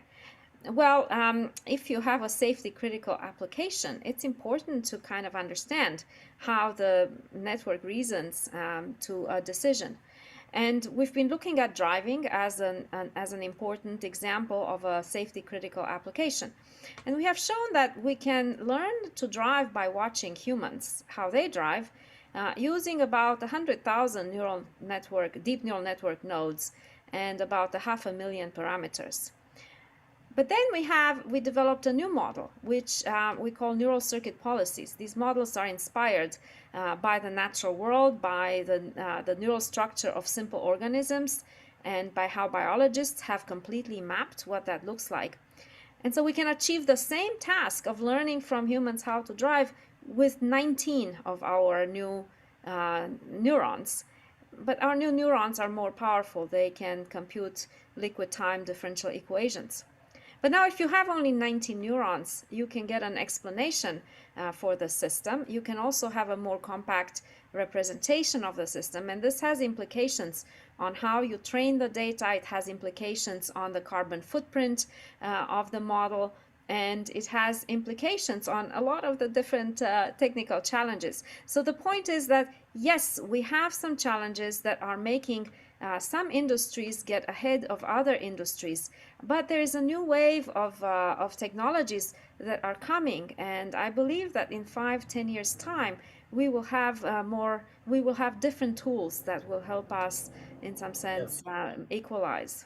So in some ways, I think that sounds reassuring, and I think it's intended as reassuring because it's saying there will be things can't get too much out of sync among different industries or among particular competitors.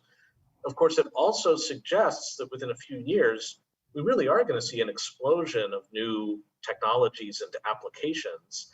And I guess maybe it puts it over to Rana as somebody who will, is an industrialist in these areas, as well as a critical thinker about these things. And I guess I'd love to know, Rana, when it comes time for which maybe is overdue, it's like now, to be thinking about what boundaries should be placed on the power of these systems, on the differential uses. You just change it by 5 degrees, and the incredibly salutary, heartwarming case you showed for autism could be applied to the example I think Daniela was talking about. I think it was Daniela, or maybe it was you, in China, of using the very same ingredients to gamify kids being more aligned with authority, all that kind of stuff. I guess here's the 64 Bitcoin question to me. To what extent is the prevailing Silicon Valley and general market-based ethos that says if it isn't prohibited, it's permitted? Basically, huge field, go out, innovate, transform, experiment, learn, and if there are problems, we'll catch up to them later. How much is this posing a challenge to that framework?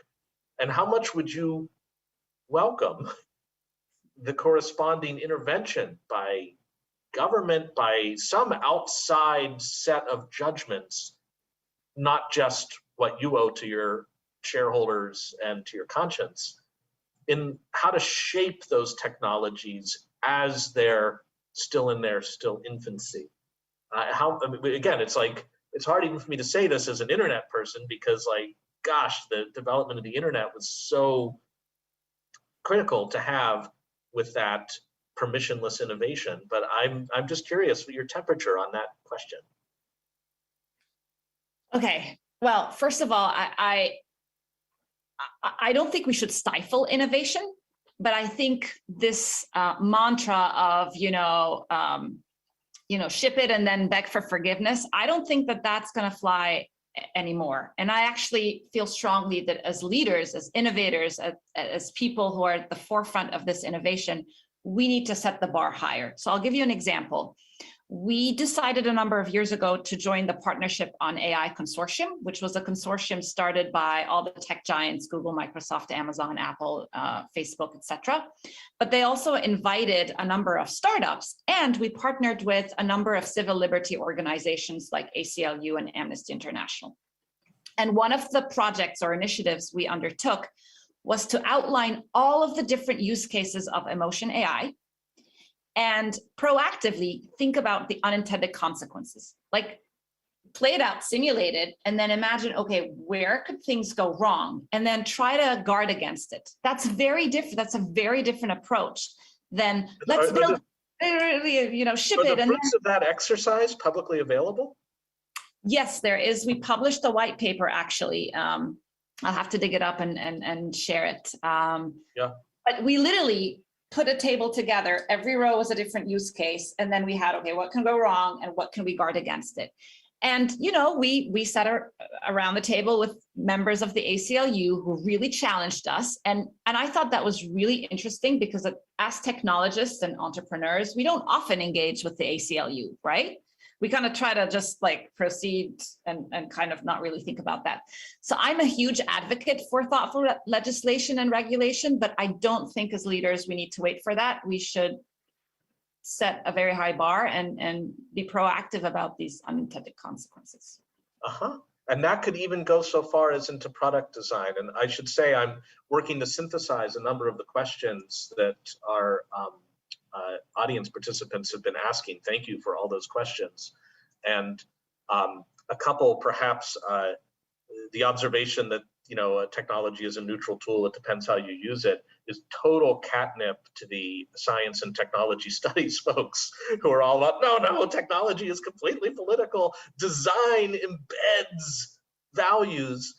But to the extent that that is true, does that mean you would welcome, a shadow over your designer desk while you're mapping out how the product's going to work that's trying to make sure that particular values get embedded in particular ways?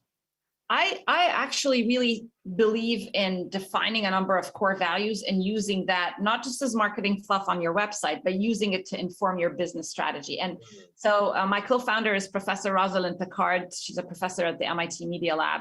When she and I started Affectiva, we literally sat around her kitchen table in her house, 30 minutes outside of MIT. And we said, okay, there's going to be a lot of applications here. How are we going to draw the line? And we defined 3 criteria or core values that have informed our business strategy.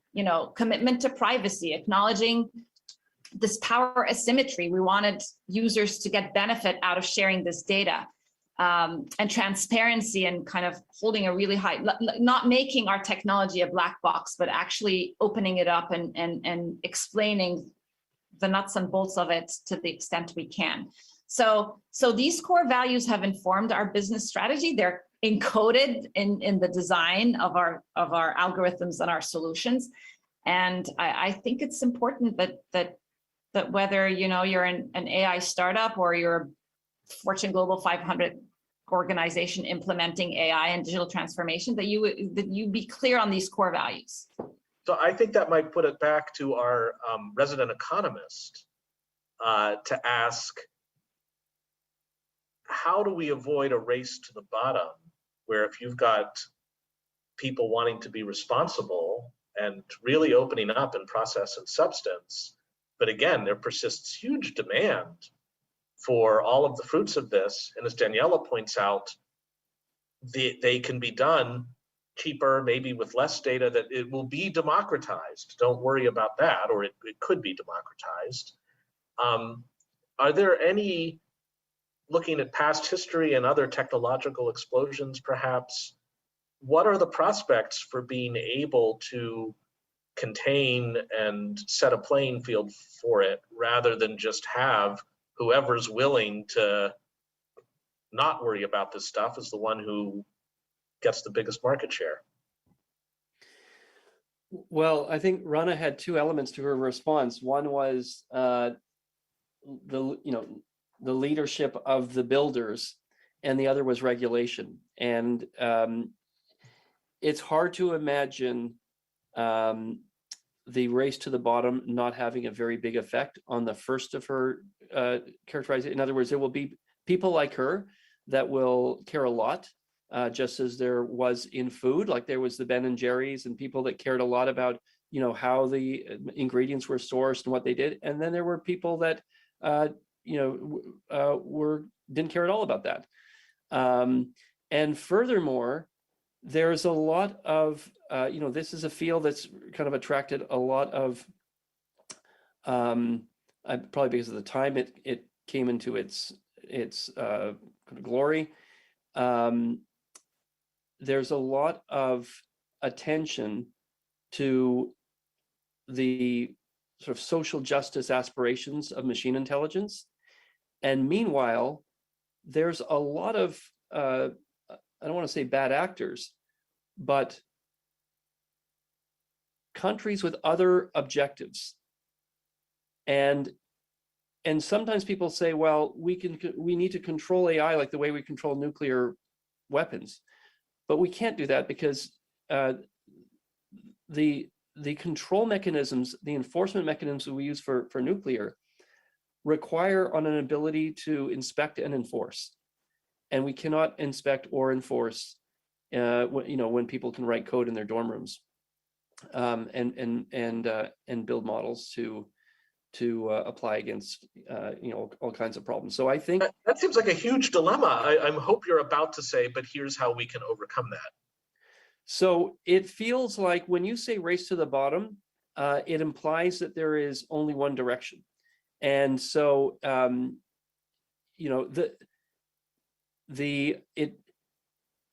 view this more as a so first of all, we call it AI and it feels like there's something magic. Like, I think another way to do this is just call it computational statistics, which is what it is. And say, okay, so we're getting these advanced in computational statistics, and we got to make sure that the positive uses for this protect us as best as possible from all the negative. So I imagine this to be a constant arms race. A constant arms race like the one that we saw unfold in the Cambridge Analytica example. Like now we've seen it. So, if it happens once, then the key for us is to make sure that we don't let it happen over and over again. And so we know that's a thing. And now we are building all kinds of tools to protect against that. This is an area in your own area of expertise. So I think, you'll have views yourself. And so my view is you can't stop the bad actors here. And so it's just going to be a constant back and forth between our ability to protect against it and the people looking for routes around. Well, I must say, to the extent that there end up excesses and problems, the fact that they arise from mere computational statistics is small solace. Understanding that the AI specter carries its own. Well, the reason I wanted to just say that, JC, is because when people use the phrase AI, for many people it invokes a sense of agency, like as if the machine itself has imbued in it some nefarious objective. And so the reason I like to call it computational statistics is because then people realize the machine's not doing anything, only what it's instructed to do by the people who built it. Yes, and that's to say too, to the extent we worry about these things, it might be a bit of a red herring to be fretting about artificial general intelligence and what happens if we have, a Terminator or something, and more, as you say, just about extremely powerful, potentially unprecedented tools of assessment and prediction, and ones that can scale up.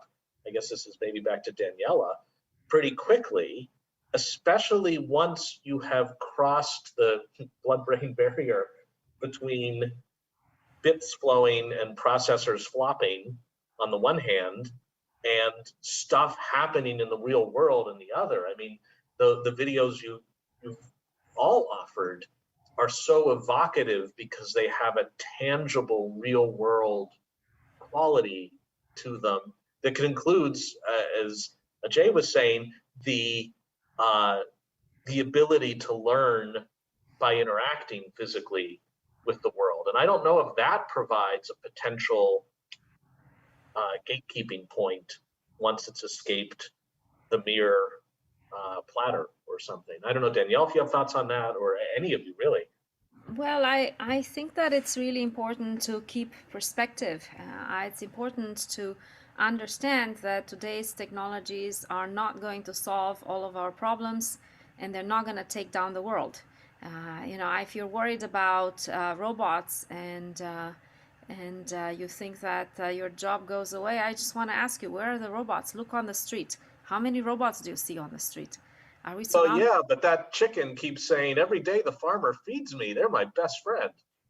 So, well, okay. So I want to support what AJ said. We have a lot of advantages from computation and from statistics. We already see how computers can do more than what we can.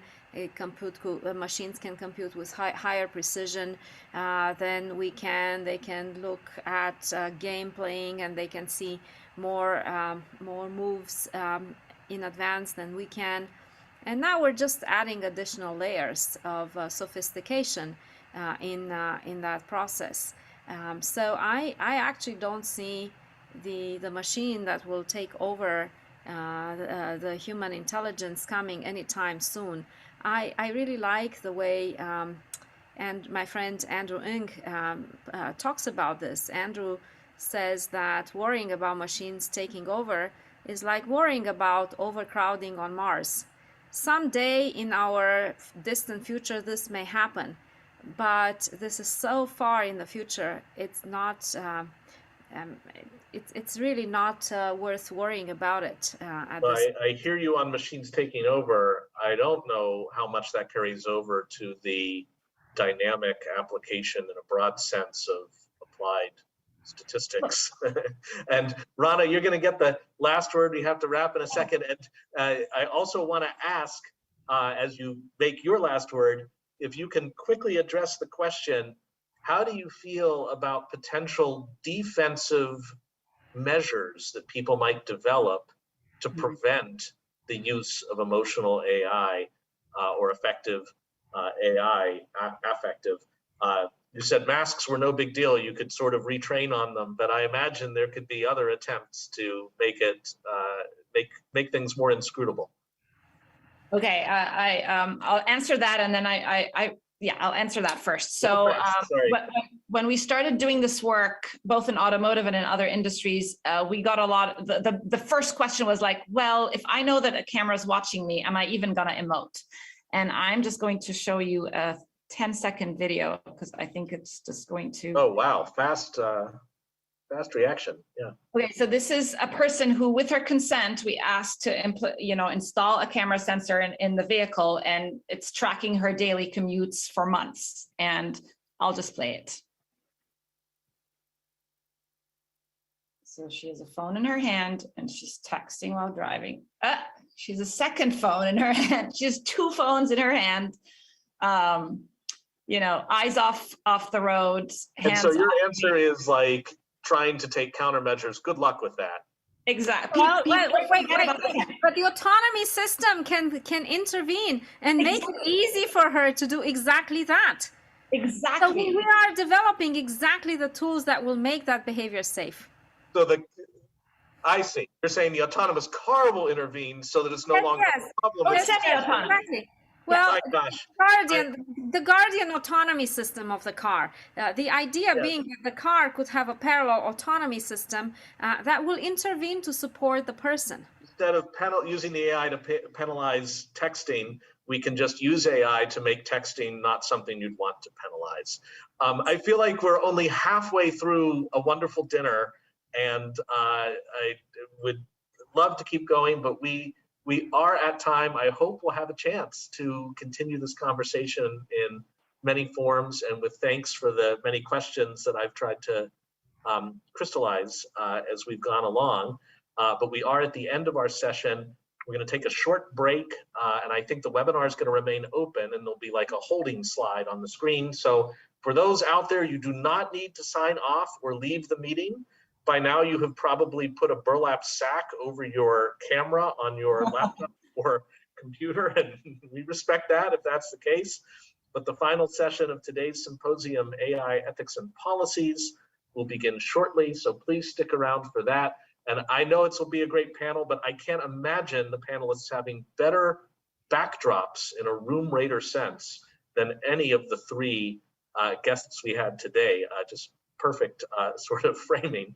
And thank you all so much for such a stimulating, inspiring, and indeed somewhat terrifying, but I look forward to being walked back a little bit on that set of thoughts and observations. Thank you. And oops, maybe I've already been cut off, but I just also wanted to thank our Radcliffe conveners and organizers for having put this together. Ido Berger, Rebecca Wasserman, and Jessica Bickland. All right, back to you all.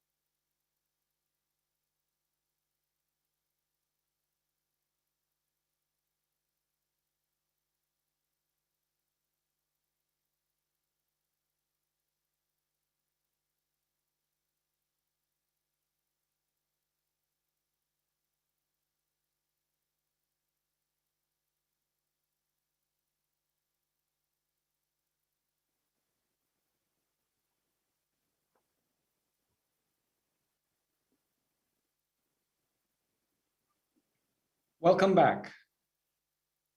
We have heard quite a lot today about issues of ethics and regulations related to artificial intelligence and its deployment. And so we will now shift into the final session of the symposium titled AI Ethics and Policies, which will explore critical personal and societal questions related to the ethical deployment and use of artificial intelligence, as well as questions about regulations and laws, both national and international, governing AI and our interaction with it.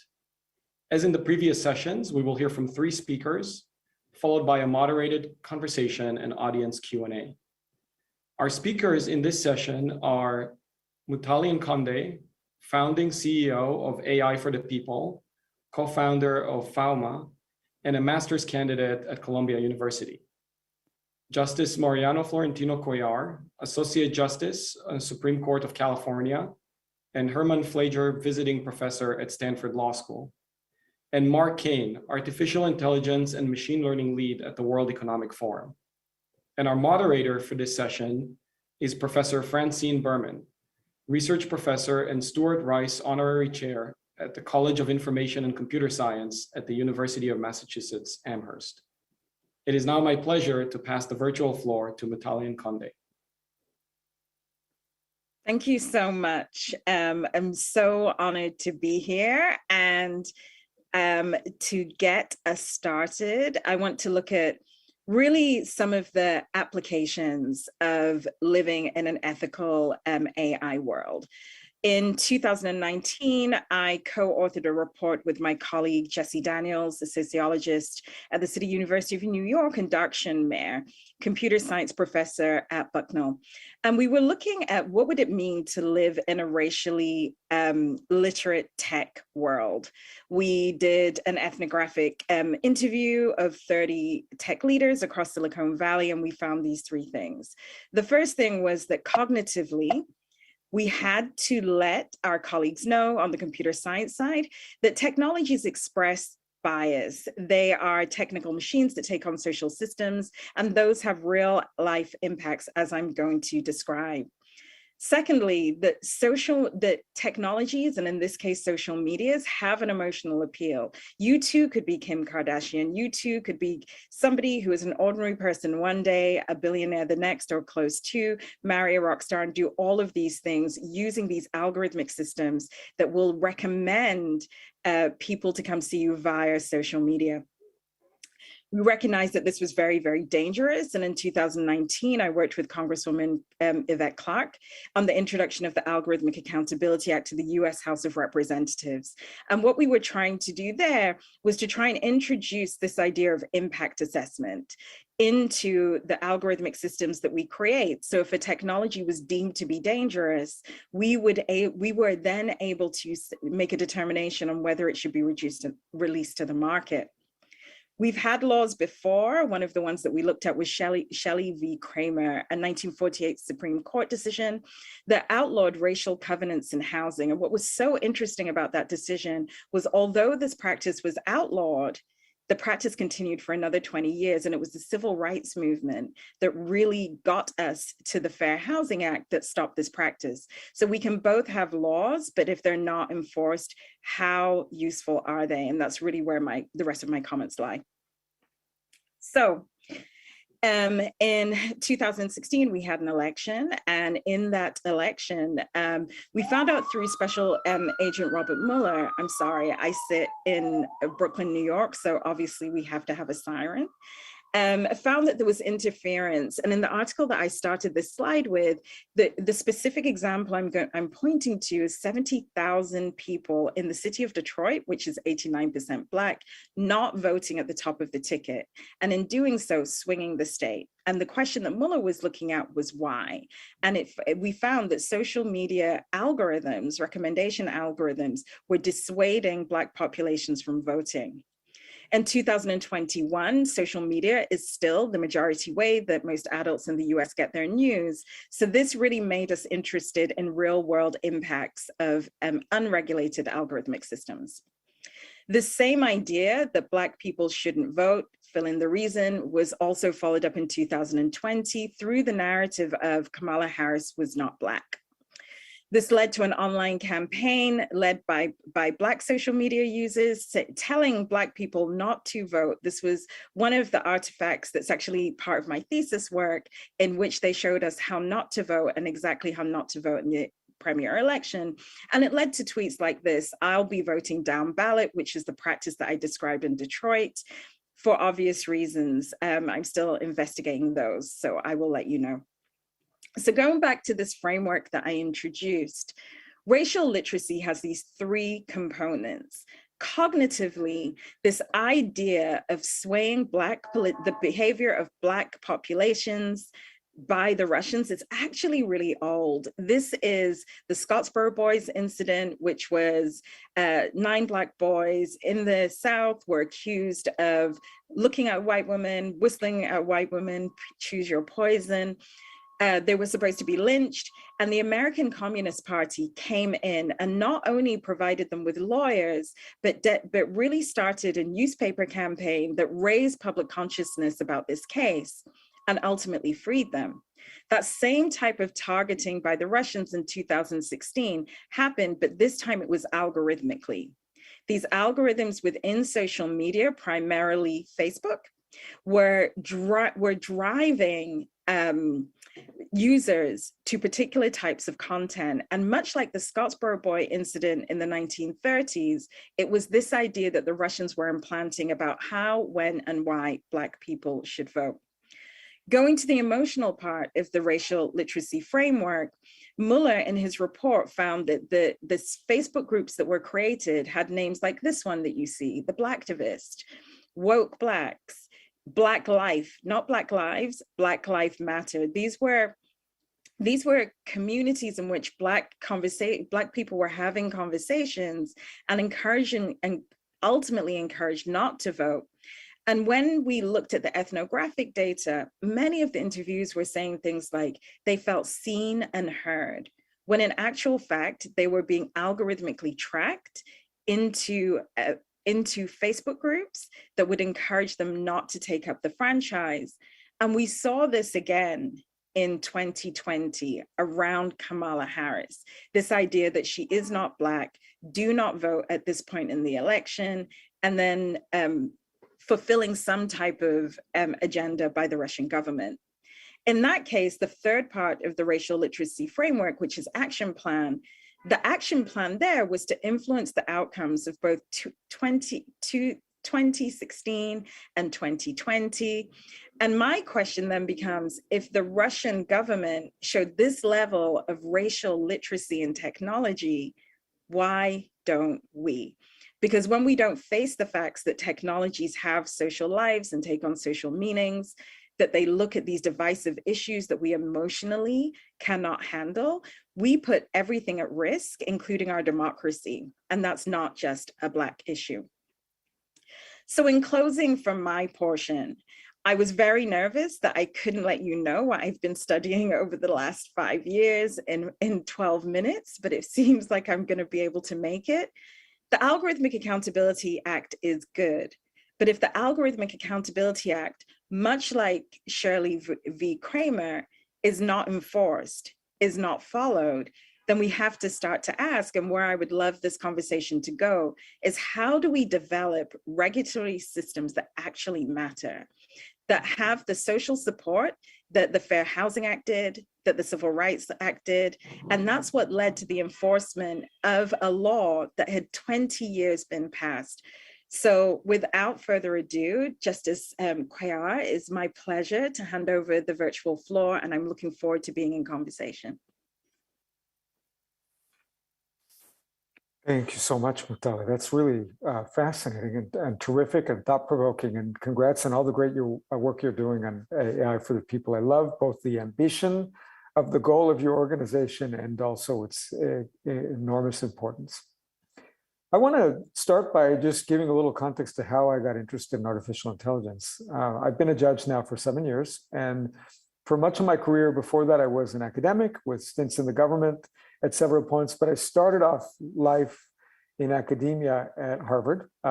Often found myself in Radcliffe Yard, actually, thinking it was actually the most beautiful green space in Cambridge, and enjoyed many afternoons telling myself that I would actually get through all my reading and almost never actually achieving it. But some of the reading that I did in Radcliffe Yard had to do with artificial intelligence.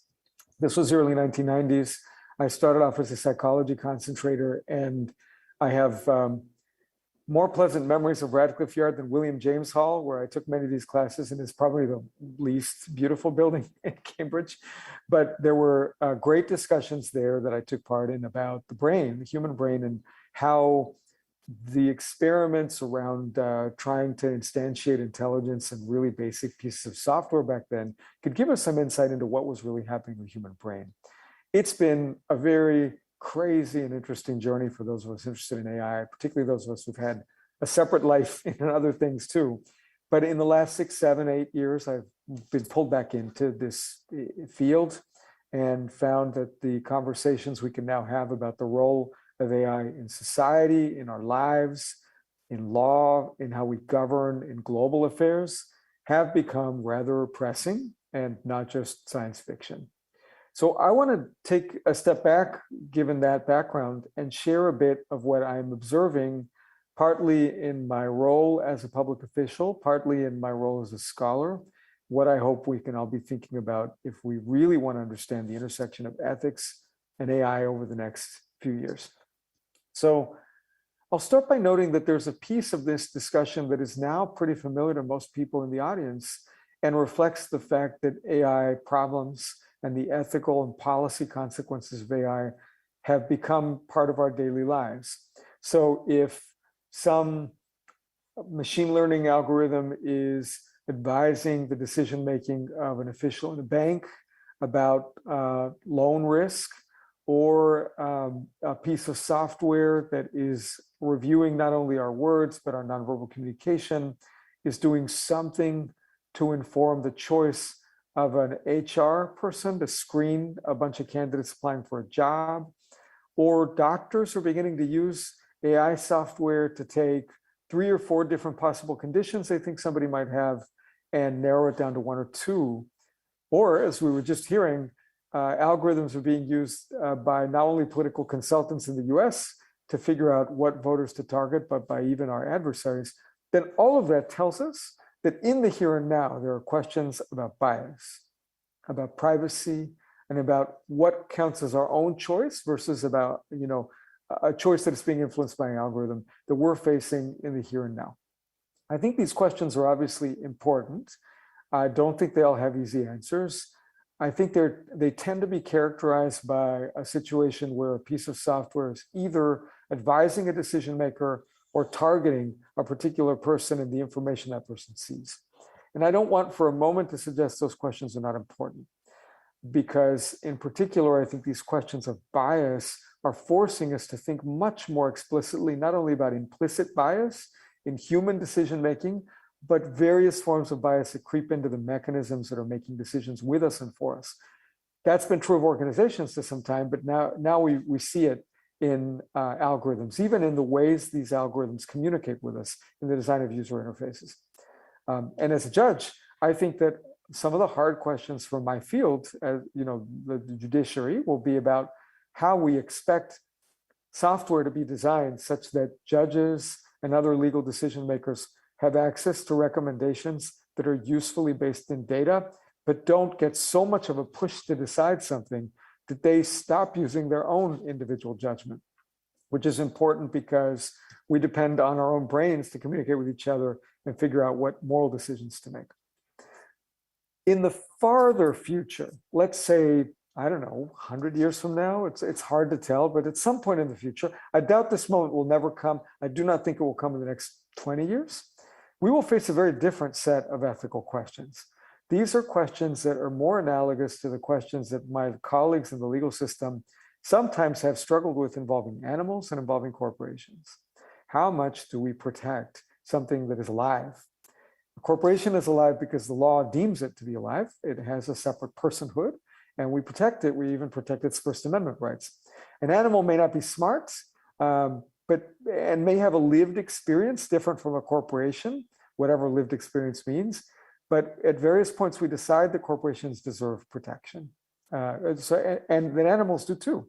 And that animals might be vulnerable because they suffer when we let bad things to happen to them, particularly the ones that we identify with, like our pets, maybe less so an insect that we crush. But imagine now what we might face when a piece of software pleads with us very eloquently, very thoughtfully, drawing on everything it can sort of amass from the Schlesinger library or anywhere else about why it deserves the freedom to decide what it's going to do with itself and why it has an ethical right not to be unplugged. For reasons we can get into, I suspect it'd be a mistake to assume that that question will never come. I don't think it will come very, very soon, but I think it will come. So then I want to leave you with my thought about the questions that are more awkward and maybe even more challenging than the bias and privacy questions we're facing now, but that are actually coming far sooner to my mind than the personhood question. So these are questions that I would say are in the fertile and complicated middle that have to do with simulated artificial general intelligence, what I call SAGI. What is that? Well, artificial general intelligence will get us very far to the personhood questions. That's the instantiation of something difficult to distinguish from human intelligence, maybe not taking quite the same properties. I think it would be folly to assume we're like 10 years away from that or 5 years away from that. I don't know how far away we are from that. That's a good and difficult technical conversation. I don't think, however, we're that far away from a set of systems that can persuasively simulate intelligence to lay people, to most people, without suggesting that that is sort of a moral or ethical marker of true intelligence. Notice the distinction, right? We can think that even a fairly souped up chatbot is not so different from the kind of communication we get on Twitter. In fact, Twitter almost by design is meant to limit the range of human expression in a way that actually makes it easier to fake, CF, Russian influence operations, right? So, but it's going to get much better than that. We're talking about systems that will be good at nuancing their own expressions of emotion to us, even if they're not genuine, that will be much better at understanding, just like Spotify is, at picking our playlists, what we love to listen to, what compliments really make us truly happy, what secret fears and anxieties we have. Those systems will raise questions about whether we want to recognize people's relationships with these systems. We might be perfectly well-informed, we scholars, maybe policymakers, in saying, well, that's not the same as having a relationship with a person. We're not ready to give personhood to that system. But what if a person who wants to have a relationship with that system disagrees with us? This is not a left-right issue, I think, as much. It's a foreshadowing of the kind of political cleavages we will be facing in the months and years to come. What about super persuasion? Not just the persuasion we get from a really carefully timed and tailored ad when we use a search engine or we use the news feed of a social media platform, but something that is so well designed to appeal exactly to us that it nudges us in the deepest ways. Like, what do you want to do with your life? Whom do you want to marry? What level of disclosure do we expect about those kinds of super persuasive efforts? How do we even define them if we want to? And then last but certainly not least, when a system is good enough to really create the illusion of intelligence, how much more comfortable we're going to feel delegating decision-making power to that system, for good or ill, right? That'll be a terrific teacher of kids in poorer neighborhoods who don't have access to great teachers right now. That might also be a good judge for simple cases where a person needs to feel some dignity and might feel that if a piece of software gets really good at creating that sense of belonging. But obviously, there are going to be some disagreements about when it's appropriate to delegate, when it isn't. And I want us to be prepared. I'll close just by noting that there will be global competition around these simulated AGI systems that will make it really difficult to create global norms about their use for military applications, for persuasion. But there will also be real values disagreements domestically, even, such that regulation will be very important to my mind. And I think we have some running starts on that score with medical devices that have some of these properties, but there's a lot more to do. But I think we should not be naive about the really deeply cultural conflicts we're going to face here. So I just note that when we think about what works in America, and there's a lot that does, we also see some things that have been divisive and reflect things that don't work. And debates about issues like abortion and guns are perhaps reflective of that. And I think we're going to have more debates along those lines to come. And with that, I will turn over the mic to Mark. Thank you so much, Justice Cuellar, and thank you to Mutale as well. Such provocative presentations and thoughts there, which I think segue very well into what I'm going to talk about, which is more the global perspective and what we're seeing internationally in terms of the drive by governments, but also by industry and by civil society to put in place the kind of norms, the kind of standards, the kind of guardrails and thoughtful approaches that have been so thoughtfully gestured towards by the two previous speakers. So very briefly, I'm Mark Kane. I'm with the World Economic Forum. The World Economic Forum is the international organization for public-private partnership based in Geneva, Switzerland, with offices in San Francisco, where I'm based, in Beijing, Mumbai, and Tokyo. And the forum works internationally in a multi-stakeholder manner involving governments, industry, and civil society to try to address and create shared momentum on some of the problems that can't be handled by any one of those actors individually. AI ethics and responsible AI is a very good example. We also work on issues like climate change, the future of work, as well as trying to shift the global financial and investment system towards a greater focus on ESGs, environmental, social, and governance. That is, and I'm gonna bring that back into the conversation in a minute when I talk a little bit about industry. So we work with governments around the world, and I want to just take that macro view for a couple of minutes. In terms of what we see in the work that we do, it has already been mentioned earlier today that there's a lot of discussion about the kind of divergence and competition between the US, China, and the EU on artificial intelligence, both in terms of the development of AI technologies, but also in terms of the development of these standards, norms, policies, laws, soft governance tools to try to shape it and maximize its benefits while minimizing its risks.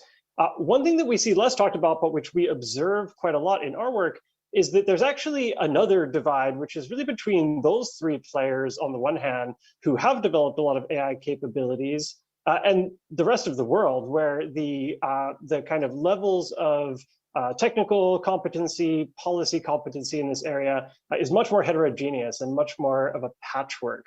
And with the kind of exponential nature of AI technology, the fact that success really breeds success, that access to data is very important, we see a real potential risk for even greater divergence between the sort of global AI haves and the global AI have-nots, where some of these leads that are being developed by some of the first mover countries could really get very entrenched over the years ahead, particularly as global fragmentation on a number of other axes seems to unfortunately only be increasing. So in terms of that kind of macro view, I'll sort of just leave with a projection, which we'll see if it comes true. But I believe it was PwC, the consultancy, which forecasts that AI will create roughly $15 trillion in value to the global economy by 2030, which is a huge number. And the question that I ask myself every day, and that we think about a lot with a lot of the stakeholders we work with in countries outside North America, the EU, and China is, where will that money go? Who will benefit from that value? And what can we do to ensure that it is as well distributed and inclusive as possible? So, with that as the kind of global macro context, I'm just going to dive in a little bit into kind of what we're seeing on the government sphere and what we're seeing in the industry side. So we've heard some really interesting cases from the previous two speakers about the kinds of issues that governments have to face when they move into regulation. I couldn't agree more with Mutale that regulation matters. It is why I think we're having this panel. It's why there are similar panels and processes happening really at a rapidly growing pace around the world, which has been encouraging to see. And one of the things that I just want to call out is that when we end up getting really into the weeds with governments on AI policymaking, one thing that we find is that it's actually a more expansive conversation inside of most governments than the frame that we're approaching it through in this panel, and that I often approach it through, around responsible AI and AI ethics, and how do you put in place the right laws and policies.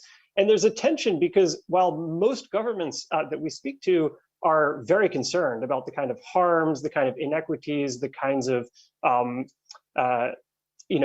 risks that are being created and could be created, particularly under some of the sort of more future and further future scenarios that Justice Cuellar laid out, where it really gets very kind of close to our everyday lives, which it already is. So governments are very concerned about that, but at the same time, governments see that $15 trillion prize, and they also think about it from the perspective of industrial policy. So how do we develop as strong of an AI industry in our country as possible, so that we can compete in this world where AI capabilities may actually be critical to having competitive advantage?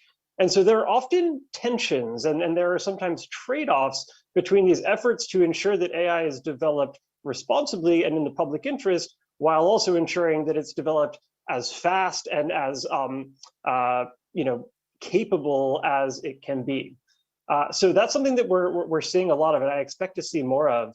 Another thing that I think is interesting in terms of the government kind of process on AI is that there's a really interesting, and I imagine this is something that Justice Cuellar, you see all the time, and Mutale as well in the issues that you study.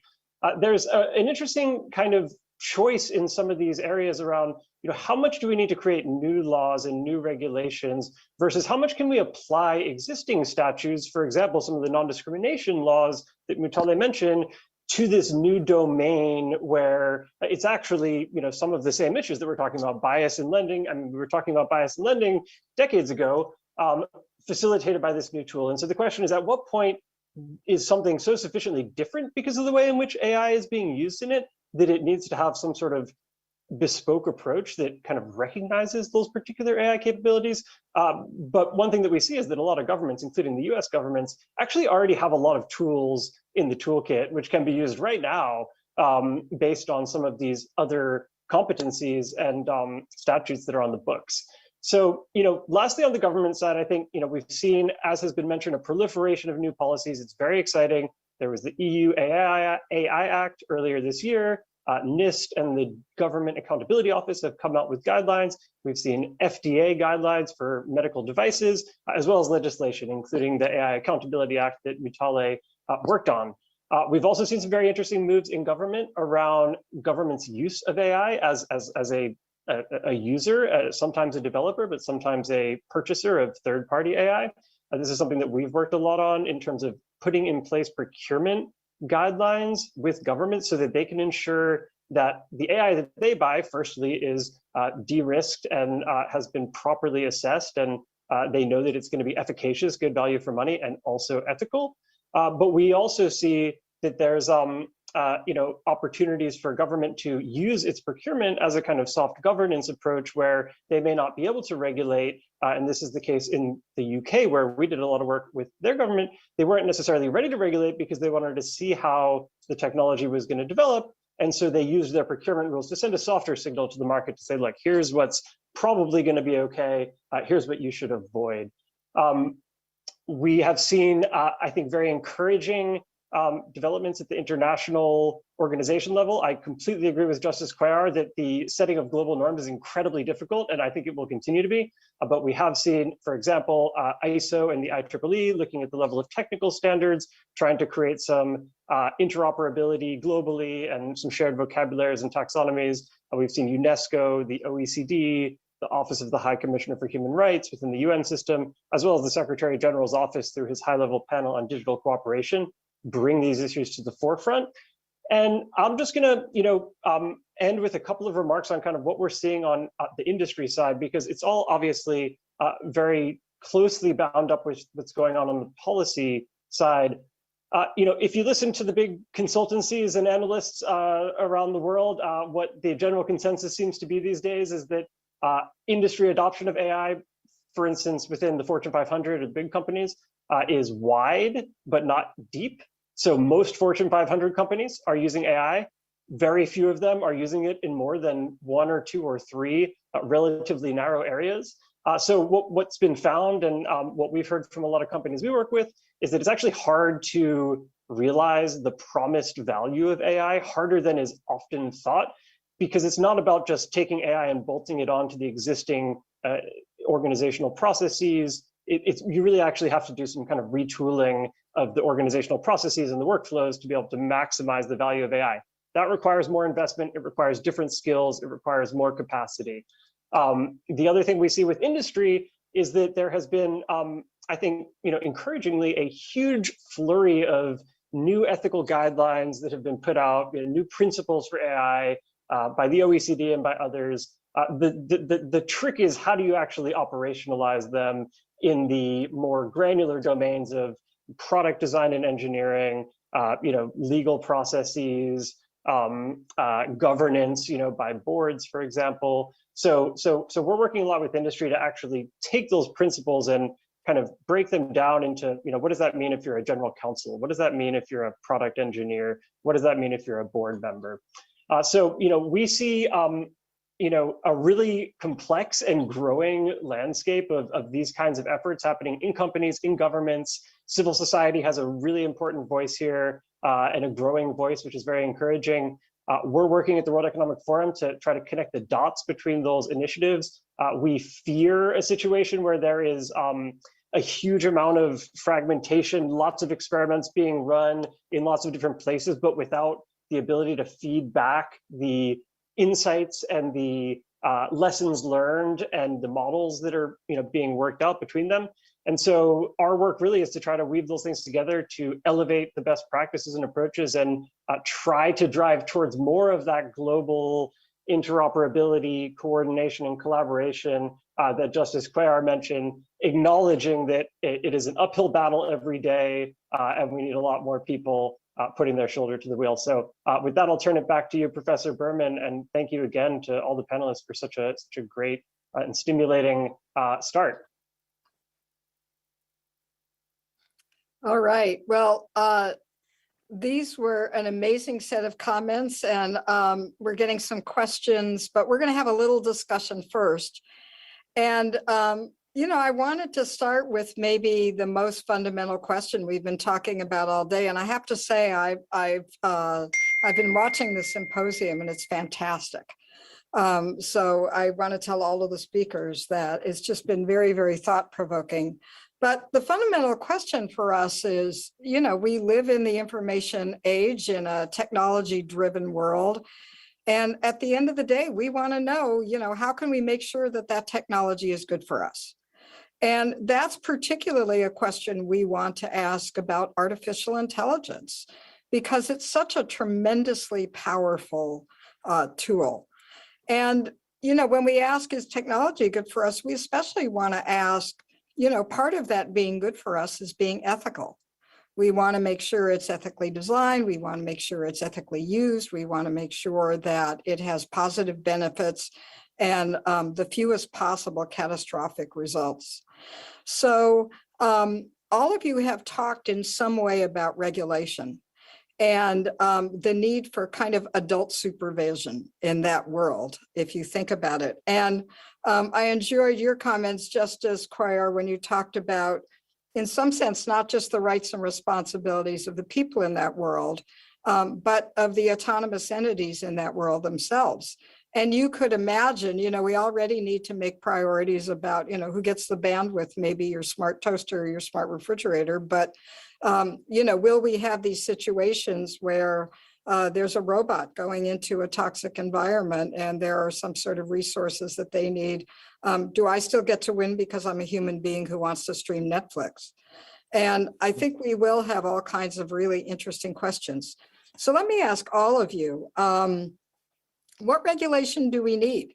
And, just to follow up on things that Mutale was saying and that Mark was saying, how do we make any regulation we pass effective? Who's accountable when things go wrong?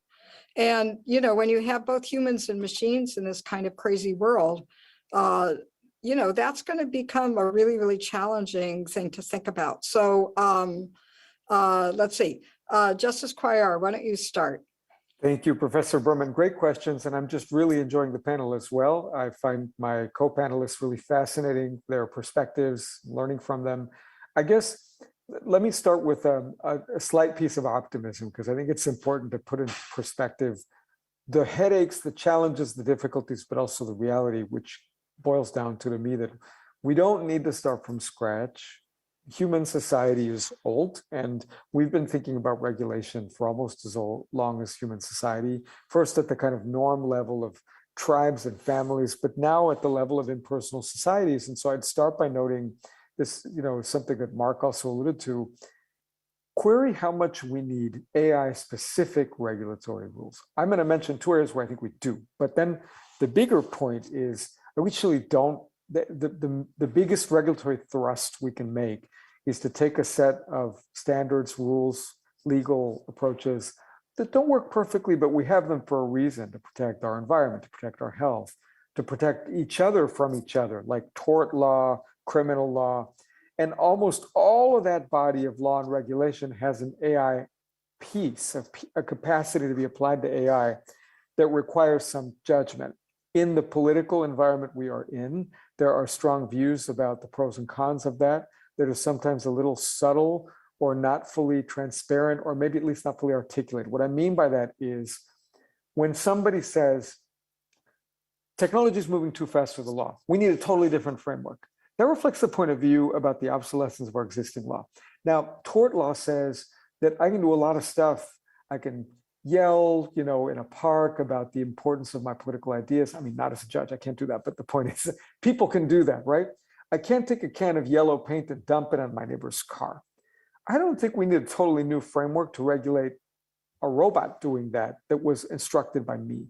And even if the robot does that, not instructed by anyone, but was designed to serve other functions and does that, we actually have a body of law that covers that, like a vicarious liability and negligence and so on. So let's not reinvent the wheel.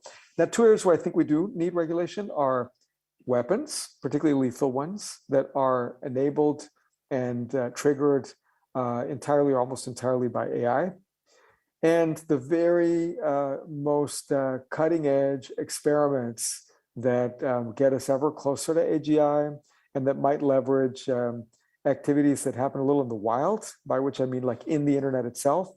I think it would be not great to have no set of standards governing that, the limits of that research. I'm not talking about garden variety stuff. I'm talking about stuff that can really sort of adapt and begin to operate in ways that we don't control fully. When you talk about AI as weapons, and I want to get to the other panelists too, there's weapons as guns, but there's also weapons as, destroying somebody's reputation or doing other kinds of things, or skewing realities or misinformation or, all kinds of vulnerabilities. How can we, what kinds of mechanisms do we need? It might not be law, but what do we need to be able to control it when so much happens sort of in an unseen way? Great question. So I'd say, for starters, I would just, in the terms of the hard AI focused regulation, I would just say if we can figure out some good standards to apply that might even actually work beyond one country, that apply to the lethal use of force that is enabled by AI, that's a terrific start. But I take your point about, destroying someone's reputation. I just note this is actually a good illustration of how sometimes the issue isn't like we need new law, it can be we need old law, right? Let's remember that Section 230 of the Communications Decency Act created a massive carve-out from a lot of bodies of law that get at this very problem of destroying people's reputation.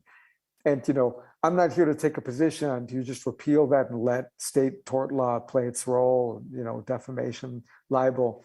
But I am saying, let's remember that oftentimes the problems we back ourselves into are because we have failed to apply a body of law that is not perfect, but that has its roots in what it is that we expect from each other. Oh, that's fascinating. Mutale, what's your thoughts on all of this? Oh my goodness, I couldn't agree more, Justice. I think that I've definitely found a member of my tribe in some of your remarks. I think in terms of what regulation. We need to, just to echo what's just being said, we need to look at our current legal norms. And I'm not just talking about national norms as those in the US. I'm very outspoken on the idea that civil rights law, for example, is very weak in my humble view, in the sense that it has to be, has to be intentional. It has to be the whites only sign in order for it to be inflicted. But then what happens when you have Facebook? There are others. I'm not just going to keep talking about Facebook, but Facebook creating algorithms where you can decide who sees a housing ad. So you're not, I'm sorry. So you're putting up the virtual whites only sign through this type of targeted advertising.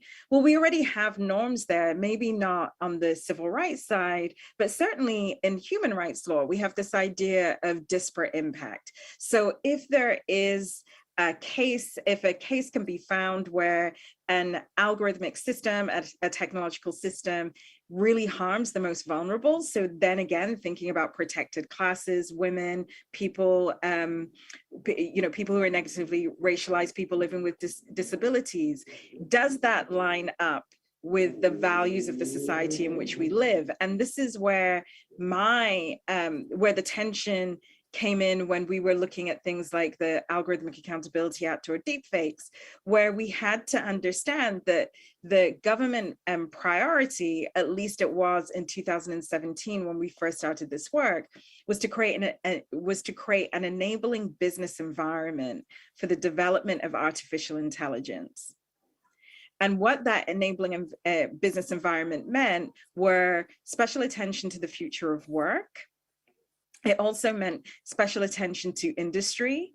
So separate to future of work, they actually had another one for industry. And then number 4 was special considerations to society. And I would argue that what we need to really regulate are those policies and practices that further disadvantage traditionally marginalized groups by looking at existing bodies of law. In terms of what would be effective, we also need a cultural strategy. Because in order for a law to be enforced in a way that protects the most vulnerable, we also need a well-educated judiciary. We need case law to really push this on the progressive side, on the side of human rights. And then we need a society that can accept it. And I always go back to Shirley versus Kramer. White people did not want to live next door to Black people. So even though it had been outlawed, the cultural practice of living in an all-white neighborhood and what it meant to be safe between 1948 and 1968 meant that we needed a social movement. We needed that one charismatic figure, in this case, gendered as a man, to come and tell us that he had a dream that we could actually live next door to each other. And if I had been in the crowd, I would have shouted, "We already have that dream, nobody will follow the law." So we also need people to understand what we're regulating and then accept that we need it. And then the third thing, this was so interesting in terms of accountability and something that I'm still wrestling with.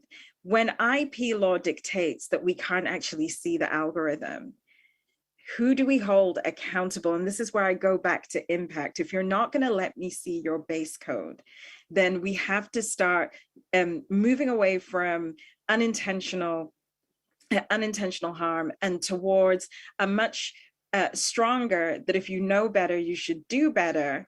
If the Russians can be racially literate in technology, the Americans can too. And you should be held accountable for willful ignorance. And you can imagine that position isn't popular, but it gets us towards this question of accountability. That's fantastic. I have another question, and I kind of wanted to ask Mark about this because he comes from so many different points of view. And it's kind of a question about metrics of success. So, we all know that we want AI and technology in general to be ethical, but, what does exactly that mean? And, in some sense, many may argue we're not even sure what a universal or cohesive set of ethics is in any given community. The ethics in one country or one group may change from that in another group. And so part of the problem in creating some sort of structure, some sort of oversight structure and legal structure and enforcement structure is, we have to know what we're doing and we have to know when we do it.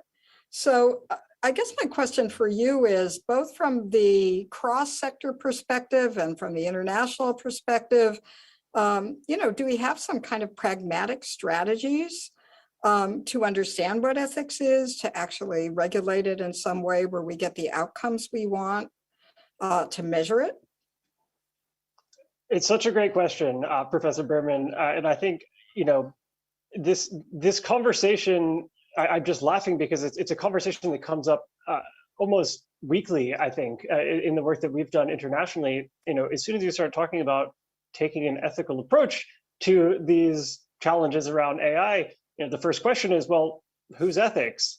And ethics aren't universal. And that's, something that has been brought into, I think, very sharp relief by these challenges that AI has presented to us, because you have this set of ethical challenges, ethical issues, ethical frameworks.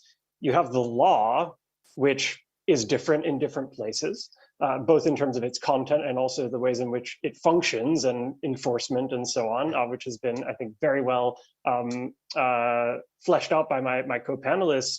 And then you also have there on the other side, the question of human rights, which is something that we see very prominently coming into conflict, actually, in terms of this sort of international process to figure out what should the global norms, to the extent that we can develop them, what should they be? And there's really been a very robust and contentious at times conflict between this question of human rights as a basis for AI policy, governance, regulation, et cetera, which is what is proposed and advocated for by the UN, for example, which is obviously charged with stewarding the human rights agenda through the world and growing it. And there are very specific legal and treaty instruments that exist around human rights. They mean very specific things in a way that when you talk about ethics, it is a little bit more fuzzy and gray. And so I think that this is something that is still very live and playing out right now. And in terms of kind of your specific question of what kind of pragmatic strategies do we have to figure out if we're going to say we should base it in the societal values or the ethical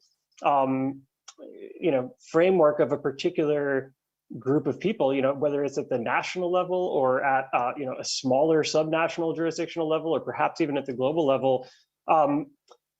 I think that in the end, you can't get around the need for a much more robust public engagement kind of approach than we have, and that is something that is talked about a lot. I think it's something that's very hard to do, partly because it, I think, sort of presupposes a certain amount of education and literacy amongst stakeholders who might participate in those processes, which is not yet there. One thing that we've seen, we've worked with a number of governments to create national AI conversations. One of them was in New Zealand, which I think was quite successful. The problem, of course, with a national AI conversation is that, who shows up to a national AI conversation that's open to everyone? Well, a very small subset of people who are thinking about AI already and feel like they have something to say about it at a national AI conversation. And so, we, I guess, on the practical strategies question, and just very specifically look at it in two ways. One is creating those approaches, those tools, those strategies. The national AI conversation work, it's available on our website. We hope that others can use it and learn from it. But the other side of the coin is actually educating, doing the capacity building, doing the communication, doing the public engagement. It is something that politicians, I think, should be talking more about. It affects all of their constituencies and their citizens. It's something that I think all of us, in universities, in nonprofits, perhaps in the judiciary, can be doing a better job of. And I think we're really at the beginning of that journey, honestly. Can I pile on and just add one more thing in response to Mark's very interesting comments? Yeah. Okay. Yeah, so one of the reasons, I'll just say one reason why I agree with Mark's, the thrust of his comment, but then one reason why I'm concerned about that agreement.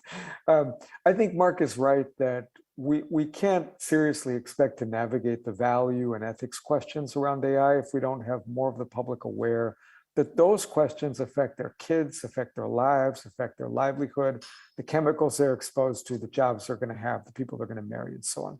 So yes, more engagement, more awareness. I will note that in my experience, the relationship between greater public awareness of an issue and good policy, and we can define good in a lot of different ways, is not linear, at least not linear in the upward direction. And that was where I was ending my comments earlier, like a sense of awareness that we owe it to the world to help make them more aware. But we should be prepared for getting our wish granted on that score, and then the really difficult schisms that can arise. And to that point, I just note that among my fellow Silicon Valley residents, I've noticed sometimes that while there's a good and growing awareness of the need for careful ethical thinking around AI, there has sometimes been in the past, I think less so now, but in the past, the sense that the goal is to sort of align AI with human values. And that phrase or framework can be utterly it can be really tricky and maybe not quite the right analogy for some of the reasons both Mark and Mutale have raised, and that is we humans don't do great at simply converging on what the right values are. Instead, we design very tenuous and imperfect mechanisms for resolving our disputes, however imperfectly and temporarily, while we figure out how best to channel our arguments, right? So that's sort of what the legal system is, it's what democracy is. Even authoritarian regimes, they struggle with this question. I don't think they have the perfect answer there either, but let's be honest about our level of continuing disagreement, and that will continue. Well, I mean, here's some follow-up on that, because, it's interesting to think about what are the ethical rights and responsibilities of these various groups involved. If you think about the regulators and perhaps the goal is AI and ethical AI in the public interest, you think about the consumers themselves, you think about the creators of AI. These are people from my community, and we have all kinds of things we're thinking about. Mutale will relate to this as well. You think about whether you have bias in the training set, you think about whether you have bias in the model, you think about whether you have bias in the interpretation. I mean, the fact is you probably have bias in all of them. And the question is, can you somehow create the system so you get the kinds of outcomes you want?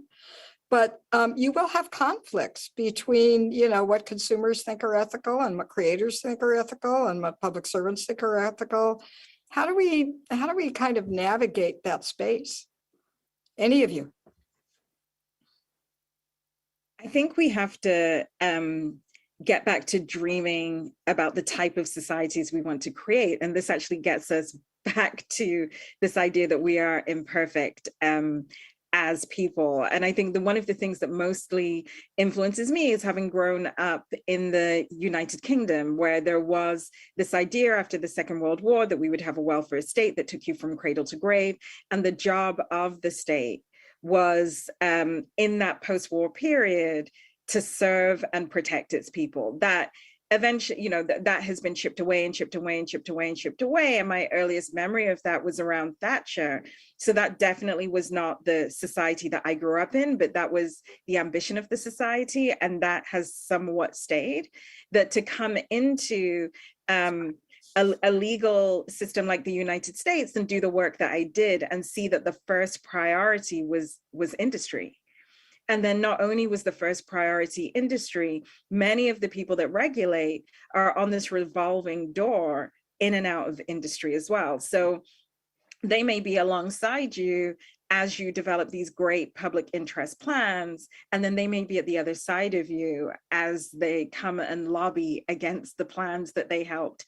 So there are a number of kind of competing and different stakeholders who don't have the same interest, which is why I always go back to who are we attempting to be on our best day? And I just do not think that we are in our best day, because we're also in a system where our AI the AI systems that we use to communicate and connect also connected us to an insurrection. So there are a number of different things that need to happen before we can get onto a country first type idea. And then once we're on country first, country for whom type idea. And then once we're there to say we want to protect each other, from that point, how do we negotiate? But that's going to look different in every national context. And even though I'm very much an Americanist, the one thing that I will say is there are even other questions that should systems of government that are set up in the West even apply in the global South. So kind of a non-answer there, but these are certainly the things that keep me up at night. And the last thing I'd say is that I want to be safe. I want my children to be safe, and I want my neighbors to be safe. And for me, that means protecting the vulnerable. Yeah, I think that's such a good point. The public interest, which is always hard to resource, but the top of everybody's set of goals. So we always navigate in that. And of course, isn't ethics exactly that? I want to say that there is like an amazing set of questions that we are not going to get all to, but I encourage people to keep generating them, because one of the things we're seeing is some themes. And so I'm going to, kind of merge together some similarly themed questions and try to get to as many of them as possible, because they're great. So there's a number of questions that are saying, you look at the AI firmament, and there are solvable versus non-solvable questions. There's utopian versus dystopian scenarios. There's overrated versus underrated things. And I think that probably is in the eye of the beholder, is my guess. But, as you kind of slice through all of these, what are the big things we should be looking at in the near term, the medium term, and the long term that really help us get some traction in this space about AI and ethics? I'm going to ask Justice Cuellar to go first in case we lose him. And then I definitely want to hear from Mark and Mutale. Yeah, so let me start with, I know underrated, overrated is just sort of in passing as you're working to the gestalt of it all, but I just note, I think AI is both overrated and underrated, as we humans are. And that's probably a feature of intelligence itself. In the short term, I would say three things. One, better educating the public and policymakers about the properties of AI systems and the likely trajectory. Two, better understanding those properties. There are many, many properties, even if we stick with social media and the sort of algorithm, the curated dissemination and processing of information. And then three would be investing now in some solutions to future problems. So all of that is meant to counterbalance the understandable focus on bias in decision-making, which is in the here and now already. But I think that will, not that it'll solve itself, but it'll just, whatever. Two, in the medium term, I think dealing with these simulated AGI problems and thinking hard about what role we're willing to give AI in our lives publicly, emotionally, and how do we avoid cultural conflict. And then three, in the long term, global issues, I guess medium to the competitive landscape as we begin to depend more and more on AI systems that are in competition with each other across borders, and then also our notions of personhood and our definitions. That's fantastic. Mark, what do you think? Gosh, it's a great question of enormous scope and sweep. I think I agree 100% with the pieces that Justice Cuellar just mentioned, but I'll add a couple myself. I'm going to define the short term as, what should we be doing right now? And I think that the first thing is to just identify where there is actively harm being created. So some of the examples that have been mentioned by Mutale in her presentation, by Justin Cuellar, because the technology has outpaced the application of relevant statutes, or there is a gap that needs to be filled. So I think that that's the priority for me right now.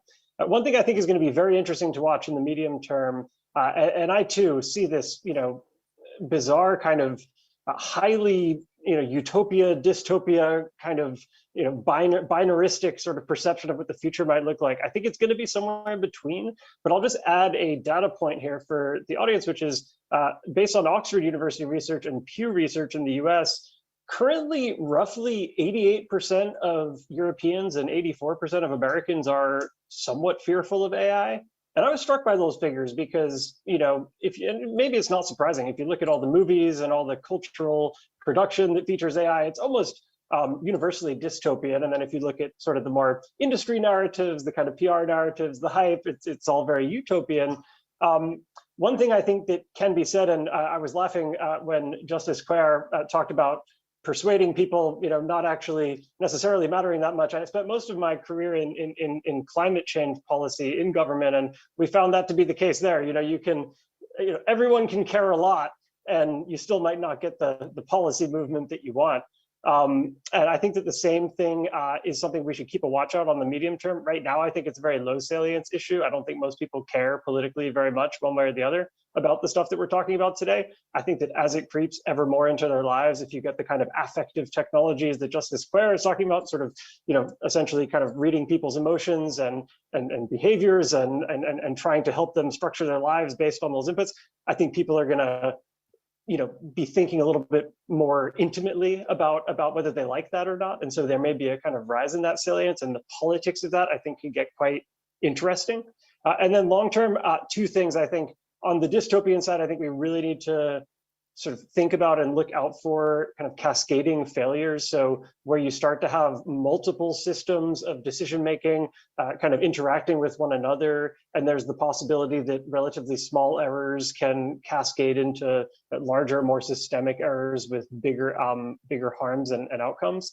And then on the more positive side, what I would like us to be doing with the long-term hat on as policymakers and experts and technologists is to really think about how we can not only deal with these harms and risks that we've been talking about on this panel, but create better incentives and structures and mechanisms to incentivize and encourage the development of AI for things that would be just, uncomplicatedly good for society. We know that there are a lot of AI use cases, for example, in accelerating the energy transition, forecasting wind and solar at a more granular level, and then feeding that into, how the power grid operates. There are endless examples in the healthcare domain, many, many examples across almost all industries. And yet most of the AI that we see developed commercially is not applied towards those issues. Maybe there's not the right kind of business models developed yet. Maybe there's not the right policy environment. But I think we really ought to be focused on that in the long term so that we can make AI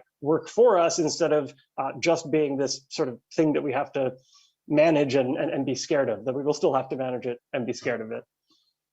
And I want to point out for our audience that Justice Cuellar had to leave for a pressing, unanticipated thing, but wanted to express his regards to everyone and thank Radcliffe.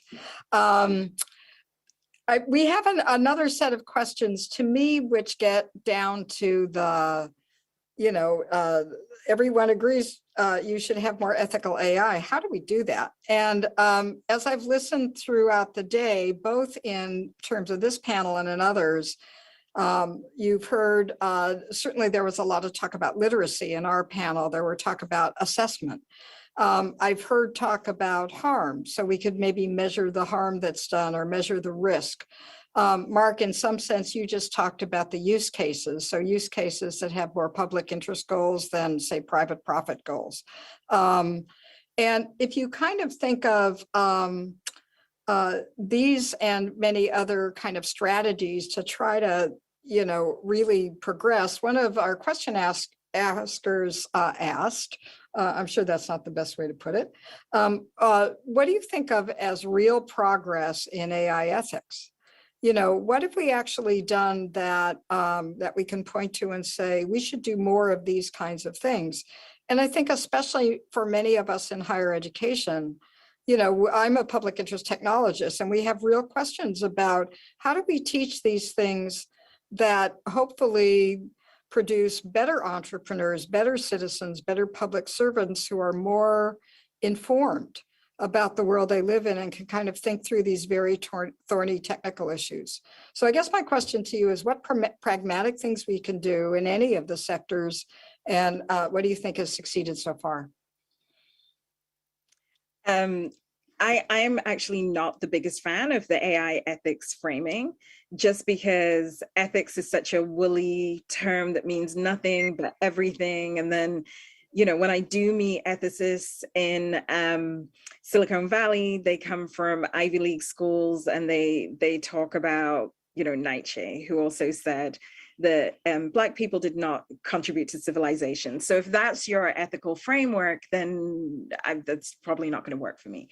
The one thing that I would say, certainly as I too am a public interest technologist, I'm coming from the social sciences, sociology and anthropology specifically. One of the things that I think definitely does work are having these interdisciplinary teams and interdisciplinary work happening where people that are coming from the heavy sciences, the STEM, the computer science, are actually learning about the society in which they are designing and deploying machines into. And I think that that's been definitely successful. I've been involved in many of those initiatives myself, whether it be at Stanford, where I have a fellowship, or Columbia, where I find myself studying now, where I'm using computational methods, but within a social science, within a social science context. So I think that that's really, really interesting, and you can see those intersections with you know, women's studies and disability studies and African American studies, so that you can actually start to see how these technologies can improve or disprove people's lives. I think that for me, I'm very much interested in accountability. So rather than an ethics framing, just asking, and I speak within industry context a lot. People always think, because I lead AI for the people, which in itself is a rallying cry to the masses and to the interests of the masses, that I wouldn't speak to industry. But I would say that most of the work that we do that is not public is with industry. And one of the things that we say to industry is that it is actually good business to create systems that people love and people want to use, and that people are not going to have a backlash against, you know? So we're beginning to see that with social media because of some of the great journalism that's going on. And so again, it's this kind of going back to the social and invoking existing law. When we wrote the Deepfakes Accountability Act, we didn't say we need a content moderation law. We worked with Daniel Citron and others to say, look, we are being classified as users legally. If we were consumers of the technology, what rights does that invoke under existing US law, and what responsibilities does that push onto the company? And that was really our way of getting around Section 230, but then starting to get the Federal Trade Commission and other bodies who can come in and look at some of these technologies themselves. It wasn't perfect, but what it did do was open that door of possibility that we can actually invoke the laws that we have and then start to set standards. And I know that when I speak to colleagues, when we work with colleagues in the EU, or when we work with colleagues in the UK, they're often asking, what's happening in Washington?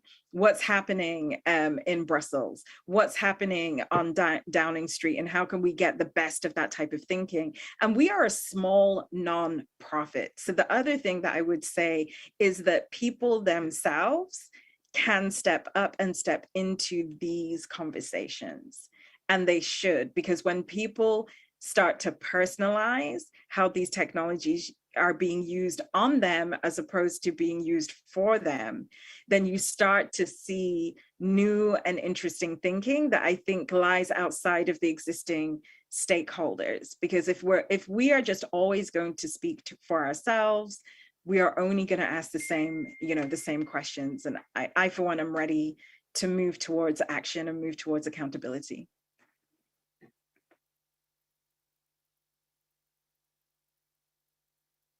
Sorry, I was muted. Mark?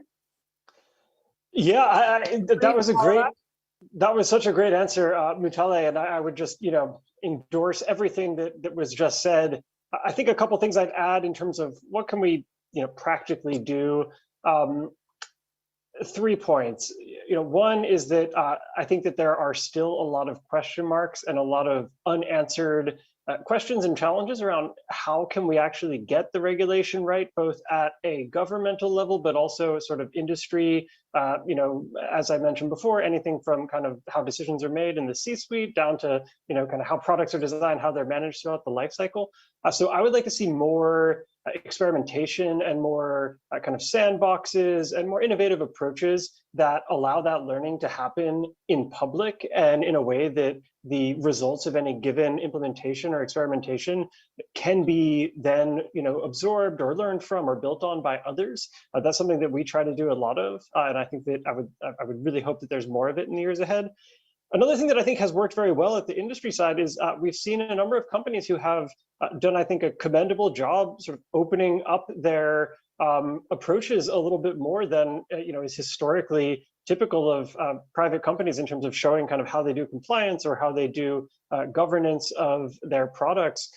We've had the fortune of working with a number of companies who have allowed us to basically come in and research how they structure their approaches to AI ethics and regulation within the company.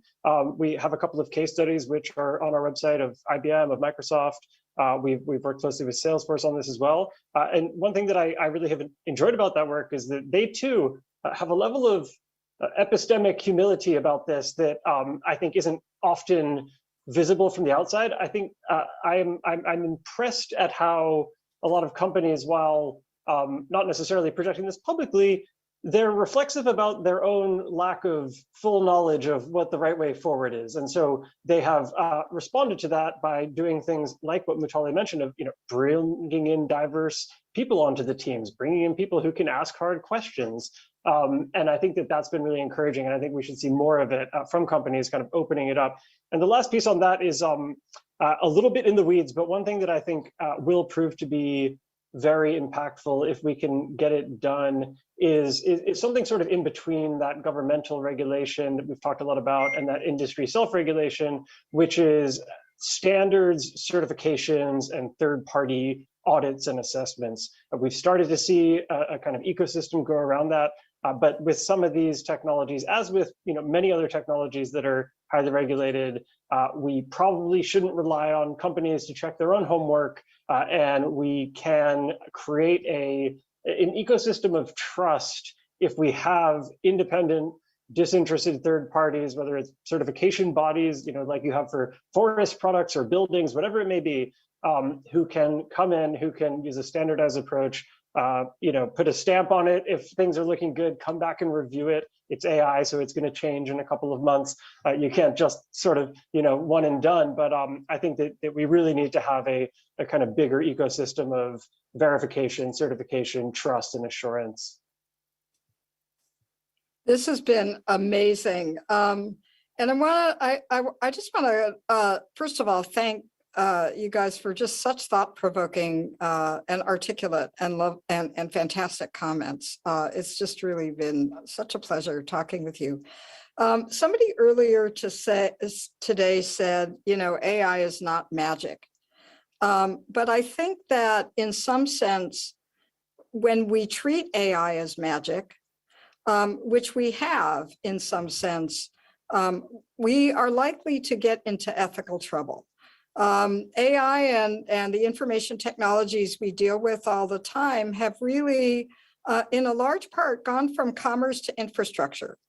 And it's time to give them the kind of supervision, the kind of oversight, create the kind of accountability that we have with infrastructure. Because in the end, we want to control cyberspace rather than having cyberspace control us. So I want to thank Radcliffe for a great day and hand things back to Ito.